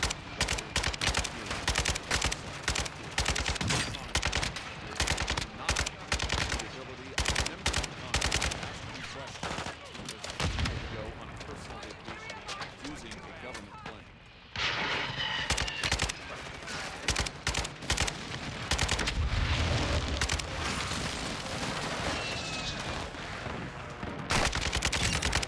Chairman, this committee is in the process of considering. It's not take up nominees that have passed previously. Typically, there's a reason nominees don't pass. Because they are often problematic areas. In this instance, that is emphatically of these nominees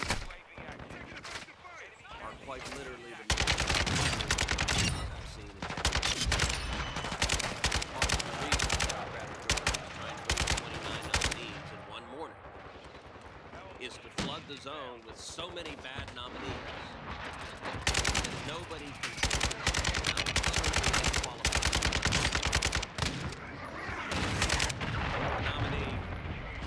considered right now, Nancy Abudu, Senator Lee, did a good job of walking through her extreme record. She was the deputy legal director at the Southern Poverty Law Center, an organization that has a long and shameful history of labeling mainstream conservative groups as, quote, hate groups. And the SPLC's history is so egregious that it prompted a violent hate crime. In 2010, the SPLC designated a hate group, and 2 years later, a man targeted the Family Research Council using the SPLC's hate map and came in and shot and critically wounded the council's business manager and attempted to murder several council members before being heroically stopped by the building security. In 2019, authored an article that accused Republicans, including 3 members of this committee, of holding, quote, open white supremacist views. Chairman, you know that's ridiculous. Political rhetoric is one thing, but when you have extreme leftists falsely claiming white supremacy, it illustrates that you are dealing with radical and partisan zealots. That this committee is trying to move forward. The committee has for it Nusrat Chowdhury, who is another extreme zealot. Ms. Chowdhury through and through an evil and racist place. And she's not been shy about explaining that. She has stated that, quote, the structure of racial discrimination in America, quote, is so deep, so pernicious, that you have to, quote, use the law as a tool of social justice. Does anyone think she's going to stop, quote, using the law as a tool of social justice if she ascends to the bench?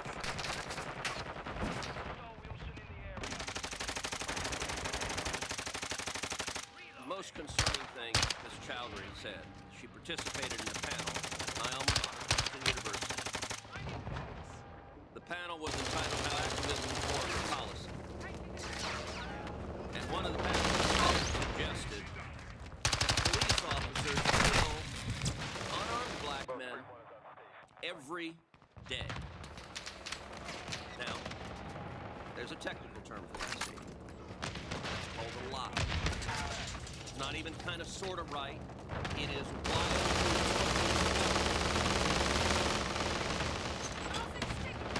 During her nomination hearing,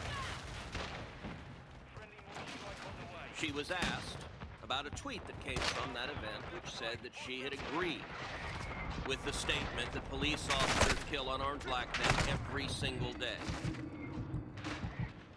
At first, she claimed she couldn't remember making the statement. Then later in the same hearing, she claimed she did make the statement. But she did so, quote, as an advocate. Well, I just, did it as an advocate. Now, most of the members of this committee have practiced law. And last time I checked, as an advocate, you have an obligation not to lie. And that is a brazen lie that is dangerous. Now, subsequently, she sent a follow-up letter after her hearing saying, oh, never mind, I didn't say it. The thing that she justified as, oh, I said it as an advocate. Afterwards, she sent a letter and said, no, actually, I didn't say it. Republicans on this committee asked for a follow-up hearing to ask about her miraculous new memory post-hearing that she didn't say such a harmful thing to police officers across the country. Sadly, the chairman wouldn't give us a new hearing. Another of the judges being considered today, can Finally, Pia Cato. In her hearing, I asked her a very simple question. Is racial discrimination? She was utterly unable to answer. Today's Democrat Party embraces racial discrimination, believes that discriminating based on race, the reason, Mr. Chairman, and you are smirking, but the reason she couldn't answer it is because in law school she had written an article advocating racial discrimination against Asian Americans. Now, Ms. Cato is Asian American. And she said, and I'm paraphrasing here, I don't have the article in front of me, but she essentially said that Asian Americans who didn't support explicit racial discrimination against Asian Americans weren't sufficiently woke. They weren't sufficiently enlightened. Good game. Now, I think that's a Good nonsense game. position. Oh, no! But that's, of course, why she couldn't answer that racial discrimination is wrong, because she is an advocate for racial discrimination. Another one of the nominees being considered this morning is Dale Ho. Dale Ho is a self-described, quote, wild-eyed sort of leftist. Now, let me be clear. That's not my terminology. That's how he describes himself. He says, I am a, quote, wild-eyed sort of leftist. He wrote about how he's motivated each day by his hate for conservatives. That's the word he used, hate. Now, I want you to pause for a second and imagine. I'm going to ask the Democrat members of this committee to do something, which is imagine you're in somebody else's shoes. Engage in empathy. There are actually conservatives in the state of New York. Now, the Democrat governor of New York said to Republicans in New York, you're not New Yorkers, get the hell out, go to Florida where you belong. There's an arrogance to telling your voters that. But it's one thing when you're an elected official if you want to demonstrate that kind of arrogance, but one would think that a federal judge has a different obligation. So I would ask the members of this committee, imagine for a second you were a Republican. Imagine for a second you were a conservative who happened to live in New York City. And you look up in New York City on the federal bench and you see a judge who's described himself as a wild-eyed sort of leftist, his own words, who is motivated every day, who gets up every day, and what gets him going is his hatred for you. You know, this is the kind of fellow that should have worked at the Southern Poverty Law Center. That's the kind of radicals who this administration is nominating, and yet that is not the kind of person that should be a federal judge. And I'm going to talk about one final nominee that isn't before us today, but that will be soon, which is Charnel Beckerman.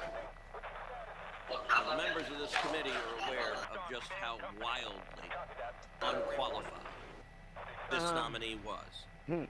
She's been nominated to be a federal district judge, and our colleague, Senator Kennedy, whose cross-examinations on this committee have now become legendary.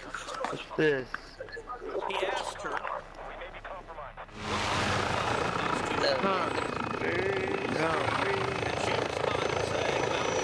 I like the way you did it right there.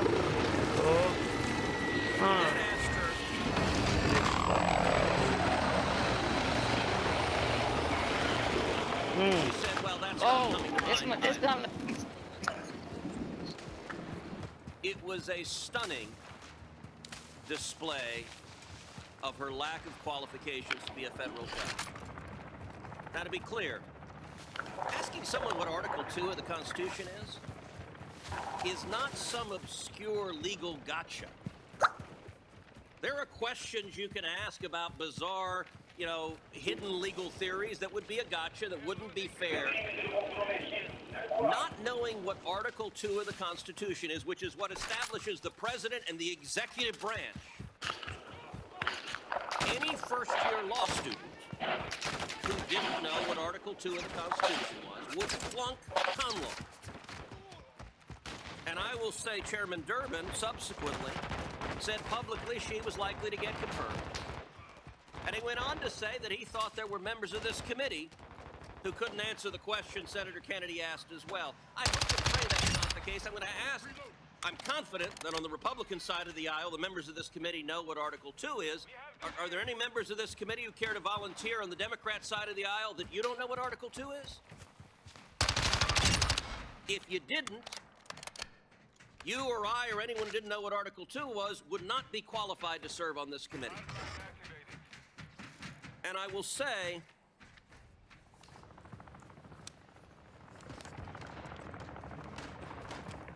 I want to encourage the Democrats on the committee to follow Chairman Durbin's lead. Chairman Durbin, during the Trump administration, explained on a nominee, he said he invoked what he called the Senator John Kennedy test. And Chairman Durbin said, quote, "I think it's a legitimate test to be applied to all those who want to be trial judges, and I hope others on both sides of the table will join me in saying it's not enough to aspire. You have to bring to this aspiration some practical experience and knowledge that suggests you can meet the standard required." And I just want to close by this, which is urging my colleagues to be willing to stand up to the White House. I'm confident that many, if not most of you, actually care about having a qualified judiciary. One of the things I cannot understand over the last 2 years, every Democrat member of this committee has voted for every single Biden judicial nominee 100% without failing. And I will say, on the Senate floor, every Democrat has voted for every Biden judicial nominee. Not a single Democrat in the United States Senate has mustered the courage to vote no on a single nominee. And to be clear, it wasn't that long ago, we had a Republican president and a Republican majority in this body, and there were many of us who said on particular nominees, this is not a good nominee. We're not going to support this nominee. In fact, the John Kennedy test that Chairman Durbin referred to came from a Trump nominee who John Kennedy eviscerated at a hearing in a video that I still liken to watching a car wreck in slow motion. It was painful. But what happened? When it became clear that this individual was not qualified for the position for which he had been nominated, the White House withdrew the nomination. And it did so after a number of us made clear we're not going to support putting an unqualified person instead. Pull the nomination. So I would ask members of this committee, is there anyone, if the White House nominates a ham sandwich, are Democrats prepared to rubber stamp Judge Ham Sandwich? And this also connects to the discussion on the blue side. Look, I understand politics. Sometimes we put on team colors and you're a Democrat or Republican and you vote with your party, and that, for a number of issues, is fine. But do any Democrat members of this committee actually care about defending the institution of the Senate and your authority as a senator to represent your state? Because the blue slip, fundamentally, it's not even a partisan issue. It is fundamentally about Article 1 versus Article 2. Now, Biden's judicial nominees have no idea what I just said. But the blue slip is all about, are judges going to be picked solely by the president or by the home state senators? And let's be clear, this is not just when the opposing party is in the White House. When Donald Trump was president, there were some, I think, 22 judicial vacancies in the district in Texas. When Trump was president, Senator John Cornyn and I, we have a bipartisan federal judicial evaluation committee that puts out a notice, a call for application, that interviews and selects very qualified nominees, recommends them to us. I can tell you, during the Trump presidency, Senator Cornyn and I, we met together, we agreed, and for each vacancy, we forwarded to the Trump White House one name. One name, and for every single one the Trump White House nominated, the one name we forward. If the Democrats in this committee accede to the partisans who are saying get rid of the blue slip, temporarily you'll do some harm to Republicans on this committee by ramming through some terrible things. But what you're really doing is giving away your prerogative. Every senator who's not even looking up right now is giving away your ability. I suspect Senator Booker cares about who's a judge in New Jersey. But if the blue slip goes away or is weakened by the Democrat chairman, you know what? Senator Booker's not going to have much of a say in who a judge in New Jersey is, and that's going to be true for the Democrat president or a Republican president. Now, Senator Booker and I may not agree on who the best candidate for a judge is, but I do think if you care about being a senator, putting partisan politics above the prerogatives, above protecting this institution. I still remember the day the Senate, under Harry Reid, used the nuclear option to end the filibuster for judges. And I remember standing on the Senate floor next to Senator Klobuchar. And I turned to Senator Klobuchar on that day and I said, y'all are going to regret this. You're going to regret this. You're going to regret weakening the institution of the Senate. And I said, the result of this, you are going to get more Supreme Court justices like Justice Scalia and Justice Thomas. Now, I said, I'm happy with that outcome. But you're not. And I will say, if you look at the justices that came through, that prediction proves that.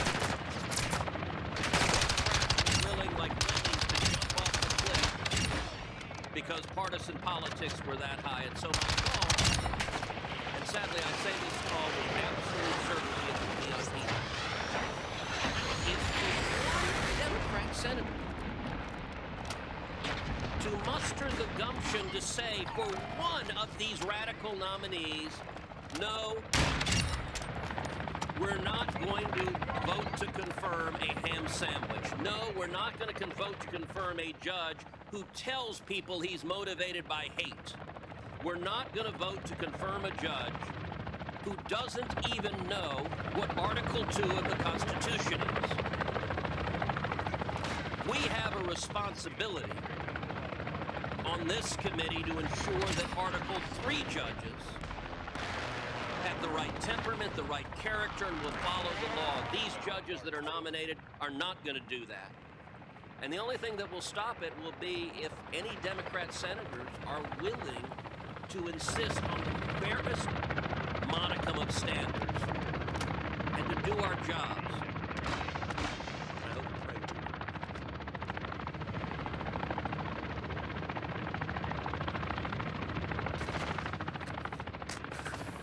We will come to order. I'm going to introduce our second panel.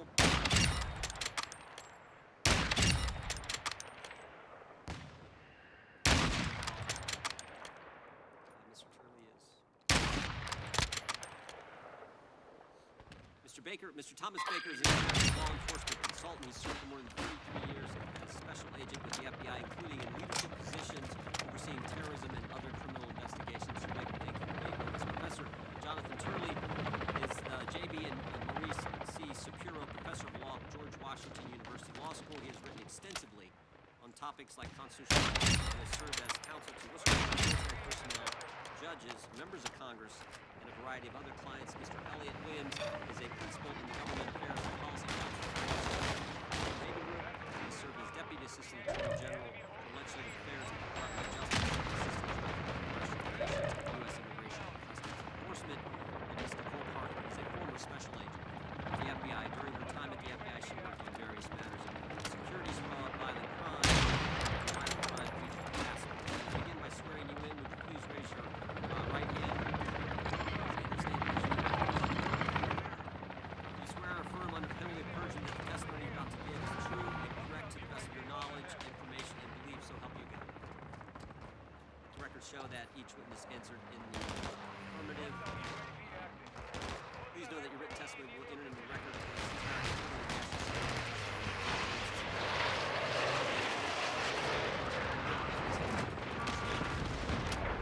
Green means go, yellow means get ready to stop, red means stop, and then we'll get to the questions as quickly as we can.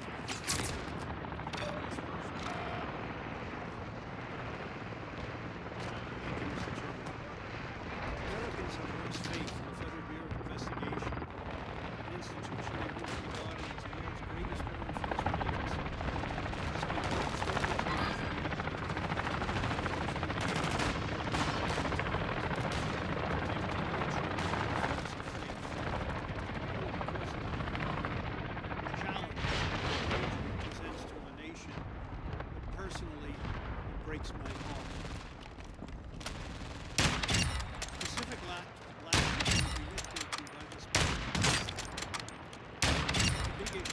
Why did they happen?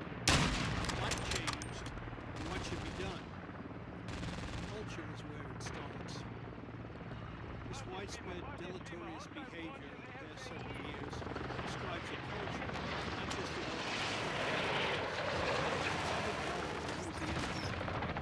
set out deliberately to change the culture of the FBI from a law enforcement agency to an intelligence-driven agency. That had bad and unintended consequences. And the difference is this. In law enforcement, you spend every day waiting for that day to come when you're going to raise your right hand before a jury and swear to tell the truth, the whole truth, and nothing but the truth. It's quite different than an intelligence agency that operates through deceit and deception, and their product is an estimate. They call it a best guess. Guesses aren't allowed in the courtroom. Past reforms, like the Church and Pike committees, are necessary. This present subcommittee is a step in the right direction. Hopefully, its work will be bipartisan. Because the abuses of an intelligence-driven FBI threaten the liberty of those on the left as well as those on the right. In 1978, after the Church Committee revelations, reforms were undertaken. The FBI and the DOJ enacted a series of international guidelines for conducting investigations. Congress gave us the Foreign Intelligence Surveillance Act. Now, however, the use of FISA against U.S. citizens, as seen in the Carter Page case, has presented a threat to American civil liberties. FISA suspends the Constitution. For its first decade, the Foreign Intelligence Act was used as a training prize to surveil foreign agents resident in this country. FISA that is something that the Congress can fix. The FBI collided with Twitter to suppress free speech is shocking. What is even more surprising is the FBI's explanation or denial that they did that. Over the past few years, shenanigans were discovered in the Bureau, by the Bureau, and miscreants were shown the door. Director Wray and other FBI leaders, their theme is the bad apples are no longer with us. With the Twitter revelations, there is not even that usual half tolerance or bold-faced denial that nothing is wrong. The First Amendment guarantees free speech. The FBI, by urging Twitter to censor speech, which it could not itself do, is engaging in a perversion. For most of FBI history, agents were told the FBI's mission is to be a guarantor of the Bill of Rights. That has now been turned on its head.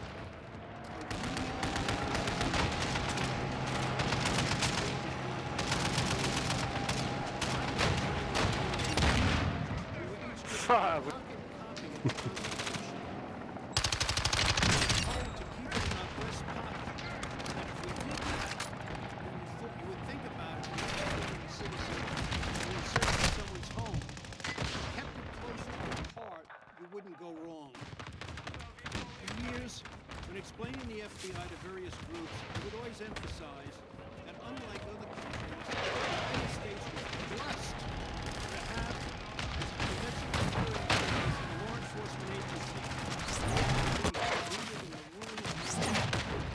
The United States now being cursed to have a domestic intelligence agency. I need help on the queue.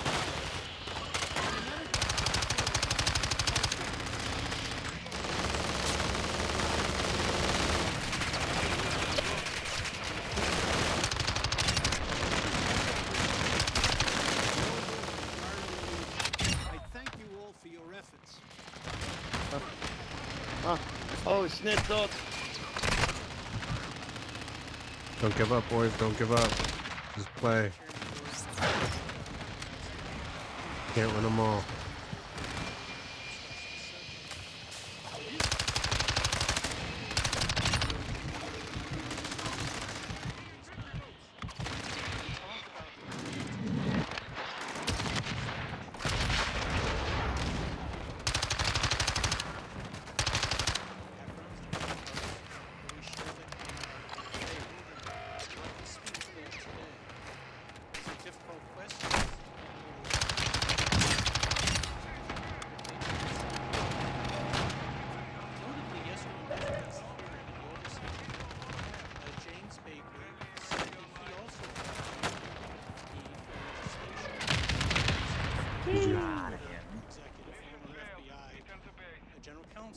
there might be need for legislation to limit the Dale, role of güey, the a FBI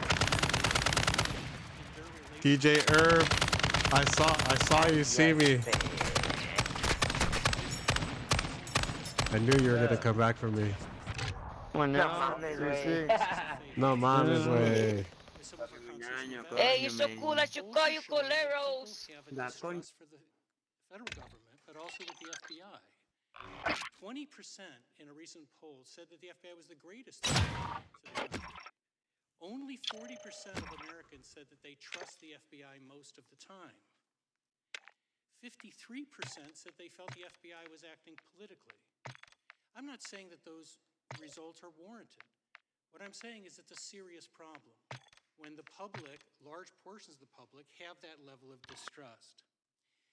My testimony that I've submitted to the record goes through the constitutional and case law that applies to this issue of when the government goes too far. And I say that these are really very heavily contested questions. There are cases on both sides. And in some of my discussions, I say that actually I think the social media companies have a better argument. And in some parts, I think that there are legitimate issues here that might trigger the First Amendment. There are two different aspects to that analysis. One is that we do have direct action shown in the Twitter files by government employees. So we don't have to get into what I spend most of my time on, which is agency theory under the First Amendment. We know that there were dozens of federal employees who tagged or targeted particular posts and posters for possible elimination and suspension. Now, we can question whether that was a directive or a partnership or a coordination, but there was direct government conduct. So the question for this committee, first and foremost, is do you want your government in that business? And we can have, I hope, a civil and respectful conversation about that. What's interesting about the Twitter files is that they establish what could be viewed as an agency. Now, as I go through a lot of the cases in the past, courts have really struggled with this. At what point does a private party become an agent of the government? Cases like Page and others say that you can have that. Even if, by the way, the private agent turns down some requests, you can have that. And I go through the various tests that apply. I also go through three things that are established. One, this may be the largest censorship system in the history of our country. Twitter alone reaches 450 million people. We're 15th in social media. Companies like Facebook dwarf in terms of their size. It is a censorship system. Censorship in the government and private field. It certainly can be in the government and private type of coordination. Second, this is beyond what agencies usually do. This was not the FBI responding to criticism. It was generally policing this thing called disinformation. And eventually they tagged things like jokes. They tagged just a ridiculous scope of information that they believed could be removed.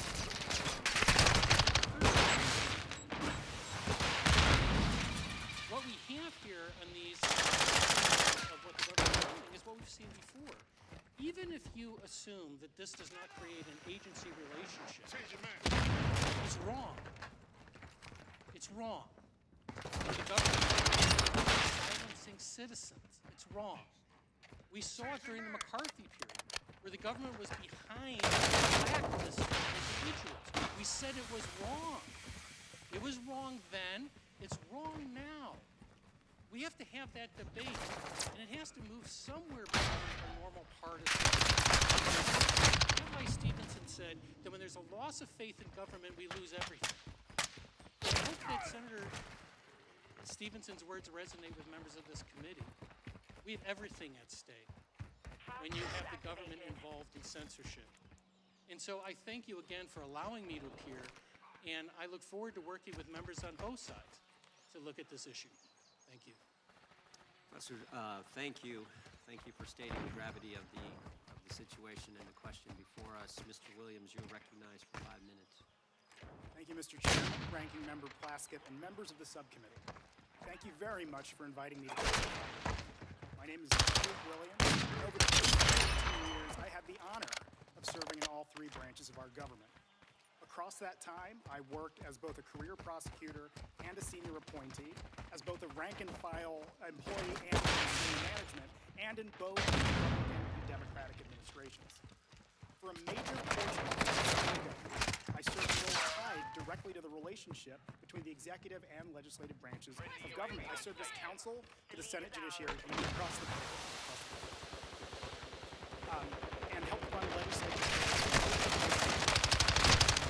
customs and immigration enforcement for ICE. And I know that I'm here today speaking in my personal capacity and not on behalf of anyone. Now, having sat alongside some of the very people who are still here today, as well as in the role of the executive branch employee or official responding to your requests, I can say that each institution's interests are critically important to creating a healthy democracy.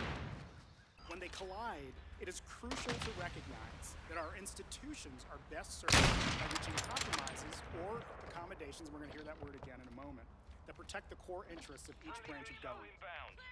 Congressional oversight, the reviewing or monitoring or supervision of federal agencies and activities, is essential to good government.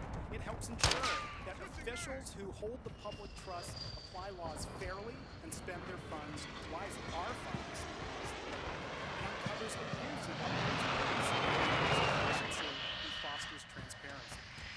Now, it's a two-way street where Congress ends up better informed when making its legislative decisions, and the executive branch carry out its enforcement of laws. Now, there is a natural and perfectly reasonable push and pull of constitutional and legal interests when two branches of governments interact. But too much pushing or pulling from either side poorly serves the Now, each branch of government, and I mean the legislative and executive, have a tremendous amount to lose and a lot to gain in the process. It's in the interest of people at both ends of Pennsylvania Avenue and across the country that our institutions and our democracy function properly. Now, Congress and the Justice Department recognize this principle. The Justice Department has attempted throughout the years to satisfy legitimate legislative needs, protecting the executive branch's confidentiality interests. An obvious example arises from an open criminal case or civil case might be disclosed to the public or the Congress. There is significant public interest in the Justice Department's efforts to protect those materials. Likewise, Congress has a very long history of engaging in responsible oversight, and bipartisan oversight at that matter, of the executive branch. This means reaching accommodations that have regularly included narrowing requests for information, limiting access to information that's provided by the executive branch, or even at times delaying a congressional investigation until the work of the Justice Department in the form of prosecutions or declarations are completed. For example, wanted to obtain documents from Special Counsel Patrick Fitzgerald.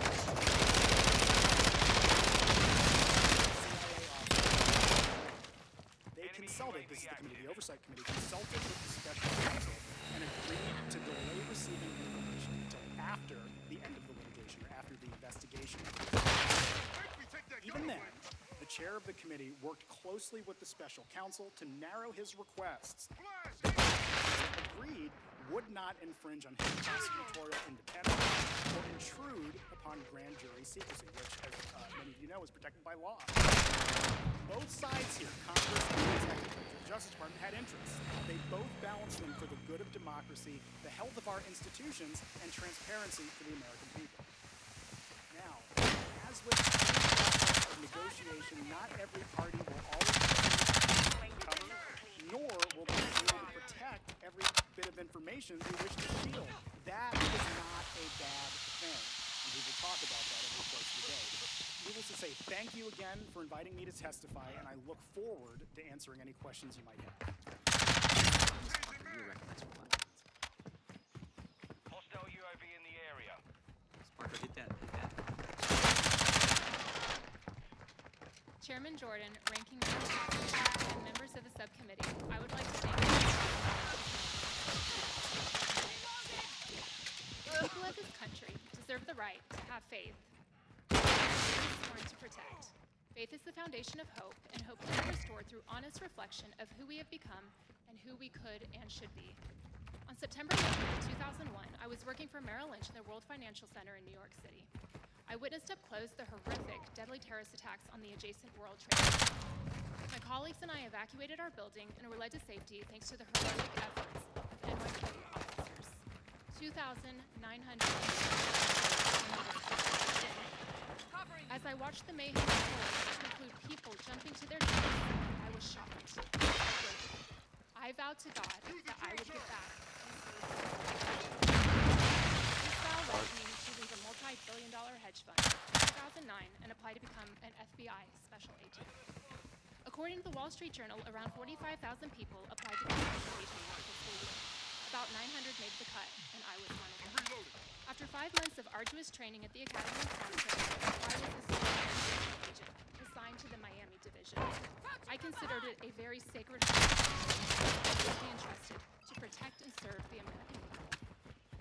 My entire career was spent in the field, where I believed I could make the strongest impact in rescuing victims and putting criminals. It was my privilege to work alongside the finest and brightest in the FBI, local law enforcement, and partners, participating in the investigations of myriad criminal cases. The school shooting in Parkland, Florida, the 2017 Fort Lauderdale airport shooting, the Cesar Sayoc pipe bomb case, multi-million-dollar Ponzi schemes, crimes on the high seas, bank robberies, murders for hire, sexual assaults, extortions, and more. Yes, it was physically taxing and emotionally jarring. But I believed I was making an impactful difference. And every day, I woke up and I embraced being an FBI special agent. Over the course of my 12 years, the FBI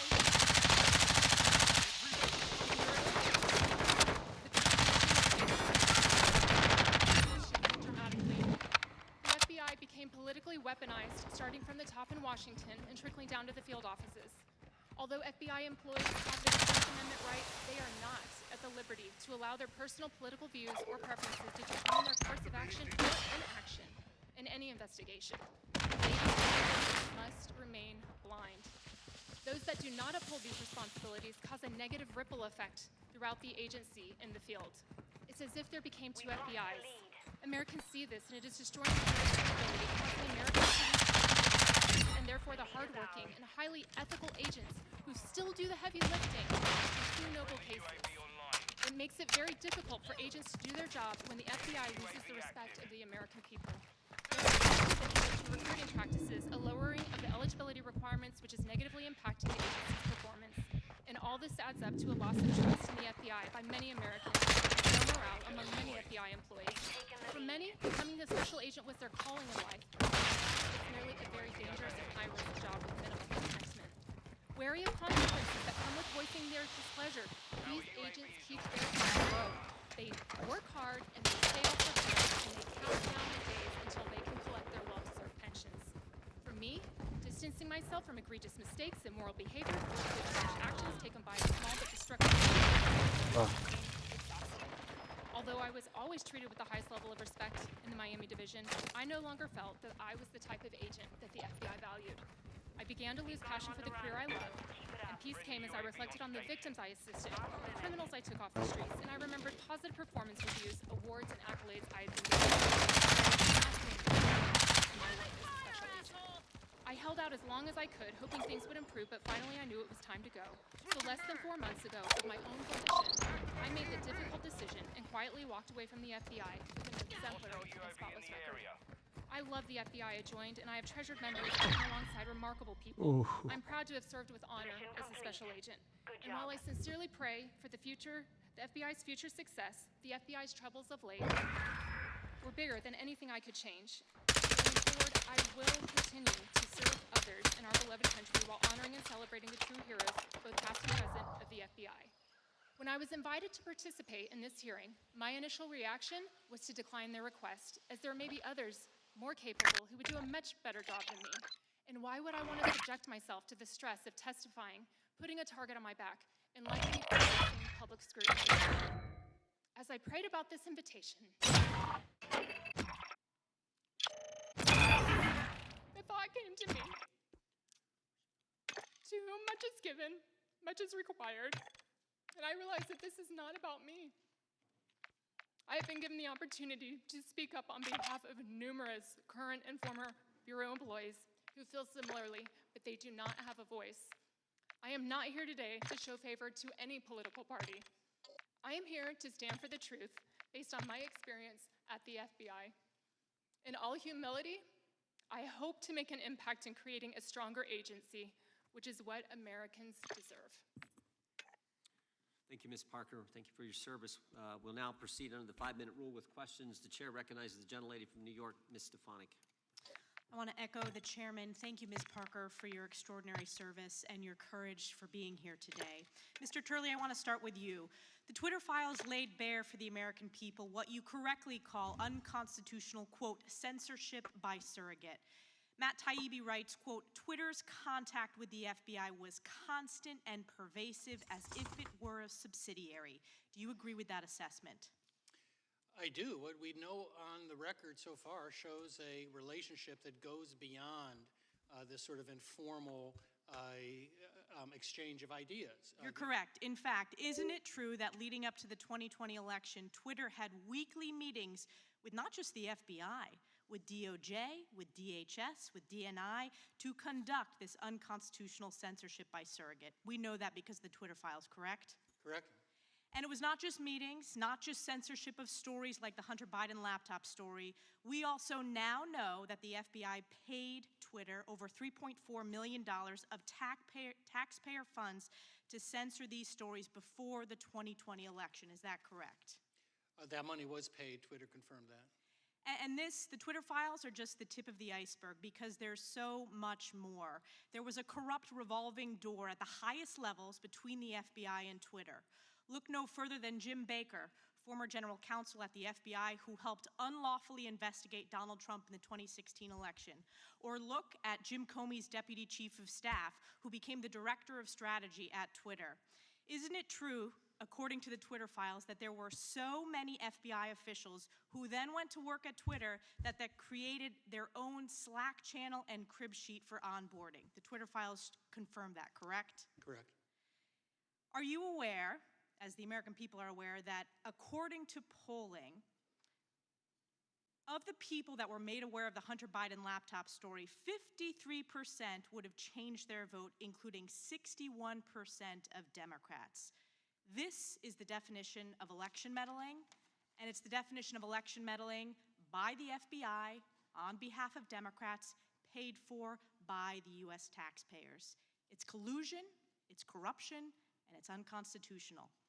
Ms. Parker, I want to go to you next about your experience at the FBI, because this is not just about the Twitter files, which folks are focused on because of the news it made. It's about a systemic rot in the culture and the politicization of the leadership of the FBI, and it needs to be rooted out. Let's take a step back. Let's look at the targeting illegally of parents who wanted to stand up for their kids at school board meetings.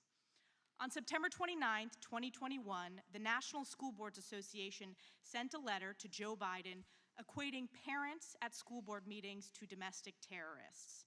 And on October 4th, Attorney General Merrick Garland issued a memorandum to the FBI and U.S. attorneys that the department would use federal enforcement tools to target and prosecute these parents. Do you consider parents as domestic terrorists?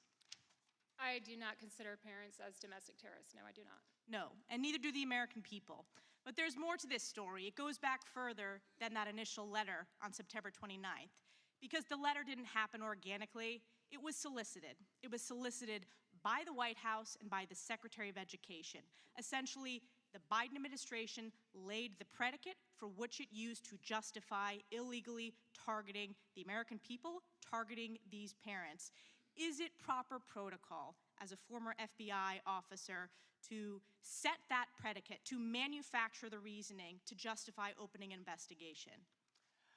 I believe that no one should be targeted for free speech and that violence should never be tolerated under any circumstance, but it should definitely no one should be targeted because they want to speak up at a school board meeting. This was a setup, and it was the setup, and it's the real definition of weaponization of the government against the American people. And it's not just this example of targeting parents at School Boards Association. It goes back to the opening of Crossfire Hurricane. It goes back to the faulty FISA application. It goes back to what we heard on that first panel from Senators Grassley and Johnson. It goes back to the suppression illegally of the Hunter Biden laptop story paid for by the US taxpayers. This corruption needs to be rooted out, and it's not just about protecting the US Constitution. It is most importantly about protecting the American people from the weaponization of the federal government against them. Yield back. Lady yields back. The chair now recognizes the ranking member for 5 minutes. Thank you, Mr. Chairman. Very interesting. As a parent of 5 children, I think having my rights as a parent is a very sacred trust, a very sacred trust. But Mr. Williams, would you say that having worked as a prosecutor, threats of violence against individuals is something that supersedes an individual simply being a parent? Of course, Madam Ranking Member, threats of violence are actionable under the law. When they come, prosecutors can or the FBI or any other investigative agency can investigate them and prosecute as appropriate. Sure. This one-page DOJ memo that we've made much ado about says in its first instance that the First Amendment protected activity should never be subject to prosecution, and issues a concern to illegal violence and threats of violence that are made to school board officials, most of whom are, surprise, surprise, parents, volunteers who do the unenviable job of trying to direct their children and their communities' activities with regard to education, a job most of us, thankfully, have not had to do. And I'm also troubled, I'm deeply troubled by all of the events, as well as the increase in violence and threats of violence against civil servants and federal law enforcement as we attempt to weaponize these individuals doing their job. In fact, we've seen the consequences of this rhetoric over and over again. I'm also deeply troubled by the idea of Congress, as I said in my opening statement, using oversight as a weapon to air a list of political grievances. We seem to hear much of that from the first panel, especially. I've been a member of the House Oversight Committee, where I saw firsthand how good oversight can help Congress make better public policy. Mr. Williams, you've worked in both Congress and the executive branch. Do you agree with me that oversight of the federal government is an important legislative process? Absolutely. As Representative Raskin said at the first panel, the Constitution doesn't explicitly lay out an oversight mandate, but the legislative mandate of Congress provides Congress with its ability to engage in oversight. Oversight is good when it helps the government work better. Thank you. Do you agree that congressional oversight is at its best when it's focused on addressing the real problems that Americans face on every day? The real problems Americans face every day and making government work better, absolutely, Congresswoman. I believe in congressional oversight, and committee Democrats would be willing to work together to conduct oversight of matters such as the disproportionate audits by the IRS of African American families. Recent reports about former Attorney General Bill Barr and Special Counsel John Durham. Mr. Williams, do you agree that congressional oversight works best when it's bipartisan in nature? Absolutely. And have you seen examples of that in bipartisan investigations? Oh, absolutely. I know that it's so infrequent now, but have you ever seen any? Absolutely. A great example is in 2016 when the House Committee on Oversight, led by Republican Chairman Jason Chaffetz and Ranking Member Elijah Cummings, worked together on an investigation, a bipartisan investigation of the United States Secret Service and mismanagement and misbehavior there. It led to bipartisan legislation that made, as I said, the government work better and Secret Service a more functional organization. What about cooperation between the branches of government? Is it necessary for Congress to be willing to work with the executive branch in investigations? Yes, and vice versa. Absolutely. The executive branch should be willing to work with Congress as well. And would that first instance be trying to come to agreement as to when and how documents and information could be given? Absolutely. The public sees hearings but does not see that when the process works properly, there's a back and forth and a give and take between the two parties at both ends of Pennsylvania Avenue, as I said before. Would you Yes, say both 2 sides. weeks into the Congress issuing subpoenas might be a bit premature for the investigation and cooperation between those branches of government? Certainly, Congressman, Congress has the authority to issue subpoenas quickly if they wish, but I guess you get more flies with honey than with vinegar, to be cute. And working with the other side collaboratively is always going to be a better approach. Vinegar seems to work better on social media, though, than the honey. I yield back. I think the gentlelady, I would just point out, we tried the honey. 100 letters we sent in the last Congress. We tried the honey. The last honey, Congress, you're now the chair. The honey didn't work. You're now in That's the why we sent majority. You subpoenas. should have tried that first as the chair of this committee, not as the ranking member. We tried. We You didn't tried do with that 100 as and some chairman. letters. You didn't. The chair now recognizes the gentlelady from the state of Wyoming, Ms. Hageman. Thank you, Chairman Jordan. It is a privilege to serve on this select subcommittee, and I look forward to the work we have ahead of us. After over 30 years as a water, natural resource, and constitutional attorney, I have seen firsthand and fought against the weaponization of the federal government against my fellow Wyoming citizens and the country at large. Through the testimony of our witnesses today and the points made by my colleagues, it is clear that the culture and mission of the FBI and DOJ has changed in a manner which runs counter to the rights and liberties of the American people. The purpose of government is to secure our natural rights. Yet the testimony we have heard and the information received from the whistleblowers and other investigative findings has shown that the FBI's mission has moved from securing those rights to using them as a predicate for investigating and surveilling the American people and weaponizing their government structure against them. Mr. Baker, in a Wall Street Journal piece you wrote titled, "The FBI Needs a Ray of Courage," you stated that in response to Attorney General Garland's memoranda directing the targeting of American parents, Director Wray should respond by highlighting that the FBI won't undertake any investigation based on speech alone. It is troubling that that statement would even need to be made. But Mr. Baker, do you think your advice was heeded by Director Wray? In fact, I remember that episode quite clearly. I wrote that article in October, just days after the announcement became public, and I was in touch with high executives at the FBI a day or two after that. They assured me that the FBI would maintain the standard of only investigating those situations where there was violence and not investigating free speech. I have to accept the ranking members of the FBI who told me that. However, my article in the Wall Street Journal still stands. We needed, the FBI needed, the American people needed to hear Director Wray say that publicly, as other FBI directors have spoke up to previous attorney generals and previous presidents, and he never did publicly. And the American people needed to hear, we wouldn't be having this discussion today if he clearly stated that we will not investigate speech, we'll only investigate violence. We're still waiting for that statement. Mr. Turley, from what Mr. Baker just said, we have seen two issues stemming from this abuse and change of priorities within the FBI and DOJ.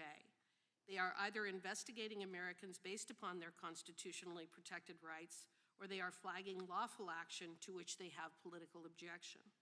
In some of your recent writings, you have identified two very important points from the revelation of the FBI Twitter relationship.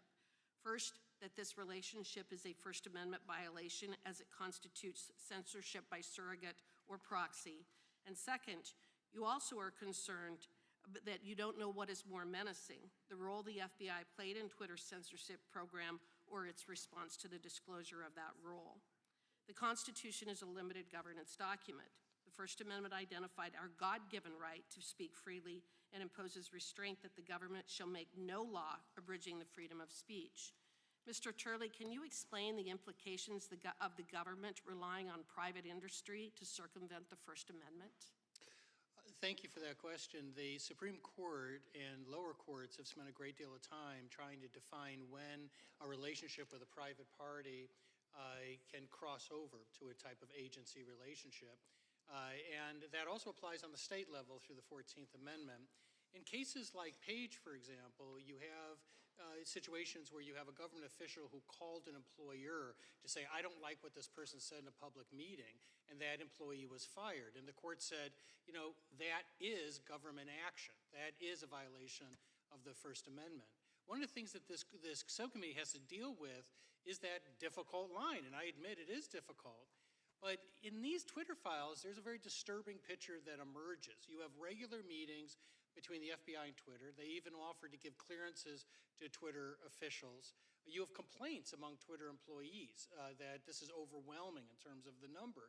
And what you really see is how insatiable censorship becomes, that eventually they were doing what appeared to be word searches and just sending all of these postings in for possible action by Twitter. And that included things like jokes and other things that anyone looking at it would realize that this is not a nefarious Russian operation. So when we talk about surrogate censorship, we're talking about one of the most serious threats against free speech. You know, people always say, well, you know, the First Amendment only applies to the government. The First Amendment is not synonymous with free speech. It deals with one problem of free speech. What we're talking about with surrogate censorship is a much greater problem for those of us who value free speech as a defining right of this country. I appreciate that. And one more point to make, they also paid Sorry, Twitter millions of gentlelady's dollars. time has expired. I will yield back. Thank the gentlelady from Wyoming, and now I recognize my friend on the other side of the aisle, Mr. Lynch, who worked successfully and diligently with our late friend Walter Jones to secure the release of 28 pages of the 9/11 document. And now I recognize Mr. Lynch for 5 minutes. Thank you, Mr. Chairman. Mr. Williams, on August 12th, 2022, the FBI and DHS released a joint intelligence bulletin warning of an increase in domestic terrorist threats against federal law enforcement officials following the search of Donald Trump's offices at Mar-a-Lago, including, quote, a threat to place a so-called dirty bomb in front of FBI headquarters and issuing general calls for civil war and armed rebellion. On August 9th, at Judiciary, GOP tweeted, the IRS is coming for you. The Department of Justice is coming for you. The FBI is coming for you. No one is safe from the political punishment in Joe Biden's America, close quote. And on that same day, my colleague, Representative Gosar, my Republican colleague, called the FBI, quote, the enemy of the people, and tweeted, we must destroy the FBI, close quote. Do you share my concerns as a former FBI employee about this type of rhetoric inflaming those who might already be inclined to do harm to our federal officers? Mr. Lynch, above all else, I should take a moment to praise the work of the FBI and the many law enforcement agencies and individuals that I worked with throughout my time, 15 years in government, much of it in law enforcement. They do work on behalf of the American people and frankly don't sign up for threats or abuse. So to answer your question, no, absolutely the threats hurt and are toxic and corrosive to our democracy. Is it ever appropriate for American leaders to encourage violence against another branch of government? The encouragement of violence is never appropriate either as a moral matter or under the law, sir. Now, thank you. The FBI has to respond to facts on the ground. And as recently reported by the Bipartisan Center for Strategic and International Studies, 28 of the 30 domestic terrorism fatalities that occurred in 2021 were the result of far-right terrorist attacks perpetrated by individuals who were, and I'm quoting, motivated by ideas of racial or ethnic supremacy, opposition to government authority, including perceived overreach related to protocols following the COVID-19 policies, misogyny, hatred based on sexuality or gender identity, and belief in QAnon conspiracy theory, or opposition to certain policies such as abortion. Mr. Williams, could a congressional investigation designed to spread misinformation suggesting that the government is a threat actually compromise the safety of American citizens? The important words there were designed to, and so of course a congressional investigation that were designed to do that would be improper, sir.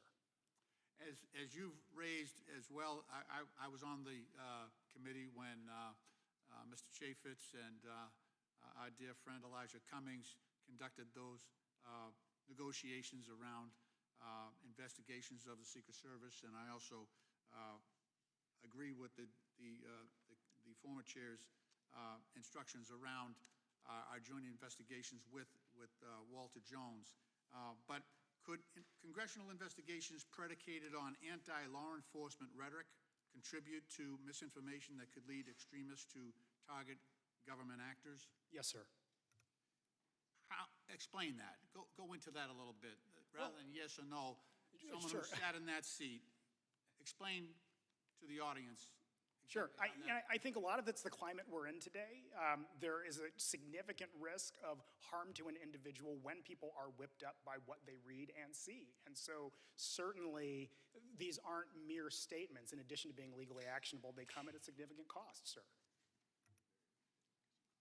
At the same time, a unilateral, this committee is based on the premise that that the American people are under attack by the federal government, by Department of Justice, by the FBI, by the Department of Homeland Security.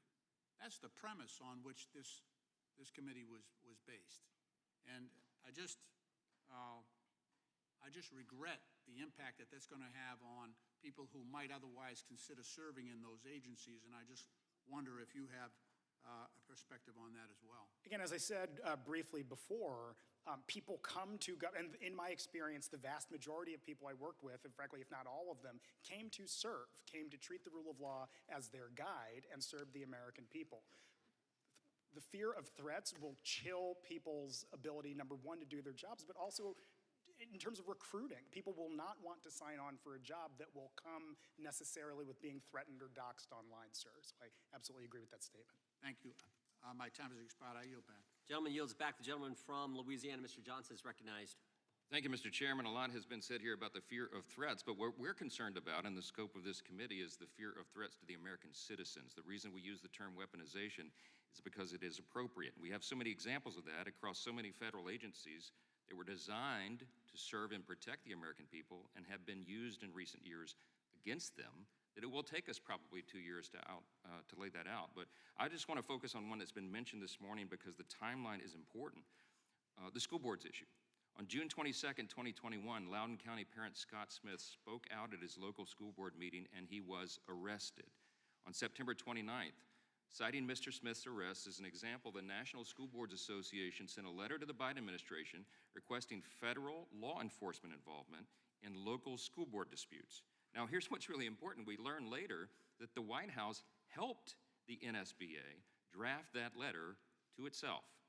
On October 4th, Attorney General Merrick Garland issued the now infamous memo directing federal law enforcement to mobilize against the parents of school children who protest at their local school board meetings. He turned the FBI, the U.S. Attorney's offices, the full weight of the Federal Department of Justice against the very citizens they were sworn to defend and protect.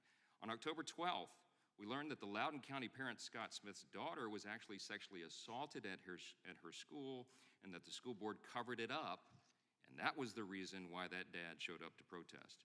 9 days later, October 21st, happened to be the day previously scheduled for Attorney General Merrick Garland himself to appear before our House Judiciary Committee. In that hearing, as my colleagues will remember, he was forced to acknowledge before our committee that the NSBA letter was the basis of his memo targeting concerned parents. But he refused to acknowledge the obvious chilling effect that memo, involving the full weight of the federal law enforcement apparatus, would have on parents' protected First Amendment speech. He also, by the way, refused to commit to a mandatory, under federal law, mandatory ethics review of his own family's financial ties to advancing critical race theory in schools and its relation to his school board memo and the obvious appearance of the conflict of interest therein. I encourage all interested citizens to watch the video of that hearing. It was pretty contentious. The very next day, on October 22nd, after much public outcry, the NSBA retracted and publicly apologized for its letter labeling concerned parents like Scott Smith as, quote, domestic terrorists. In the following weeks, over 20 different state school board associations severed their ties with the National School Boards Association. Our Democrat colleagues have tried to downplay the importance of this select committee and even criticized its name as hyperbolic. But as this example and so many others clearly show, key agencies have indeed been weaponized. We're informed even still today that that memo has not been retracted by the Attorney General. Here's the question, Mr. Baker. You were an FBI agent for 33 years and were involved in a lot of the important and noble work there, but you've also said clearly and been vocal about some of the egregious overreaches you've seen from the FBI and the DOJ. In recent years, you've described what has devolved into a culture of, quote, deceit and deception involving, quote, alarming FBI behavior, and you've written that those abuses threaten the liberties of those on the left as well as the right. Professor Turley just cited statistics here today that there are large numbers of Americans who now distrust the FBI. Our task here is to determine exactly how that's happened and how to correct that framework. Mr. Baker, here's the question. In your testimony, you noted that FBI Director Mueller, a couple of decades ago, worked to centralize the FBI, meaning that he centralized all information and decision-making, making that at the FBI headquarters, as opposed to his predecessor's decentralized model, which empowered the field offices instead. Do you believe the elimination of all those layers of supervision, review, and independent judgment is a key reason for all this corruption we see today, and that it's something that must be reformed and reversed? Hit that button for me, if you will. Yes, in fact, I do, Congressman. I don't use the term corruption. The term I think is more appropriate that your colleague, Congresswoman Stefanik, used, the rotten culture, the culture rot. And specifically as regards to centralization, there's no question about it. Traditionally in the FBI, field agent had an investigation. He had a field supervisor above him. Above him was the agent in charge of that office. Only then did the information and the decision-making go to FBI headquarters. What happened under Mueller's centralized thing, all of that was eliminated. They ran these key investigations, the Hillary Clinton email investigation, and then the Trump collusion investigation, out of headquarters, eliminated all these layers of independent judgment, supervision, gone. So you had someone like, somebody mentioned his name already here, Strzok not only writes the communication opening the case, he goes the next day to London and conducts the first interview in the case. You have McCabe, a deputy director, number 2 in the whole Bureau, directs the investigation and sends 2 agents to the White House to interview General Flynn. No levels of review. It was bound to end badly. Thank you. I'm out of time. Yield back. I thank the gentleman. Yeah, they had a name for it. It's called a headquarters special. And the point is, it wasn't special so much, it became the norm. With that, the chair now recognizes... Mr. Chairman, could I have a point of order? There have been a lot of mention of information and testimony that you all have received from whistleblowers. When are you planning on providing that to the minority? You could have been for the very first deposition, or excuse me, transcribed interview of the whistleblower. I was there when he testified on Tuesday. Okay, that's fine. I assume you'll turn those over. But what about, you talk about dozens of whistleblowers. When are we going to get that information? When they testify, when we work with, I'll work with the ranking member on that information. You don't have any transcriptions of their interviews? We have the first one, and we have the dozens who've come and talked to our office. They talk to your office privately? They talk to Republican staff, right. And they're not transcribed, no notes, no nothing? The first one happened Tuesday. No, I'm not talking about the first one. The first one happened Tuesday, dozens. the next one happens tomorrow, the third one happens next Wednesday, and we'll continue to do that. You just said dozens. Do you have notes from those, or they're just talking to you, your staff? Mr. Chairman, isn't that how whistleblowers typically work? Well, it's how they're supposed to work. It's not how they worked in the impeachment that Mr. Goldman was a part of when Mr. Schiff said he didn't have contact with that whistleblower, but in fact Actually, he did. it worked exactly appropriately until Mr. Trump would not allow... We're doing it the way we're supposed to do it, Mr. Goldman. No, you're supposed to turn it over to the minority. When they come and testify, you'll have... Mr. Chairman, this committee is in the process of... Senator Hawley, you're recognized for your questions. Thank you very much, Mr. Chairman. Thanks to the witness.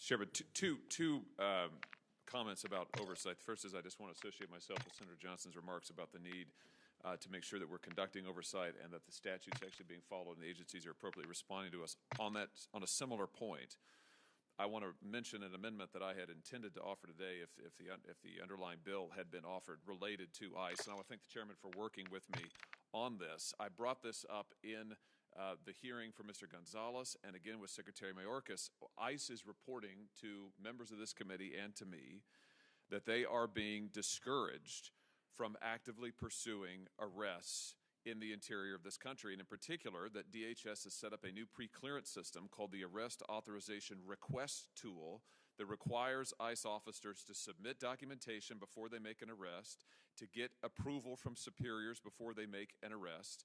And ICE officers have told me, and I know other members of this committee, that this is seriously hampering their efforts. I think it is absolutely vital. And by the way, Mr. Chairman, we can see that in the number of arrests, down to 2,500 per month in the early months of this administration compared to 10,000 in previous months. The ICE union is strongly asking for transparency to find out how many times an ICE officer has asked to make an arrest, and that request has been denied under this new guidance issued by the administration and under the new system, the pre-clearance system that is set up. Now, Secretary Mayorkas, when I asked him about this, acted as if he didn't know anything about it.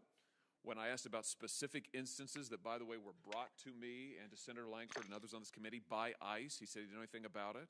I think this committee needs to find out how many times ICE officers have asked to make arrests and they have been denied by their leadership pursuant to these guidelines in this new system. Now, I've discussed this with the chairman. I want to thank you, Mr. Chairman, for working with me on this. I know that we're trying to get answers here.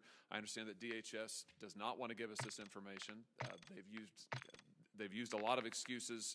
Unfortunately, DHS has a history of using excuses to this committee, and it spans administrations. We've seen it from the previous administration, too. But I just want to highlight this issue. I promised the leadership of ICE that I would raise this. I'm deadly serious about it. It is vital to them that we get answers about this. Their leadership is asking for it. Their membership is asking for it. I think it's a critical part of the work of this oversight committee. So thank you, Mr. Chairman, for working with me on this. I hope we can find some way to get this information so that we can conduct oversight and figure out what the heck is going on at ICE. So thank you. Thank you, Mr. Chairman. Senator Sinema. Thank you, Mr. Chairman. I want to talk about this issue for a moment briefly because while I don't disagree with Senator Hawley's concern about the issue, I do want to be clear that this was a hostile amendment to a very bipartisan bill, the Shadow Wolves bill, and it's an amendment that is unrelated to the substance of my legislation. So while I also want to work with the chairman and Senator Hawley to find resolution and get these answers, I do want to note that I am disappointed that there was an attempt to add a hostile amendment to my bill without speaking with me or asking me about it. I'm known as someone who wants to work very closely with others to find bipartisan agreements. And I am unfortunately very disappointed that my bill is not moving forward today because of this attempt to attach an unrelated issue. I will continue to work together to get these answers, but I am disappointed about this. Mr. Chairman, I'm surprised to hear that, Senator Sinema, because my staff and your staff have discussed this frequently. And I'm happy to take a vote on the amendment. My understanding is you didn't want to vote on this amendment, so therefore you withdrew your bill. I'm happy to have a vote on this amendment today. But I made a commitment to the men and women of ICE that I would stand up for them, and I'm going to keep that commitment. And I'm happy to work with you, and we have been working with you. So I don't know if you were looped into those conversations or perhaps not. All I can say is my staff has attempted to work with you and the chairman, and I'm happy to continue doing so. But I think this is an important part of our oversight commitment, and I made a commitment to the men and women of ICE, and I'm going to keep it. Mr. Chairman, if I might. Senator Sinema. I share that commitment to the men and women of ICE, and as you know, many of the men and women of ICE live and work in my state. So this is a relationship that we have that is close and that is based on trust. I want to find a solution. I am disappointed that we're moving forward today without resolution on this issue, which prevents my bill, which is a bipartisan bill, from moving forward. So while I remain committed to solving this problem, I do want to reiterate that this was an amendment that didn't need to be attached to my bill. It can be a separate piece of legislation.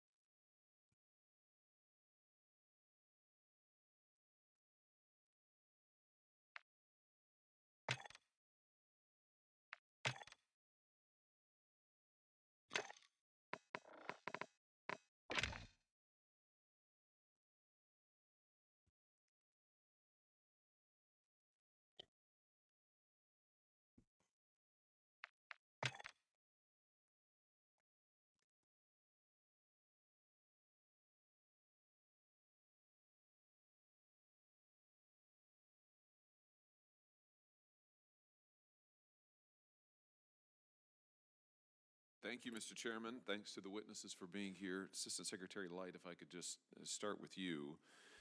In the years leading up to Russia's invasion of Ukraine, almost a year old now, many European governments prioritized what they called the climate objectives. I'm not sure that the policies actually improve their environment, but that was their surmise. Climate objectives over energy abundance.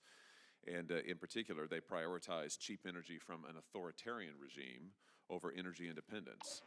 Do you think that that playbook executed by governments in Europe is something we ought to be doing in the United States? I think that the clear lesson is that no country should be beholden to one supplier for its energy sources or a very large proportion of its energy sources, and that energy security is built on energy diversification. I think that energy diversification is at the backbone of U.S. energy policy, and so I don't see any risk that the United States will follow suit in that respect. Well, you say energy security is built on energy diversification. I would have thought energy security would be built on independence. Am I wrong about that? I think it's independence, but I also think it's not just one source of energy, because things can go wrong. No one should put all of their chips right on sort of one marker when it comes to energy security. So I think that to have as diverse a supply as possible, while still looking at other goals like climate goals, is a very good path forward for countries to take, and it's something that the United States wants to support other countries in helping to do. Well, why wouldn't we put our chips on American energy? And we've got various sources of energy in this country. Why wouldn't we put our chips there? I think we are putting our chips. No, we're not. We're producing less oil and gas in this country than we were previously. The president, when he came to office, his first day in office, he imposed a moratorium on oil and gas leases on federal land. Since then, he has leased the fewest acres of federal land for oil and natural gas since the Truman administration. Why are we shutting down American oil and natural gas production, taking away American jobs, and making ourselves more dependent on foreign sources of energy? I don't understand that. Well, the U.S. will produce a record amount of oil and natural gas in 2023, even higher than the spikes pre-COVID levels. And the president is actively encouraging U.S. oil producers to increase production and reinvest their profits back into He's talking about me shutting down the ability to release federal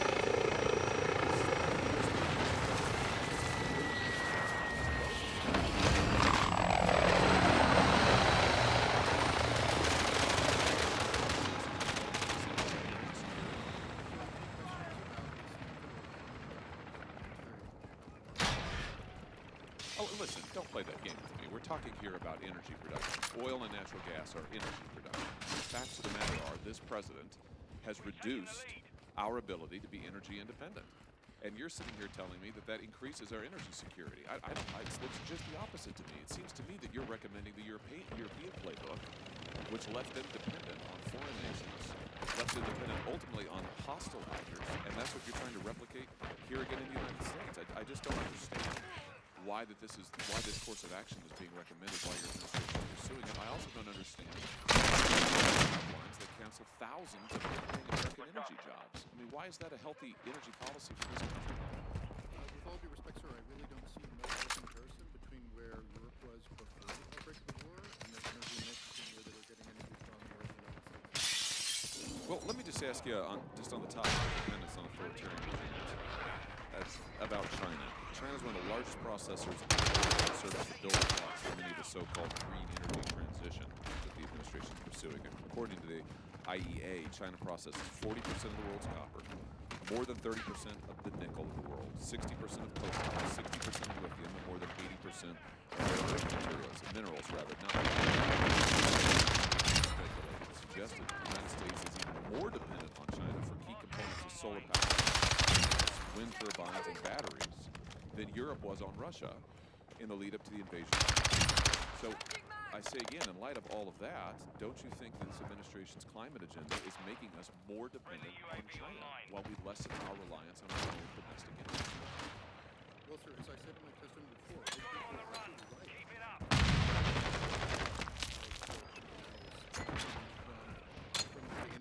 From ownership of resources, through processing, and through the creation of modules and other sort of types of clean energy components. So why would you want to make us more dependent on them? The tools that the Congress has given us to make sure that we diversify the supply chain, towards many of them, and create sound relationships with suppliers that is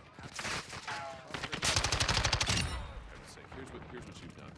You came to office. You took us us from being an energy independent nation to being an energy dependent nation. You have made us more dependent. Now this administration's gone begging to OPEC and dictators all around the world. You're making us energy dependent on China. You're canceling good-paying American jobs. It's a disaster, and all the while increasing the cost of energy across this nation. It is an absolute disaster, and I can't imagine why, in light of what's happening in Ukraine, we would want to replicate those disastrous policies. Thank you, Mr. Chairman.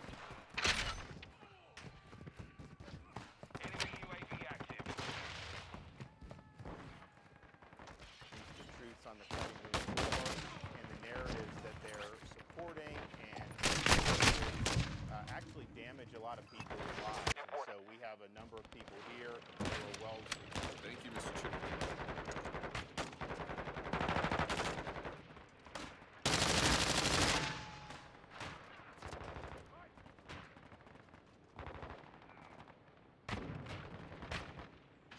Let me just sum up where I understand that what's been a fairly extraordinary hearing. Here's what I've learned so far. Number one, the President of the United States lied to the American people about the advice that you gave to him, about the military judgment that you provided. We've all testified to that effect now repeatedly. Secondly, the State Department and maybe the White House appeared to have pushed back the evacuation to such a time that it became a catastrophe, apparently against your advice. I'd like to learn more about that. And third, for some reason we still don't quite understand, the Pentagon failed to plan for the collapse of security forces or the collapse of the Afghan government. There being quite a lot of warnings, and King referred to this earlier, quite a lot of warning for really, frankly, the security forces were ill-equipped, ill-trained, and frankly not up to the job. I don't understand any of that. I'd like to explore those things with you in this round and the next, but first, before I do, Secretary Austin, I have to take issue with something you just said. I know this is an administration talking point. I've heard it out of the mouth of the press secretary and others. We are not leaving Americans behind. That was your quote just a minute ago. With all due respect, we have left past tense Americans behind. The presence we have in Afghanistan. There were hundreds of Americans, not just Americans, generally, civilians you left behind against the president's explicit commitment not to leave until all American citizens were out of safety. That is not what happened. And now we have people who are desperately, frantically trying to get out of this country, coming to me, coming to members of this committee, asking for help. They can't get that help. They're stuck behind enemy. So please don't tell me that we're not leaving Americans behind. We left them behind. Joe Biden left them behind. Frankly, it was a disgrace. Let me ask you this, though.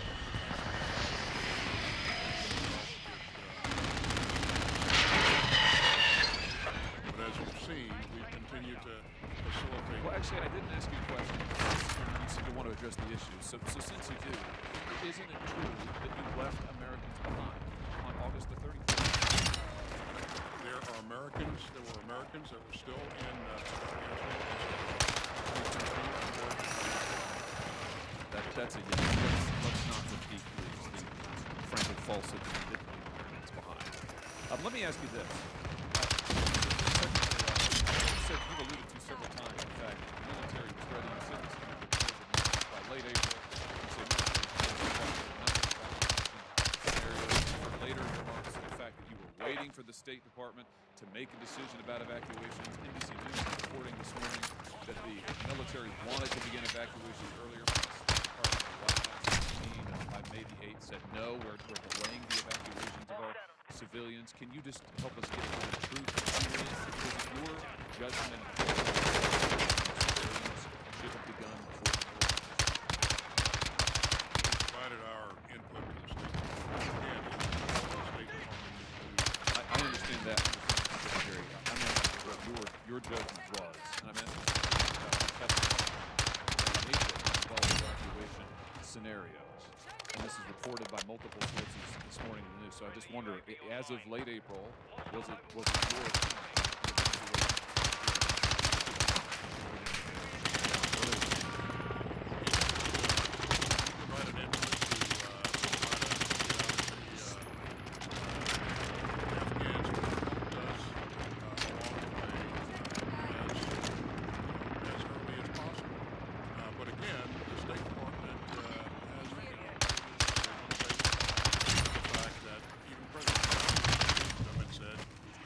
we're very exodus of civilians. General Milley, let me direct this to you. Did you ever advise in the emergency process that the rapid withdrawal timeline that the White House signed off on was effectively getting us to zero by the middle of July?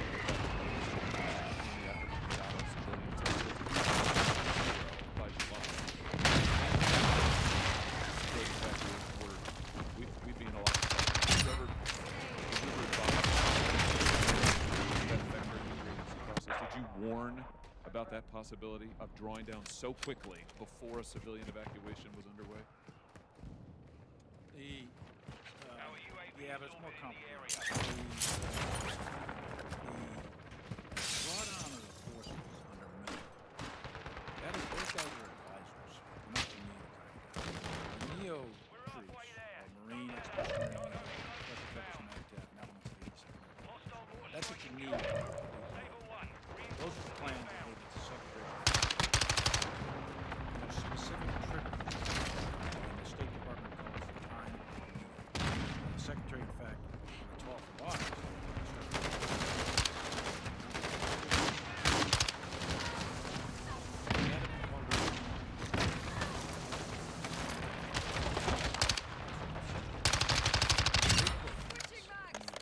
drawdown of the advisors. It's separate and distinct facts.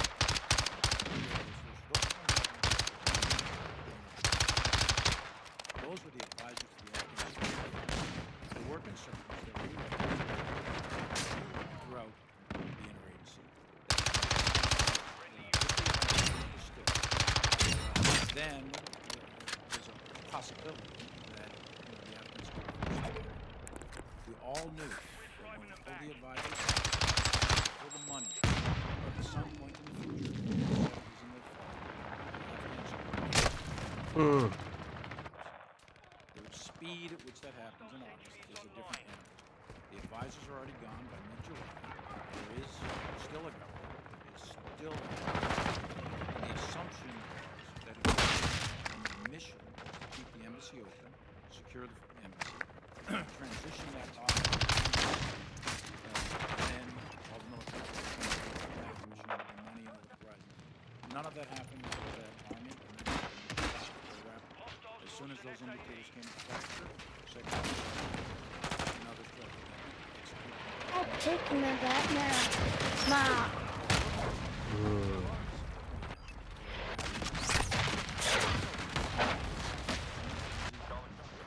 And that's what was executed. That's a lot. 6,000 troops to deploy as rapidly as they did. That's why all those aircraft, that wasn't done without planning, that was done with planning. And it was done from an operational and tactical standpoint, that was a success. Strategically, the war is lost. The enemy's in battle. So we have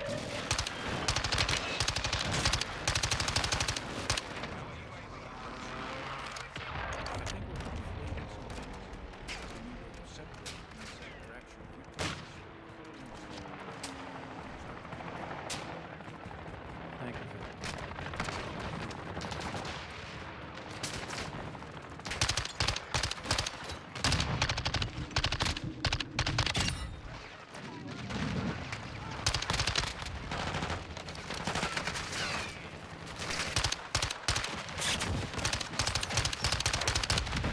General Milley, it's your testimony that you recommended 2,500 troops. Charge complete. Approximately stay in Afghanistan.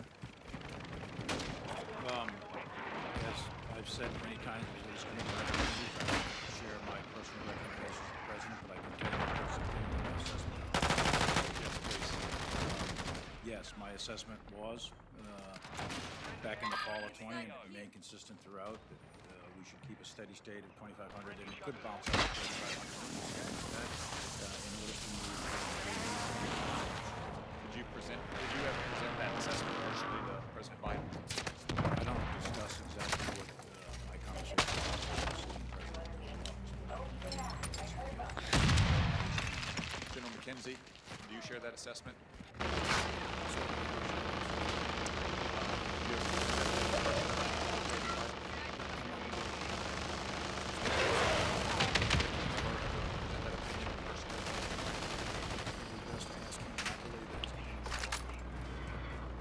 Secretary Austin, New vehicles. President Biden last month in an interview with George Stephanopoulos said that no military advised him to leave a small troop presence in Afghanistan.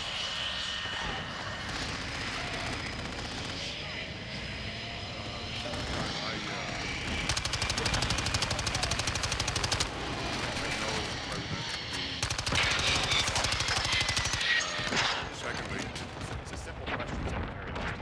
He said no senior military leader advised him to leave a small troop presence behind. Is that true or not? Did these officers, General Miller's recommendations, give the president personally?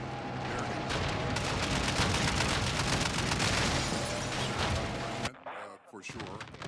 In terms of what they specifically recommended, as they just are not going to provide. I mean, it sounds to me, this is shocking to me, it sounds to me like maybe their best military personally to the President of the United States, such a highly consequential. Let me move on to another recommendation they are reported to have made. General Miller, Joe Biden said that unanimous recommendations of the Joint Chiefs that we not maintain a military presence beyond August 31st. That's when was that unanimous recommendation sought and presented to the President? 31 August.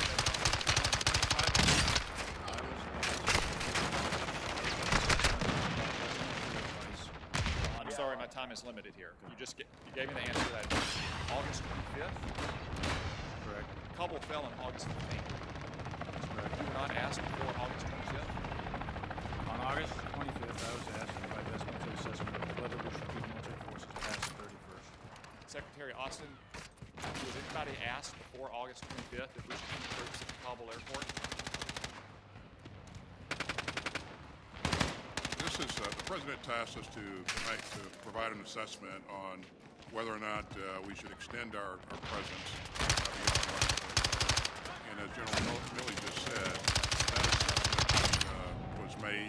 We tasked him to make that assessment on the 25th, and he came back and provided his best military advice. Kabul fell on August 15th. It was clear that we had thousands of Americans. It's clear, remember, to this committee, we had thousands of Americans in Afghanistan behind Taliban lines on August 15th. General officers, we should extend our presence. I suspect the answer might be a little different if you were asked 16 days in, not 5 days in. Again, my time is limited. I want to move on to another matter. President Biden's botched evacuation screwed things up coming and going as it relates to Afghan evacuees. We left behind thousands of Afghan service South vetted and approved to come in. We brought out thousands who really have no particular know nothing and cannot be effectively vetted. You now have female soldiers evacuees committing sex crimes. What are we to make of this? What steps are we taking to ensure that thousands of Afghans about whom we know nothing are not going to be a menace to our troops at our military bases and to the communities into which they're about to be released? Well, Senator, I'm certainly aware of the allegations, and I take the allegations very seriously. And I can assure you that our commanders at our bases have what they need to be able to protect our troops and our families that work and live at those bases. And I'm in contact with General Van Herk, the NORTHCOM commander, who has overall responsibility for the operation on a routine basis. And this is an area that he remains sighted on. All right, I've just got one final question. General Milley, I can only conclude that your advice about staying in Afghanistan was rejected. I'm shocked to learn that your advice wasn't sought until August 25th on staying past the August 31 deadline. I understand that you're the principal military advisor, that you advise, you don't decide, the president decides. But if all this is true, General Milley, why haven't you resigned? Senator, as a senior military officer, resigning is a really serious thing, and it's a political act if I'm resigning in protest. My job is to provide advice. My statutory responsibility is to provide legal advice or best military advice to the president And that's my legal requirement. That's what the law is. The president doesn't have to agree with that advice. He doesn't have to make those decisions just because we're generals. And it would be an incredible act of political defiance for a commissioned officer to just resign because my advice is not taken. This country doesn't want generals figuring out what orders we are going to accept and do or not. That's not our job. The principle of civilian control of the military is absolute. It's critical to this republic. In addition to that, just from a personal standpoint, my dad didn't get a choice to resign at Iwo Jima. And those kids there at Abbey Gate, they don't get a choice to resign. I'm not going to turn my back on them. I'm not going to resign. They can't resign.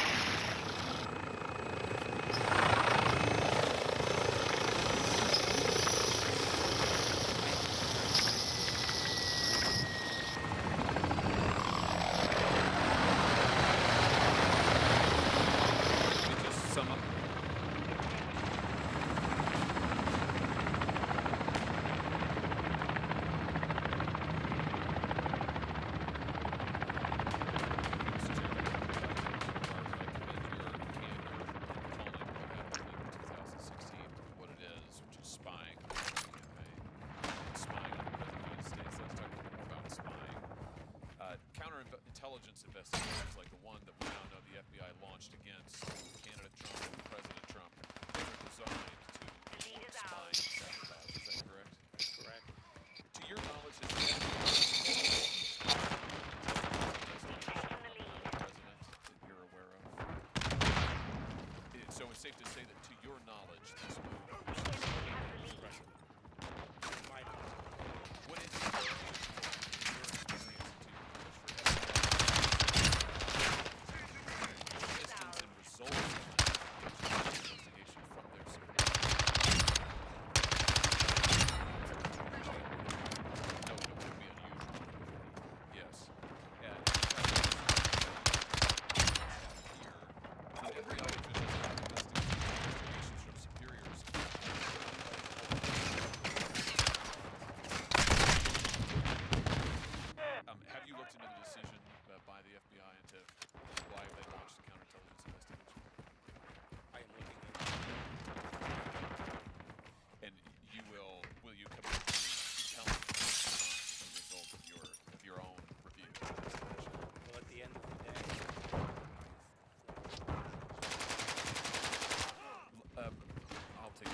Let me ask you about 25th for just a moment.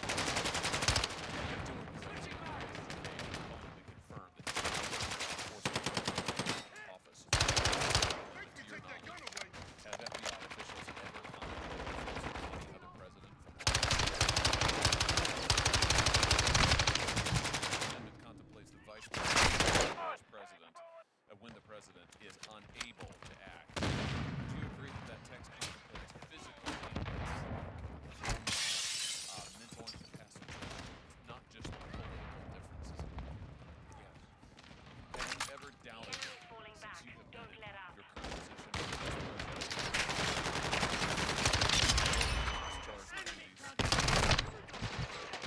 would you agree that discussions within the FBI of forcing the president out of office for political reasons at best reason to question our UAV is orbiting.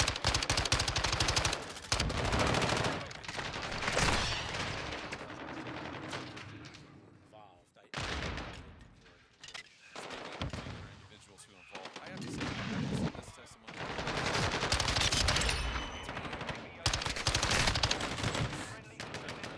August 26th, 2016, this is a text message from Peter Strzok, a top counterintelligence investigator who we now know helped launch this counter-spy investigation of the President of the United States. Peter Strzok says, just went to a Southern Virginia Walmart. I could smell. Smell is capitalized. Just went to a Southern Virginia Walmart. I could smell the Trump support. Why do you want to know what's really going on here? You want to know what we're going to say today? Right there. Because an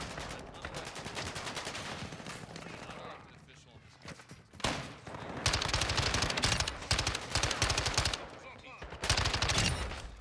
like I could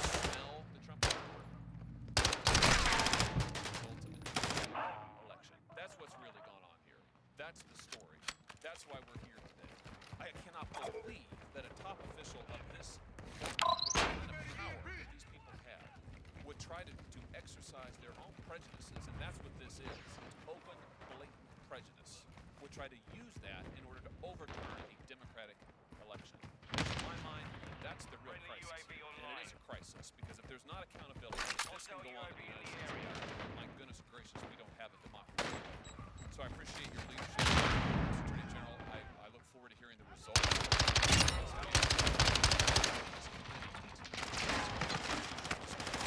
Find out what's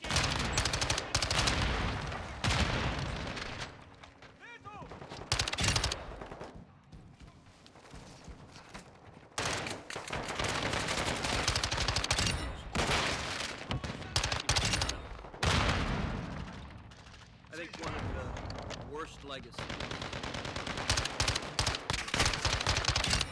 was the politicization of the Department of Justice during the 8 years of the Obama-Biden presidency. The Department of Justice has a long history of being apolitical, of exercising fidelity to the law, of not being as a partisan weapon to target the enemies of whichever administration is in power. The Obama-Biden administration corrupted that process, and we are still dealing with the consequences. I believe appointees to the Department of Justice should have a demonstrated record of fidelity to law and impartiality to defend the rule of law. As I look at the record is an extreme partisan action. The record is ideal. Now, there's a role in our democratic political process for ideal people that are extreme, radical advocates. That role, I believe, is not being number 3 lawyer at the Department of Justice in charge of being partial and fair administration of justice. As I look at your record on every single issue, positions you've advocated for, demonstrated an intolerance for and hostility to anyone that disagrees with the extreme left political position. On the issue of abortion, is there any restriction whatsoever on abortion that you believe is permissible? Senator, first let me begin by saying I'm sorry that you feel that way. As a lifelong civil rights advocate, my duty has been to enforce anyone's political agenda or partisan agenda. I have apologized today for some of the harsh rhetoric that I'm not focusing on your children. I'm focusing on, as an adult, in fact, starting with a substantive question. Is it permissible for the government to prohibit abortion? Senator, my duty, if confirmed, will be to the laws and the Constitution is established precedent and has been reaffirmed in my duty will be to enforce the federal laws and the Constitution. Okay, so you're declining to answer that. How about the Heller decision, which upheld the individual right, fundamental right in the Bill of Rights? Was Heller right? Senator, Heller is law of the land, and I will enforce Heller as so you're not answering that. All right,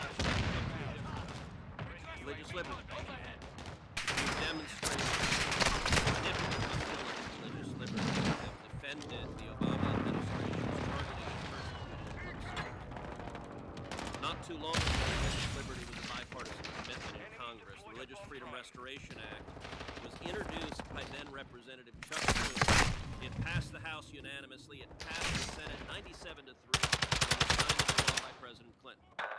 Now, today's Democratic Party has abandoned religious liberty. Indeed, the Equality Act, of which you were a vocal supporter, that has now come out of the House of Representatives, is a radical piece of legislation that, among other things, explicitly repeals significant aspects of the Religious Freedom Restoration Act to take away our religious liberty. You have been a vocal defender of the Equality Act. Do you agree with provisions stripping RFRA's religious liberty from there? Let me begin by saying that religious liberty is incredibly important to me. I am a person of faith. My family is one deep in abiding faith. And this country's founding freedom was rooted in religious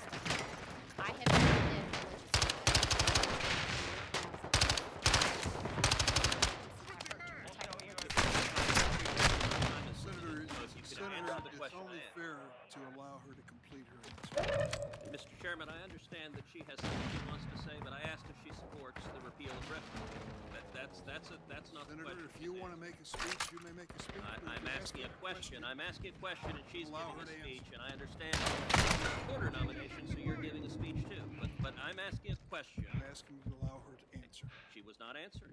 She's welcome to answer the question. The question is, do you support the equality of repeal of First protection of religious liberty for Americans? Senator, I support RFRA. I have enforced provisions of RFRA, and the Justice Department must enforce the law. The Justice Department enforces religious liberty. It also enforces our nation's anti-discrimination laws. Let And me it will try be it incumbent a on the third Justice time. Do you support the equality of protection? Confirmed Associate Attorney General, my duty is to enforce laws to protect religious liberty and the anti-discrimination laws. Okay, so you're declining to answer that as well. Let's move to another topic, which is school choice. Your tenure at the Department of Justice demonstrated radical hostility to school choice. Thus, the Department of Justice intervened in the case trying to kill Louisiana school choice program there, even though many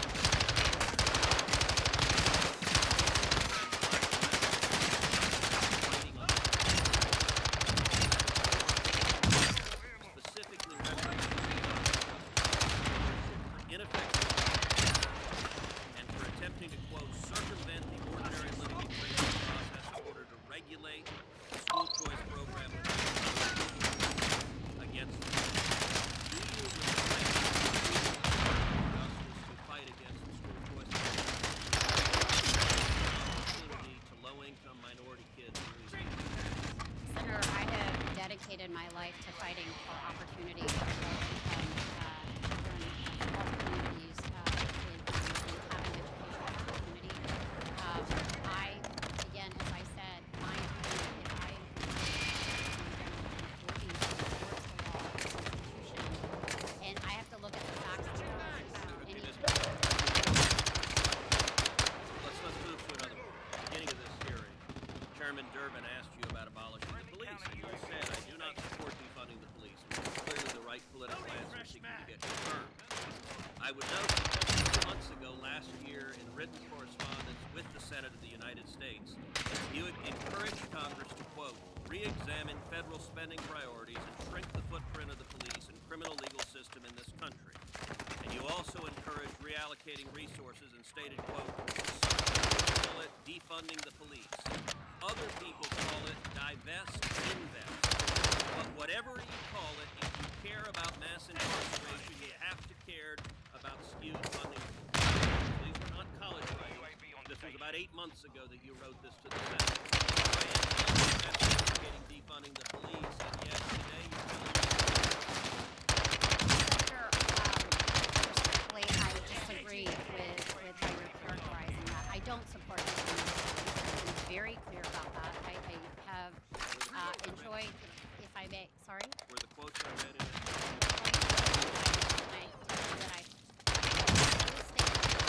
conversations that I've had with sheriffs around the country, police officers, police chiefs, civil rights activists, who have been talking to me for years, long before, as I said, the events of this summer.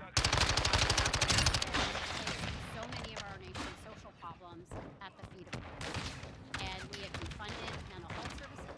We have defunded substance use services. We have expected law enforcement to be the given in many communities only one response available. And this is an issue where it is one that I think is law enforcement and community leaders who are seeking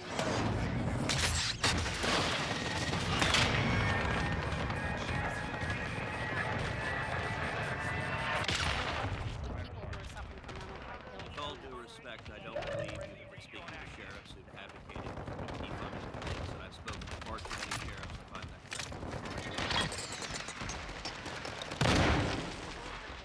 Mission accomplished. Thank you, Mr. Chairman. Lack a job. Ambassador, welcome. Senator Hawley.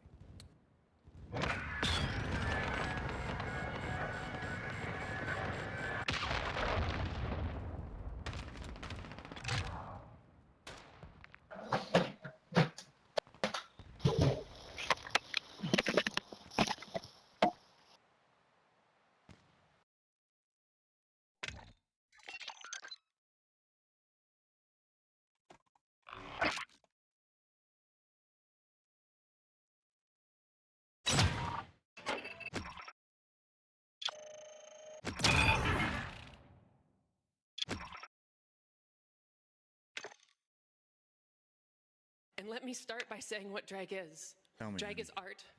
Drag is beautiful. Drag is important to my community. Of course. She understood love is love. It could be that they're jealous in some way. They didn't choose to be. Nope. Nobody's jealous of you. Nobody in a million years. But with regards to the whole women situation. All right, what we got here is two trans women. One says that maybe we should go a little easier on the whole pushing the agenda. Other one saying, I think cis women are just jealous. I mean, that's what the issue is. So let's see what the real answer is. And I'm just going to use the term women. With regards to chest feeding, people who are pregnant. Right. Those kind of words. Now, women in the audience, do you like that? Chest feeding, people who are pregnant, uterus holder, Barbie pouch. Is that something you like? Let me know. Talking about people having the periods and Tampax and everything else. And all the people who are having their input and their say. I want you to stop. It seems like it'd be the best direction for the community. Like, ease into this. Don't start off with, hey, cis woman, you're a birthing person, you're a chest feeder. You think you'd ease into it, but it's being pushed pretty hard from what I can see. Those of you who don't know, YouTube demonetized all of my channels. So I make zero here. So I'm moving everything that's outside YouTube's terms of service to Rumble, if you get my drift. So please follow me there. Link in the description. Leave women alone. No. Leave them alone. If you're not a woman, if you're not born female, shut your gob. It seems like the reasonable approach to me. If I'm trying to sell somebody on something, I ease into it, right? Try to be nice to them. Try to push it down on them and say, you're a cis woman, you're a chest feeder, you're a Barbie patcher. I mean, I don't do it, but everybody's different. We're having to listen to people like Jeffrey Marsh. Did a great video on Rumble about Jeffrey Marsh. Not allowed here, but you would enjoy it. Him, it, whatever, having his say, their say on women and children and everything else is not needed. You're damaging the trans community. I would 100% agree. If I was selling you widgets or established titles, right? You remember that one? I'd ease into it and be like, okay, love, it's gonna be loved, right? I want to be part of the community. Push it so hard, and I don't see in the end how pushing it so hard makes a difference. Because, you hear about trans women menstruating, right? Have their periods. Men can have children, but they're trans men, right? It seems like it went too far.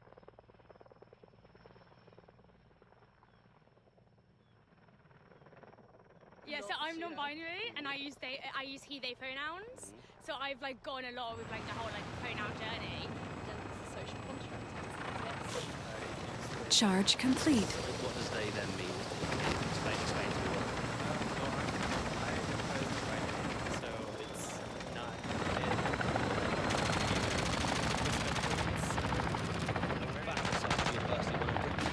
Universities to ask students questions, all things pronouns and gender related. Let's see what they have to say. What age should someone be allowed to get surgery and transition fully? I think the easy answer is 16 to 18. What, so could a 12-year, would you be comfortable with a 12-year-old getting surgery, for example, or a 14-year-old? Well, it's not my place to really get in the way of telling, what a 14-year-old or telling them to do. But I think that if they think that they want this, then they should be allowed to have it. But it's interesting you mentioned 16. For you, that seems like an age where underneath that, you wouldn't be happy about the idea of someone, if it was available to them. Maybe. I mean, maybe a year or two after maybe thinking about it or contemplating starts. So 7 or 8, if they're 10, it's this is a through line, and it's been giving them. This is a recurring theme, then maybe because it's just a different form of therapy. If I was to say to you how many genders are there, what would you say? I'd say that there's definitely more than 2. I think it's far more complicated and personal set of things that can be easily even put to a number. Really. Sure. Okay. How many genders are there then? An infinite amount. infinite amount. So, I don't want to... As many as you want. Yeah, like... You just talk to the person and find out yeah. what they feel. I think it needs to have So what, limitless? Like, a binary number, because like when you bring in things like key day, it's just like, it's more like your expression of yourself. It doesn't have to be like a number. Yeah, like gender's really like... outdated. Yeah, gender's outdated, and there's also like a lot of different like things you can put in within gender, because it's like gender is like identity, expression, and then pronouns and gender doesn't have to be aligned. It's all very different. So I feel, and also the only real person who needs to know a person's gender is themselves, like because it's a very like personal thing and a very like a thing that people will express or want to keep private. So I think like there's like two sexes, there's like male and female. Sure. But gender, there's as many as people want there to be. I have a few friends who identify with a variety of different genders. I think it's less of a sort of, it's more of an identity thing rather than any amount of how many it is. I'm sure there are many that I don't know of, and many that I do. So, but there's more than two. Yes, I would say so. There's two biological sexes. I think gender is a matter of spectrum. And yeah, absolutely. I mean, I personally believe that gender is just a social construct. So, as in gender and sex are two different things. Yes, I believe that personally. How do you identify then? I identify, I'm not really sure. Sure, so okay, that's... I'm trying to get my head around the language. If you're a trans woman, so that means that you've transitioned. So you were a cis male, I think that's the language, and you're now a trans woman, and the feminists say you should not be allowed to use a female bathroom. So it's all very well talking about ideas, and I like that. But in terms of practical application in some of these areas that are more about the LGBTQ+ community, what are your thoughts as a female who identifies as a female? What do you think about trans women, I think that's the right term, using female bathroom? I think it's fine. I think that people can use whatever bathrooms they want. What about the feminists who say that there's a safeguarding issue there? That's what generally speaking, the feminists now are talking about safeguarding issues. I wouldn't really call them feminists if they're like not including trans women in their agenda. Because trans women are women? Yes. And is that your personal belief? Yes. And trans men are trans men are men? Yeah, if they identify as that, or they might identify as like non-binary or whatever. But yeah, whatever they identify as. It's like the purpose of the bathroom. You just walk in and anyone could be in there. It's gender neutral. It doesn't matter. The other end of really dress up as I look right now, but I get into a dress, heels, whatever, and I walk into a female bathroom. Is that okay? I feel like this is quite like a very like complicated and loaded question. I don't really have the exact answer. Well, just your thoughts, because that's what the feminists are saying in terms of safeguarding, is that actually there's a big problem there, but the trans people are not getting your own opinion. Yeah, well, I think that like trans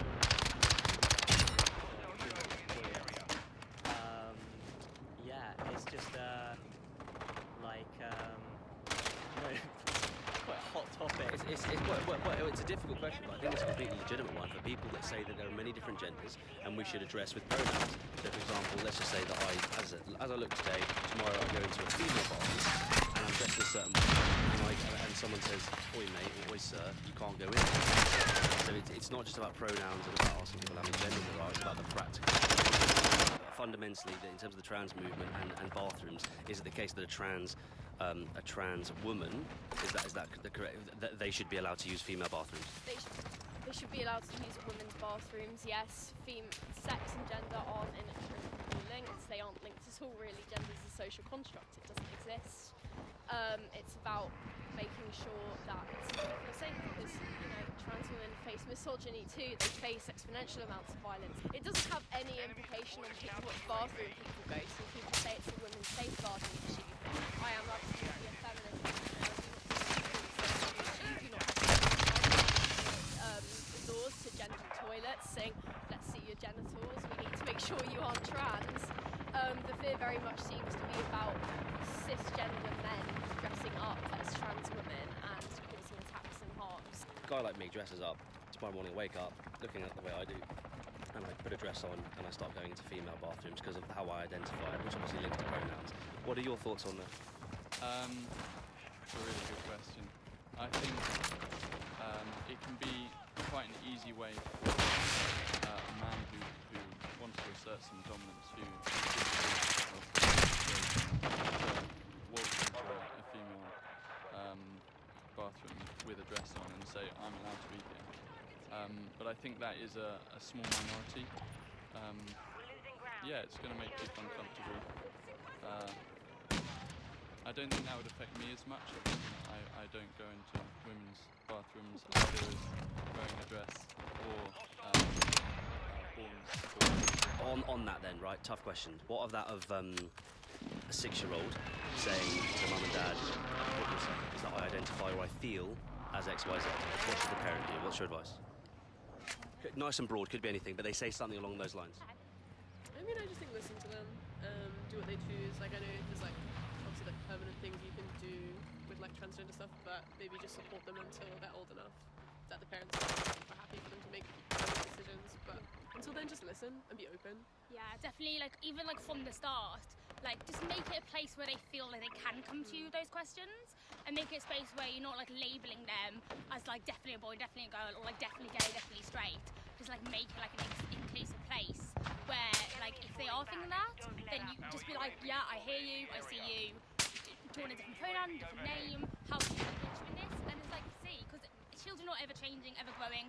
Same with adults, like people change, people like experience different things, and actually I want to be this or this. So really just be open and like listen to them. So a lot of times it's just like we'll try different clothes, we'll try different haircut, we'll see if we like it. If you really hate it, you know, there's no harm, no foul. So obviously good parenting 101, listen to the child, ask them how they're thinking, feeling, but equally if a child came home and said, just to be devil's advocate for the audience, if a child came home and said, I want to start drinking vodka straight from the bottle. No, you say no, that's too dangerous, you're too young. It's like, it's important to just be there for your kids rather than try and impose something on them.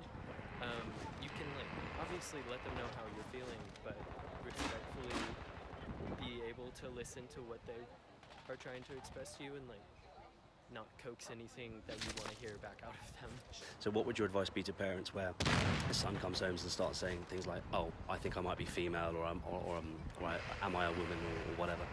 I think there's a level of exploring where is realistically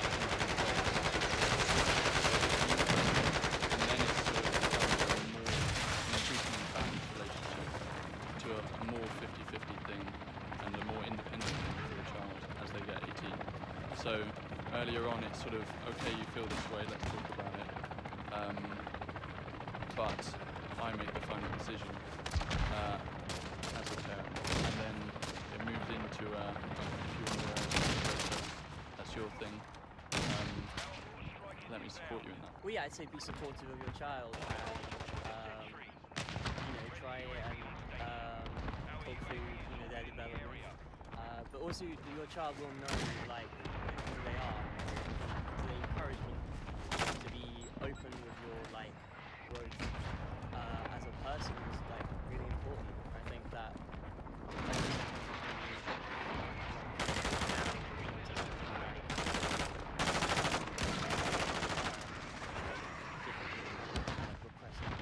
Yeah, absolutely. So I've just, people have referred to me as she, and I'm like, oh, not she, it's they. And then they're like, I'm so sorry, I don't know, I'm trying to better. And at the end of the day, them putting the onus on trans people who take responsibility for mistakes.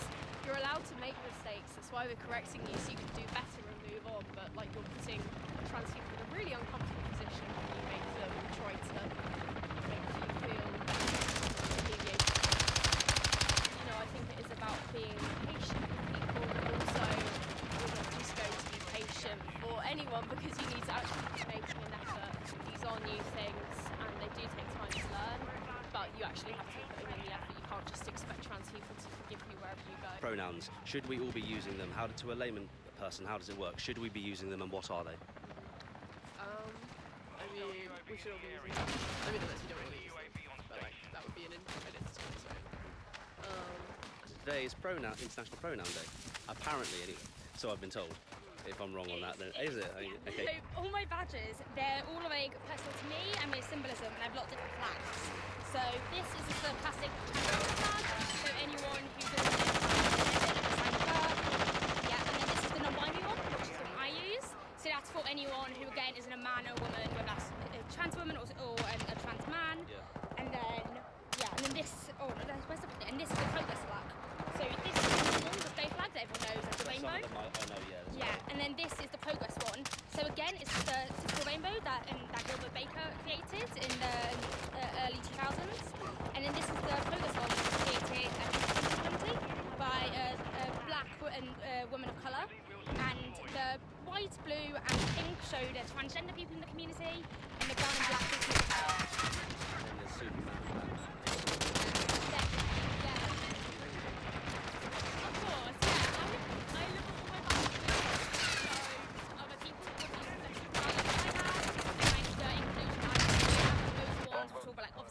Refuse welcome, like the gay community, trans community. I have like ones about like sustainability, all of that, just to show people that like I'm like an inclusive person and like this is who I am, and like you can express yourself however you need to be. Well, I have to ask because I've not seen that before. Emma, thank you so much. Bless you. Have a great day.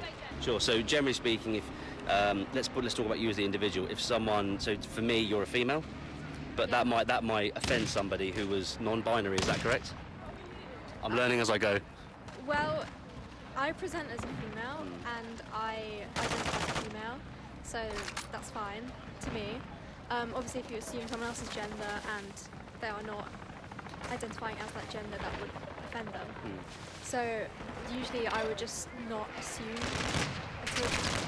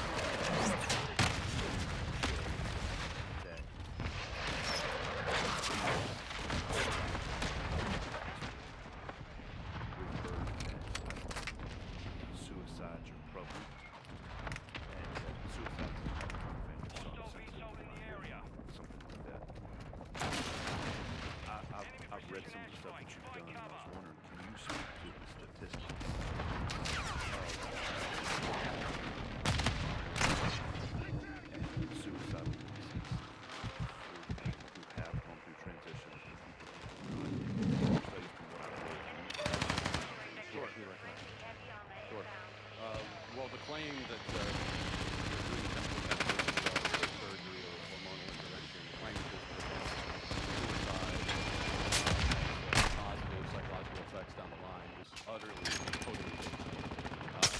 There are no credible long-term studies that bear that out. And one of the reasons for that is that there couldn't possibly be any credible long-term studies because we've never done this to kids on this scale ever before in history. So this current, shall we say, they are all experimental. Trying out.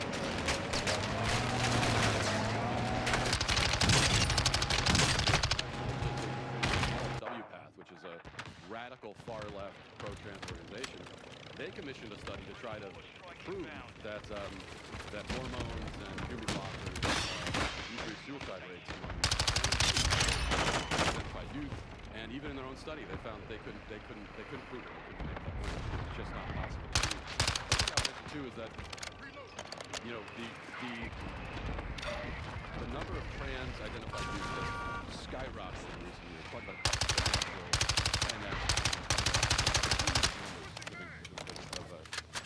that have increased. And what we hear from trans is just that, you know, there's always been this many trans people. It's just that they're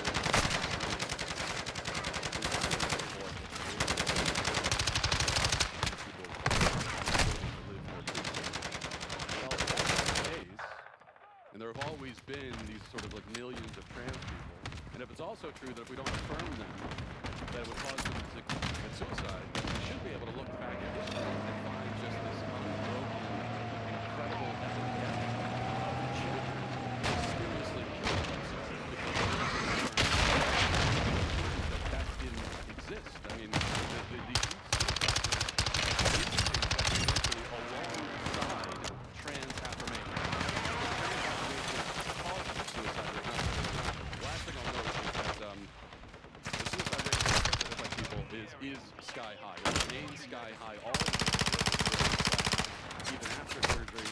in fact, in the most reliable data that we have, it's years after surgery when suicidality is the highest for trans women. Professor, you good? Any other questions?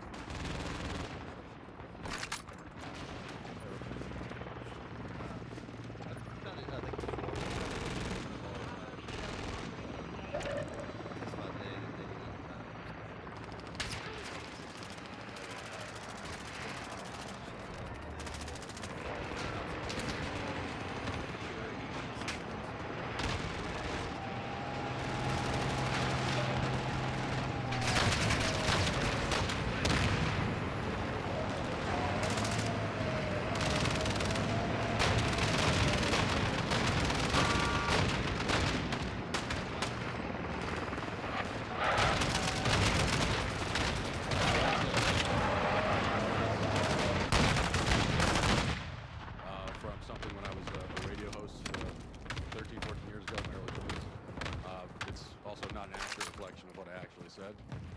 I was talking about the fact that people tended to marry young historically, and that's, how does that relate to this?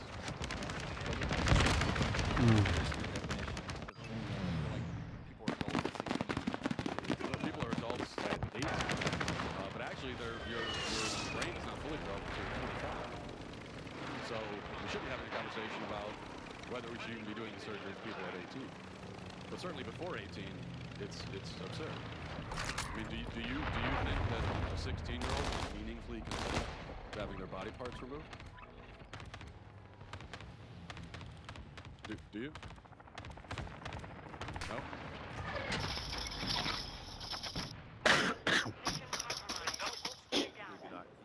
Yeah, we asked the question. Okay. Or you're recognized. So I'm not binary.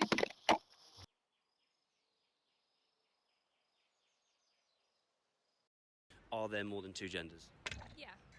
Gender is fluid? Yeah. You mentioned a second ago that you have trans friends.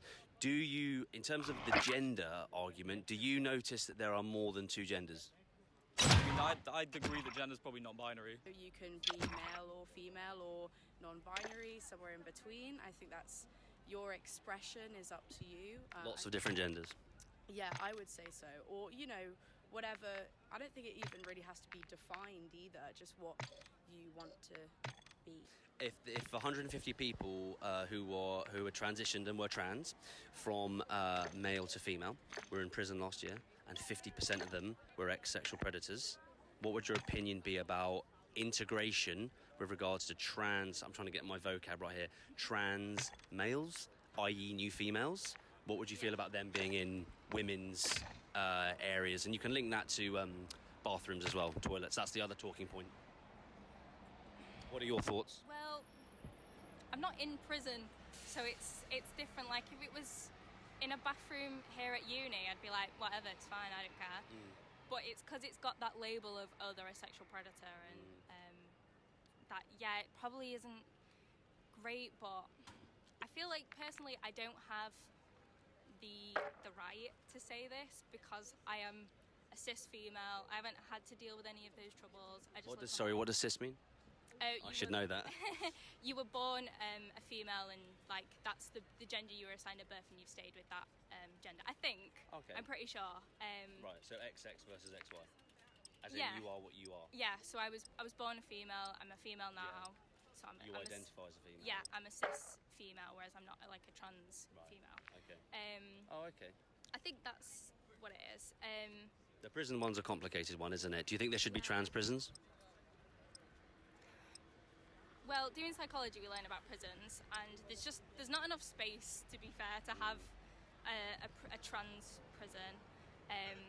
But yeah, like I was saying, like I don't feel like I have the right to say no, you shouldn't be doing that. You should be doing this, because I've not had to live with the feeling inside my head like, oh my god, I am not a girl. I don't feel like a girl at all. But I have to wear skirts. I have to do that kind of thing. And for prisons, the way I think of it is that if a trans woman. So if a trans woman was in a male prison, they'd get like beaten up and just destroyed way more than if a trans woman was in a female prison. They're in danger in a male prison than they are in a female prison, and there's no, I mean, at least from the data that I've seen, there's no link tying that trans women are any way more dangerous than other women. So when you Like, say, cis so when you say trans women, do you mean people? Do you mean trans women is someone who is assigned male at birth and then transitions to become a woman? so in terms of solutions and in terms of the idea that as long as live and let live, and as long as we're helping people and they're safer and they the progressive model of living how we want to live with no negative consequences. In terms of, if I was to say that last year there was 120 trans, I'm trying to get my vocab right here, trans women. Yeah. So men, biological, Who who transitioned to become a woman, 50% of them were sex offenders. What would you say to that? I probably wouldn't believe you. But maybe I don't know, the way I've been educated and stuff. I'd like to see that data, I'd like to see that study. I don't know if I can believe you, but that's a shocking number of statistics. But even hypothetically, regardless of whether it's true or not, I'm not going to ruin it by saying it's independent thought, but hypothetically, would that change your, because you've been compelling, would that change your line of argument on anything that you've mentioned? If that data were true. Completely true. I think that would change. I'd have to rethink some of my ideas. Biological predators who are now women in women's safe spaces, women areas. I mean, yeah, that probably would change my idea slightly. If I decide to if I'm a biological man, if you'll allow me that, and I transition to a female, what's your opinion? If you sound quite pro the idea that this should happen and we should be getting of it. Which when I'm sentenced, sorry. If I'm a biological male and I transition into a female, And you commit a crime. I commit a crime, and I'm a female, fully fledged. What prison do I go into, male or female? Well, I would say obviously you have the argument. This is similar to the bar argument as well. Use them both as the same if you want. Yeah, if someone, if a man transitions to a woman, I would say that you should be able to use the bathroom because that is who you are identifying as. And I think that when you use these arguments, it's almost a bit of a kind of a bit of a straw man in a way, because you're assuming that that person is inherently bad and wants to do something bad. And obviously I think that paints quite a negative image. The bathroom analogy. If you're saying, I wouldn't want someone with male sex organs female sex organs, like you're presuming something like that they're gonna do something bad. I don't think that's a very good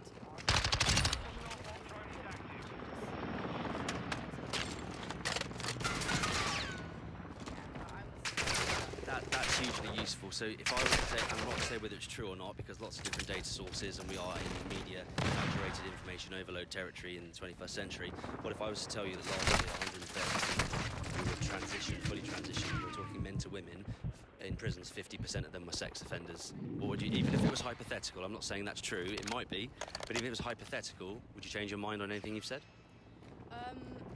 Well, if it's hypothetical and we don't know if it's true, then Suspend disbelief and say it's true. but then I don't know. I mean, you could say that with anyone. I mean, you have males that are sex offenders in prison with other men. Like, I don't see how, in my opinion, different. What do you think about in the situation with Leah Thomas in transitioning to become female? Number one, it's a really big swim meet in the US for that particular event and winning first. What are your thoughts to feminists and females over the last few years, and indeed your own thoughts about whether that's right or wrong, or even just your opinion on it? I feel like they have to be and it can't be like a half, which I know is controversial, but this thing with the swimming,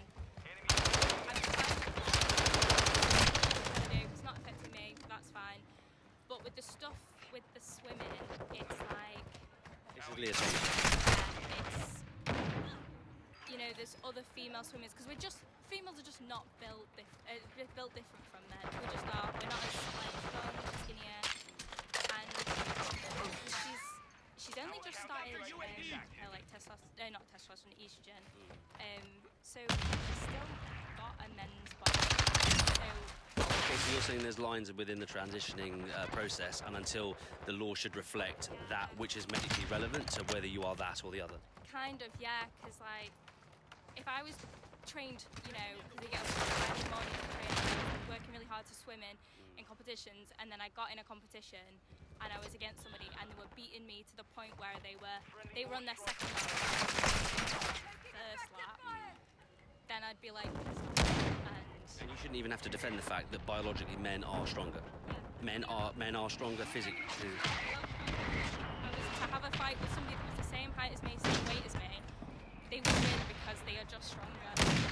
In my opinion, I don't want to speak on a topic that I don't know that much about. I'm not trans myself, but I do think that there are different biological advantages that exist within the same body as well. So, for example, Michael Phelps, he produces lactic acid at half the rate of his competitors. That gives him a biological advantage, even though he's the same, you know, sex as his competitors. And I think Leah has been trans athletes in the past, transitioning from male to female, and it's all about your testosterone levels. If your testosterone levels are below the regulated amount, which I think I've heard hers were, then I think it's fair. I think trans athletes should be able to compete, and I think that with what was I going to say? Yeah, there have been female athletes that have transitioned from male to female in the past, and they've not won. And in my opinion, it seems like a lot of the drama that's coming from this situation is because of the fact that I would say if Some of the other stuff goes under radar, but this is highlighted because she's won. Yeah, and maybe because if she had come third or second, then no one would be saying anything, in my opinion. But yeah, obviously it does raise questions. I don't want to speak on, you know, on stuff. What do you think about that? So I think if, for example, someone that's transitioning with puberty, they have puberty blockers from a young age, they don't even undergo puberty, they transition at the age of like 18, 19. The only difference between a quote-unquote biological male and someone who's born biologically female is bone structure, right? So that to me doesn't present large enough of an advantage to disqualify someone from sports. If someone has transitioned later, they went through puberty, then I agree that an argument can be made there. And I think it's an interesting topic. It's something where we should monitor, for example, testosterone levels, stuff like that. But I don't think banning trans women from competing overall is such a good idea. So this is really interesting. So when we talk about bone density and what makes a man and what makes a woman, that's obviously been posed to the Labour Party lately, and no one wants to answer the question, which I think is a massive talking point. But let's just say you're right. Let's say that basically if we catch them early enough, anyone can transition because all it is bone density. Or surely under 18, any kind of propaganda, any kind of marketing, any kind of push, any kind of persuasion, indoctrination, surely under 18 is abuse. I don't like that. That's quite heavy language, indoctrination, obviously. And also, if like, transitioning has been happening for maybe 10, 15 years quite consistently now, if it truly was an issue, then all the top female competitors would be trans. But that's not what we're seeing. We're seeing small cases, we're seeing like average-ish levels. We're not seeing the top 3 Olympic medals go to trans women every single, like, I don't know. We're seeing it like scarcely. How much of an issue is the average age of transition tends to be under 20 years old. And obviously on the NHS and with regards to medical procedures and puberty blockers, I'm sure you sound quite informed. So this is available to children. Aggressive towards the idea that live and let live. But where do we draw the line with that? That's just one example with regards to the average age of transitioning, or not even the average age, but the percentage of 18 years old. Obviously, I understand it's a very tricky situation. I've always felt very comfortable in my own body, but I think there are a lot of people who, when they know that they're in the wrong body,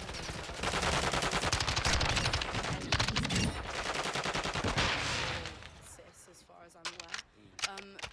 What does cis mean? You are the gender that you, or the sex that you know, you identify as the sex you're born as. But I would, in my opinion, I don't know. I think if you feel that that is the right thing for you, then, you know, when you hit puberty, that's obviously after puberty, transition becomes a lot harder. So if you would like to make that easier for yourself by doing it before that age or at that age, then I can understand that. But obviously, I also understand the argument of, you know, you're very young, you might not understand. Do you know what percentage of the UK is trans or is transitioning, or is it just a percentage of that demographic? Do you know what percentage is? No. Less than 0.5%. Now, someone said to me earlier, they said, well, there's 66 million people. So it's the same with the with anything with regards to minorities. You can say, well, it's that percentage, but that means that it's 200,000 people. So that's a really big number. But I think that's an interesting talking point. What are your thoughts on this? It's less than 0.5%. Does it change anything? Really, because I knew they were the minority. I know they're not. You don't see it all the time. It's the minority groups find it very hard to be themselves, and I've never really had to experience that. So I don't. It must be very hard for them, and I like the people that go out and then stand up for their own rights. I totally respect that because I'm not brave enough to do it, and I think, you know what, you are. I don't know. Whilst some people do change their minds and detransition, I would say that's. But I would say that it's very.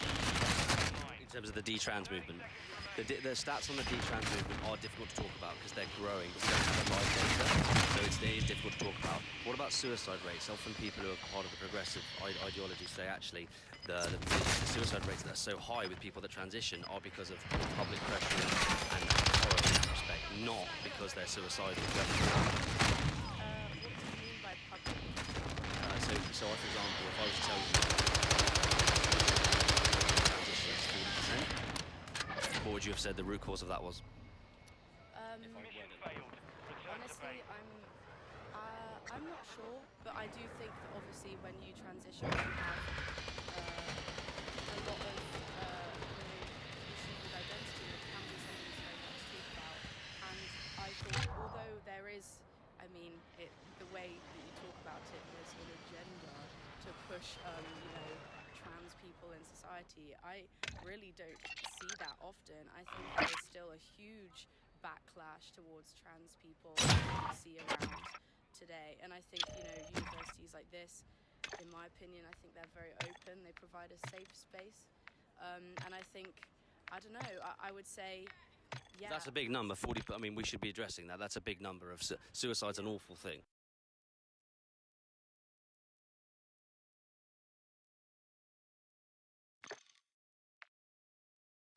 We will reconvene at 1 p.m. Senator Kennedy. Thank you, Mr. Chairman. Counselor, you're at Buckner Snow? Yes. Your partner? Yes. Sir. It's a good law firm. I have some experience with our Department of Motor Vehicles in Louisiana. I spent a year there one time trying to get my son's lost license renewed. I remember all they had. I didn't bring any reading, and I remember all they had were copies of Popular Mechanics from like 1997 or something to read. Our problem in Louisiana is our employees there are good. It's our politically appointed managers. I was asked one time, how many managers do we have back there? How many managers work in the Louisiana Department of Motor Vehicles? I said about half. Let me ask you a couple of questions. First, do I understand your participation in Boys and Girls Club? That briefly. Thank you, Senator, for that question. So as a that was like a home away from home. At the time I was 9 years old. Until I went off to college. Yeah, it's a really good organization. Absolutely. Every year or two, Mr. Denzel Washington, who's one of the 5 coolest people on the planet, comes up here to lobby for money, not for himself, for Boys and Girls Club. So I've had a chance to get some input about it. You worked at well, let me ask you this. Do you think America is mostly good or mostly bad? Thank you, Senator, for that question. You're welcome. I believe that is the greatest country in the world. I don't know in any other country where I could be in this position to confirm where I come from in this position. To the Sixth Circuit and being to senators. I could have never wanted this happening. But it's the greatest country in the world too.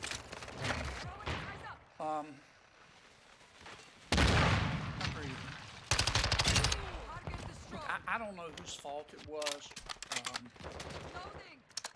but you may want to go back and talk to your friends at the White House.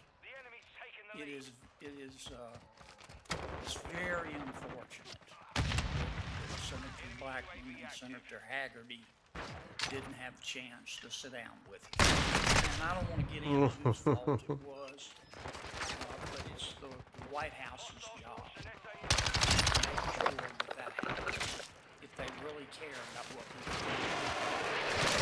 To send a speech to employees at President Trump's White House.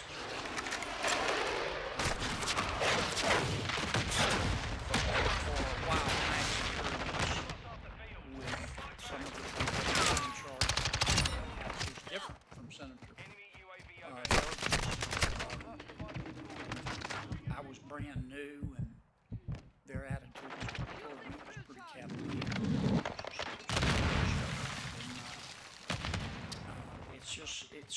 It's not cool when our nominees don't take it upon themselves if the White House doesn't encourage it to go sit down with the senators. It's not fair. It puts us in a horrible position.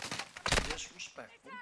You're going to be appointed, if you're confirmed, to one of the most powerful jobs in the world. And that's not an exaggeration. You have a lifetime appointment. I wish you'd deliver that message. Tell me in the few minutes I have left. Tell me that your work. Yeah. Well, let me check. It's been suggested you don't have any experience. Okay. You don't have the experience in the Court of Appeal. Can you address that and tell me what your answer is to that? Thank you, Senator Kennedy, for that question. Throughout my career, I've come to the conclusion. I have one matter pending.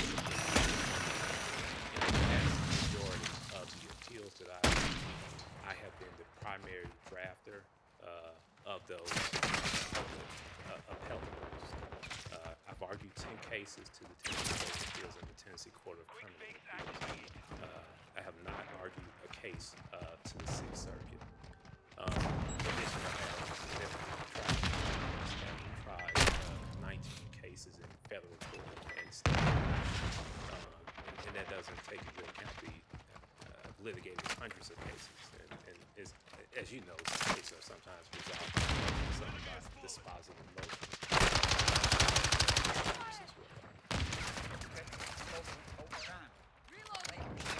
Thanks, Senator Kennedy.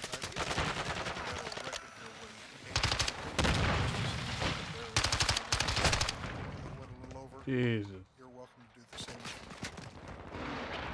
Thank you. Congratulations to all of you.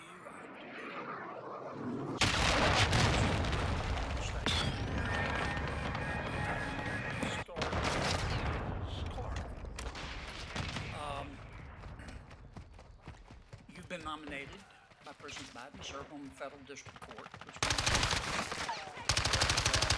Court of Appeals is going to review all of your what is the appellate standard of review for a question of fact? Thank you for the question, Senator.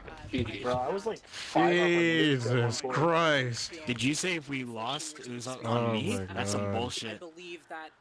That's some bullshit. I had to blame somebody because it sure as fuck wasn't going to be me, Marco. I'm sorry. As the federal district court judge, you're going to have a lot of discretion. Why the fuck would I take the blame? How about you know? if somebody appeals look at my your decision and they say you made a mistake in the law? What's the appellate standard of review? Thank you for the question, Senator. Again, You're as I mentioned, I have not worked on appeals. If a question like that came before me, I would thoroughly research the law. I understand that there's de novo review, abuse of discretion, and clear error are the different standards. Okay, but you don't know today. Thank you for the question, Senator. It would You're be welcome. something that I would need to research further. How about a mixed question of fact and law? What's the standard of review on that? Thank you for the question, Senator. You're welcome. Again, my understanding are that the different levels of review are de novo, abuse of discretion, and clear error. Well, but that's a question of law and fact is different. Thank you for the question, Senator. You're welcome. Again, in my 14 years of experience, that is not an issue that has confronted me. Okay. All right. Well, you've been nominated for the Southern District, I think. Is that right? That is correct. So you'll see a lot of securities cases? Yes. Okay.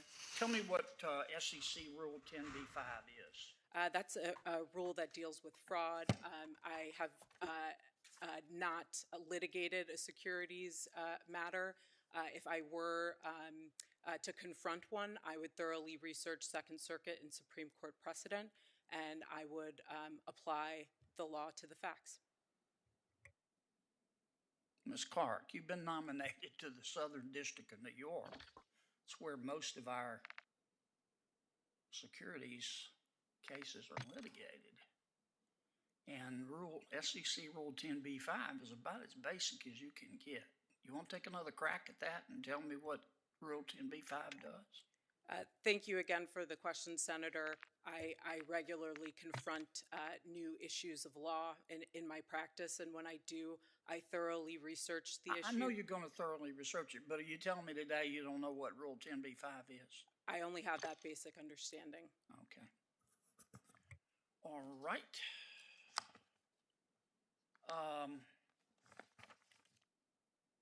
Let me ask Ms. Franklin and Ms. Williams a question. Your jurisdiction, let me be sure I get the title correct.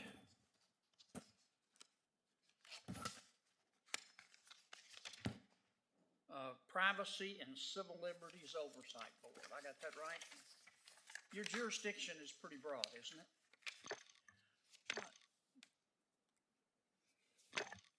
So the jurisdiction is broad in some ways in that the board has oversight over counterintelligence programs across the intelligence community with regard to privacy and civil liberties, but it's focused on counterintelligence or it's focused on counterterrorism, not all privacy and civil liberties issues. Right, okay. I think this is a very important board, but I'm sitting here thinking, we spent 3-4 years with some, not all, I'm going to emphasize that, but some, not all members of our FBI and our Department of Justice selling the Steele dossier. Does that embarrass you?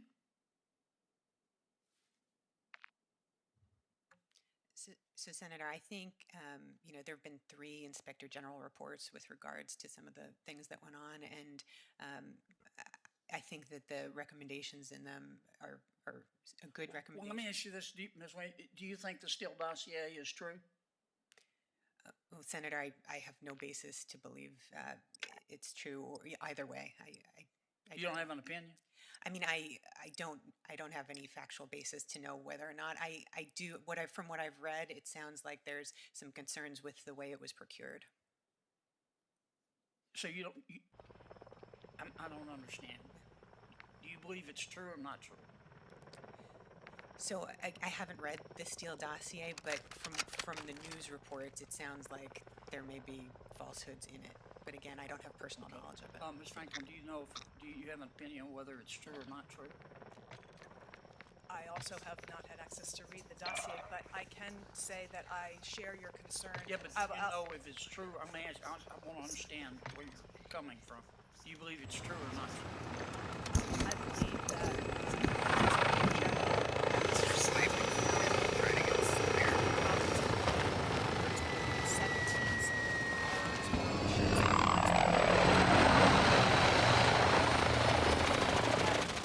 Inspector General found these errors and omissions which are highly concerning. Agree with the Inspector General. I find the Inspector General's report very convincing, yes. So you don't believe the Steele dossier is true? Why is it so hard for you to tell me what you think here? That's pretty basic. I would turn to the errors and omissions that the Inspector General did point to, which were significant, and I know that Congress has attempted to take steps to address those. Well, here's what I'm getting at. I mean, I can tell y'all don't want to answer, and I really, it's not political. It was these allegations that turned out not to be true. It doesn't matter who they were about. But some members of our federal government put the full force and weight of the power of the office behind this dossier. And it didn't matter who they were. And Son of a I can't believe bitch. can't agree with me that it's not true.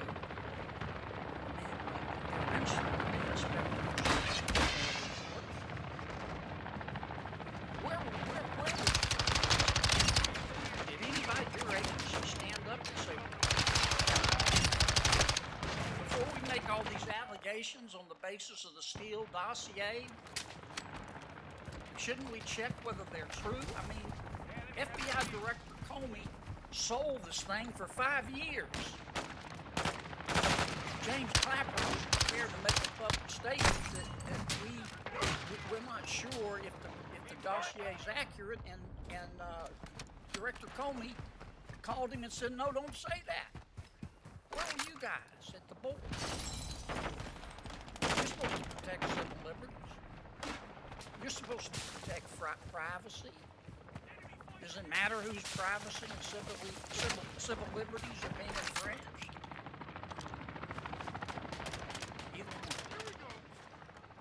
So, Senator, I wasn't at the board, I haven't been at the board yet, but I agree with you that that is exactly the role of the Privacy and Civil Liberties Oversight Board, right? Thank to you. ensure that the privacy and civil liberties are taken into account, and to make sure that our intelligence agencies are being completely forthright and truthful with the decisions. Thank you for that. Well, you were there, Ms. Franklin, right? No, Senator. Okay, well, when you both get there, I wish you would talk to your colleagues over there. They ought to hide their heads in a bag. They're in charge of protecting American civil liberties and privacy, and it doesn't matter who you are. And they sat there sucking on their teeth like a bump on a log and never said a word.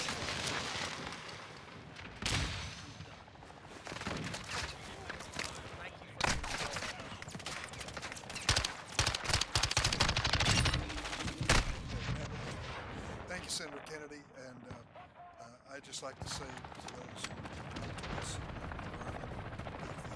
the bar exam that Senator Kennedy gives to these witnesses reminds me of my anxiety in law school, where I sat in the last row and slumped down and had curvature of the spine in hopes that I wouldn't be called on to answer what 15B is or anything like that. But nevertheless, always well presented. The second objection, Senator, relates to your lack of candor. On this side of the table, we're a different branch of government, which you're aspiring to, by and large. And we have opinions on everything and express them willingly, particularly if it's televised. And very seldom do we pull back. We know that on the judicial side, the opposite is true. You don't want to put yourself on the record in a situation that may disqualify you from the case, and the frustration that Senator Kennedy feels with some of your lack of candor we felt on the Democratic side with the other administration. It is by nature a reflection on the branches of government being a little different in a philosophical approach, to say the least.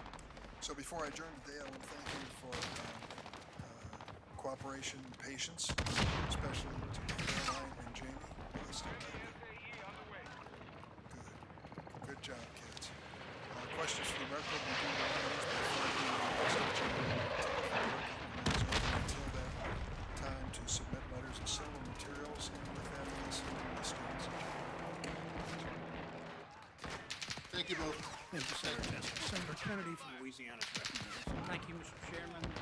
Governor, Director, congratulations on your nomination.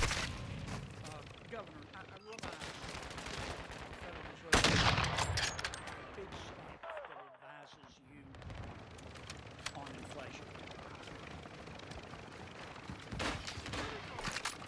And based on their track record, my guess is they also advise people by condo in Las Vegas in 2009.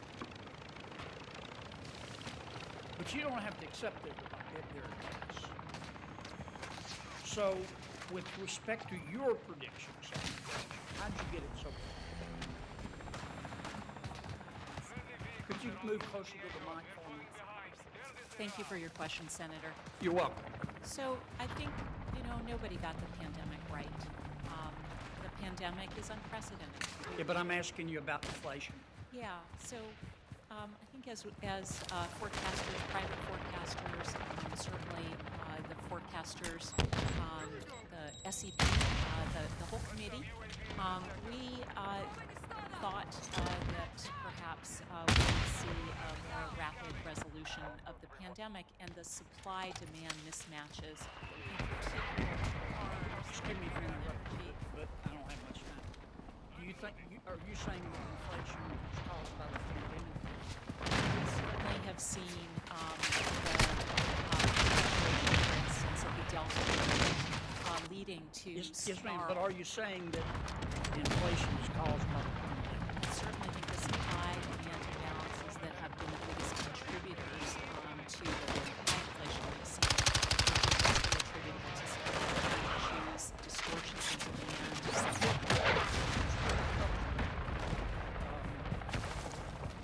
I'll agree that inflation is spreading, but I don't see people going through the cost of inflation.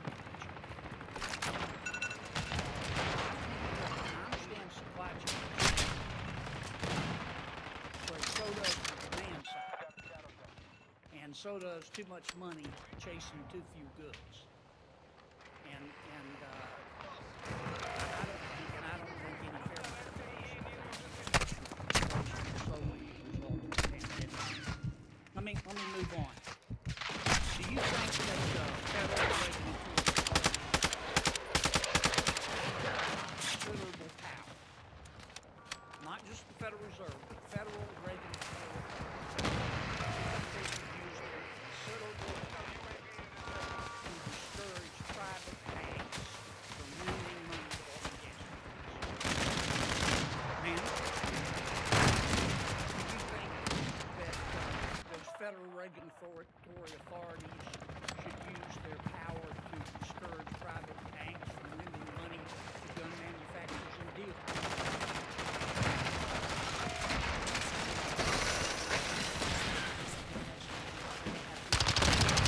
Well, I agree with you. I think that. Oh, you issue a statement for that?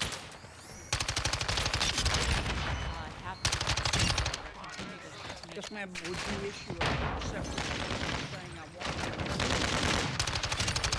all my colleagues who don't think that you should use your power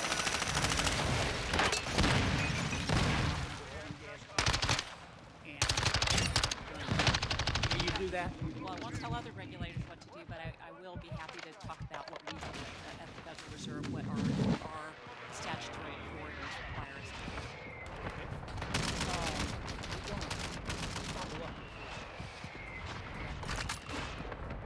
I take that as a yes.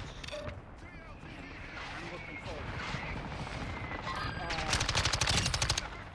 Director,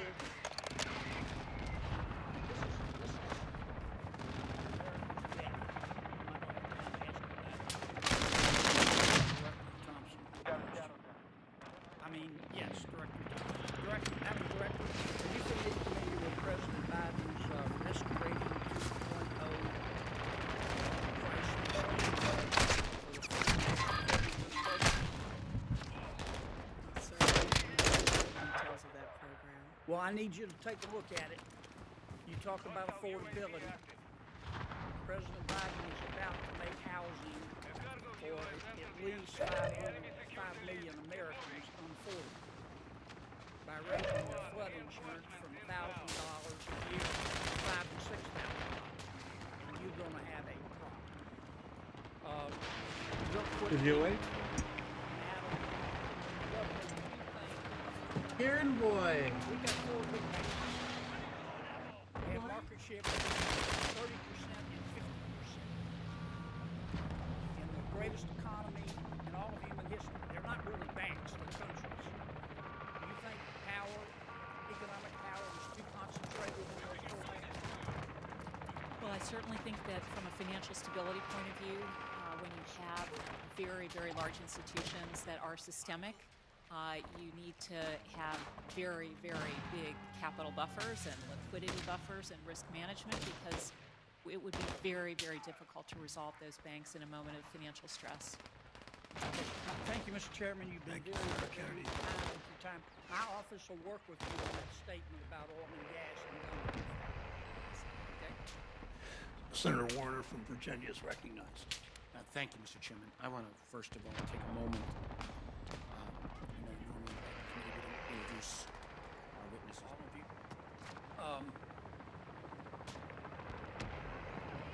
Judge Sykes, do you think America is mostly good or mostly bad? Senator Kennedy, I think America is mostly good. Thank you. How about you, Counsel Rocha? I agree. I think it's mostly good. How about you, Judge? Mostly good, Senator. Okay, thank you. Start back here. Judge Sykes, tell me about, tell me what the some say Delaware, some say Delaware. I'm from Louisiana. Sometimes we say Delaware. Tell me what the Delaware or Delaware is. In my 8 years of practice as a Superior Court judge and presiding in the state of California, I have not had occasion to hear that the Doe-Bear. So I can assure you, though, that I have had occasion where in a civil matter I may not have known something, and I do the research necessary to discover and to research whatever it is that I need to do to make myself familiar with that. So I can assure you that in this case I would do the same. So you'll look it up? Yes, Senator, I would do whatever it takes to make myself familiar with that and be prepared to go forward. I need Alright, to can you tell kiss me, you, Daddy. as a federal judge, give me an instance where you will apply federal procedural law, but state substantive law.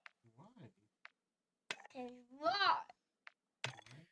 Thank you, Senator, for that question. In Because regards why to an get- instance, I cannot think of an instance off the top of my head, but I am familiar with the Erie Doctrine, which guides that process. And the Erie Doctrine does require that. What's it say? Yeah, I'm sorry, go ahead. Sorry. The Erie Doctrine does require that I would follow federal procedural law and state substantive law. Okay. You're nominated for Judge Southern District of New York? No, no. Rooster boy, rooster boy, rooster boy, boy, boy, rooster boy, rooster boy, rooster boy.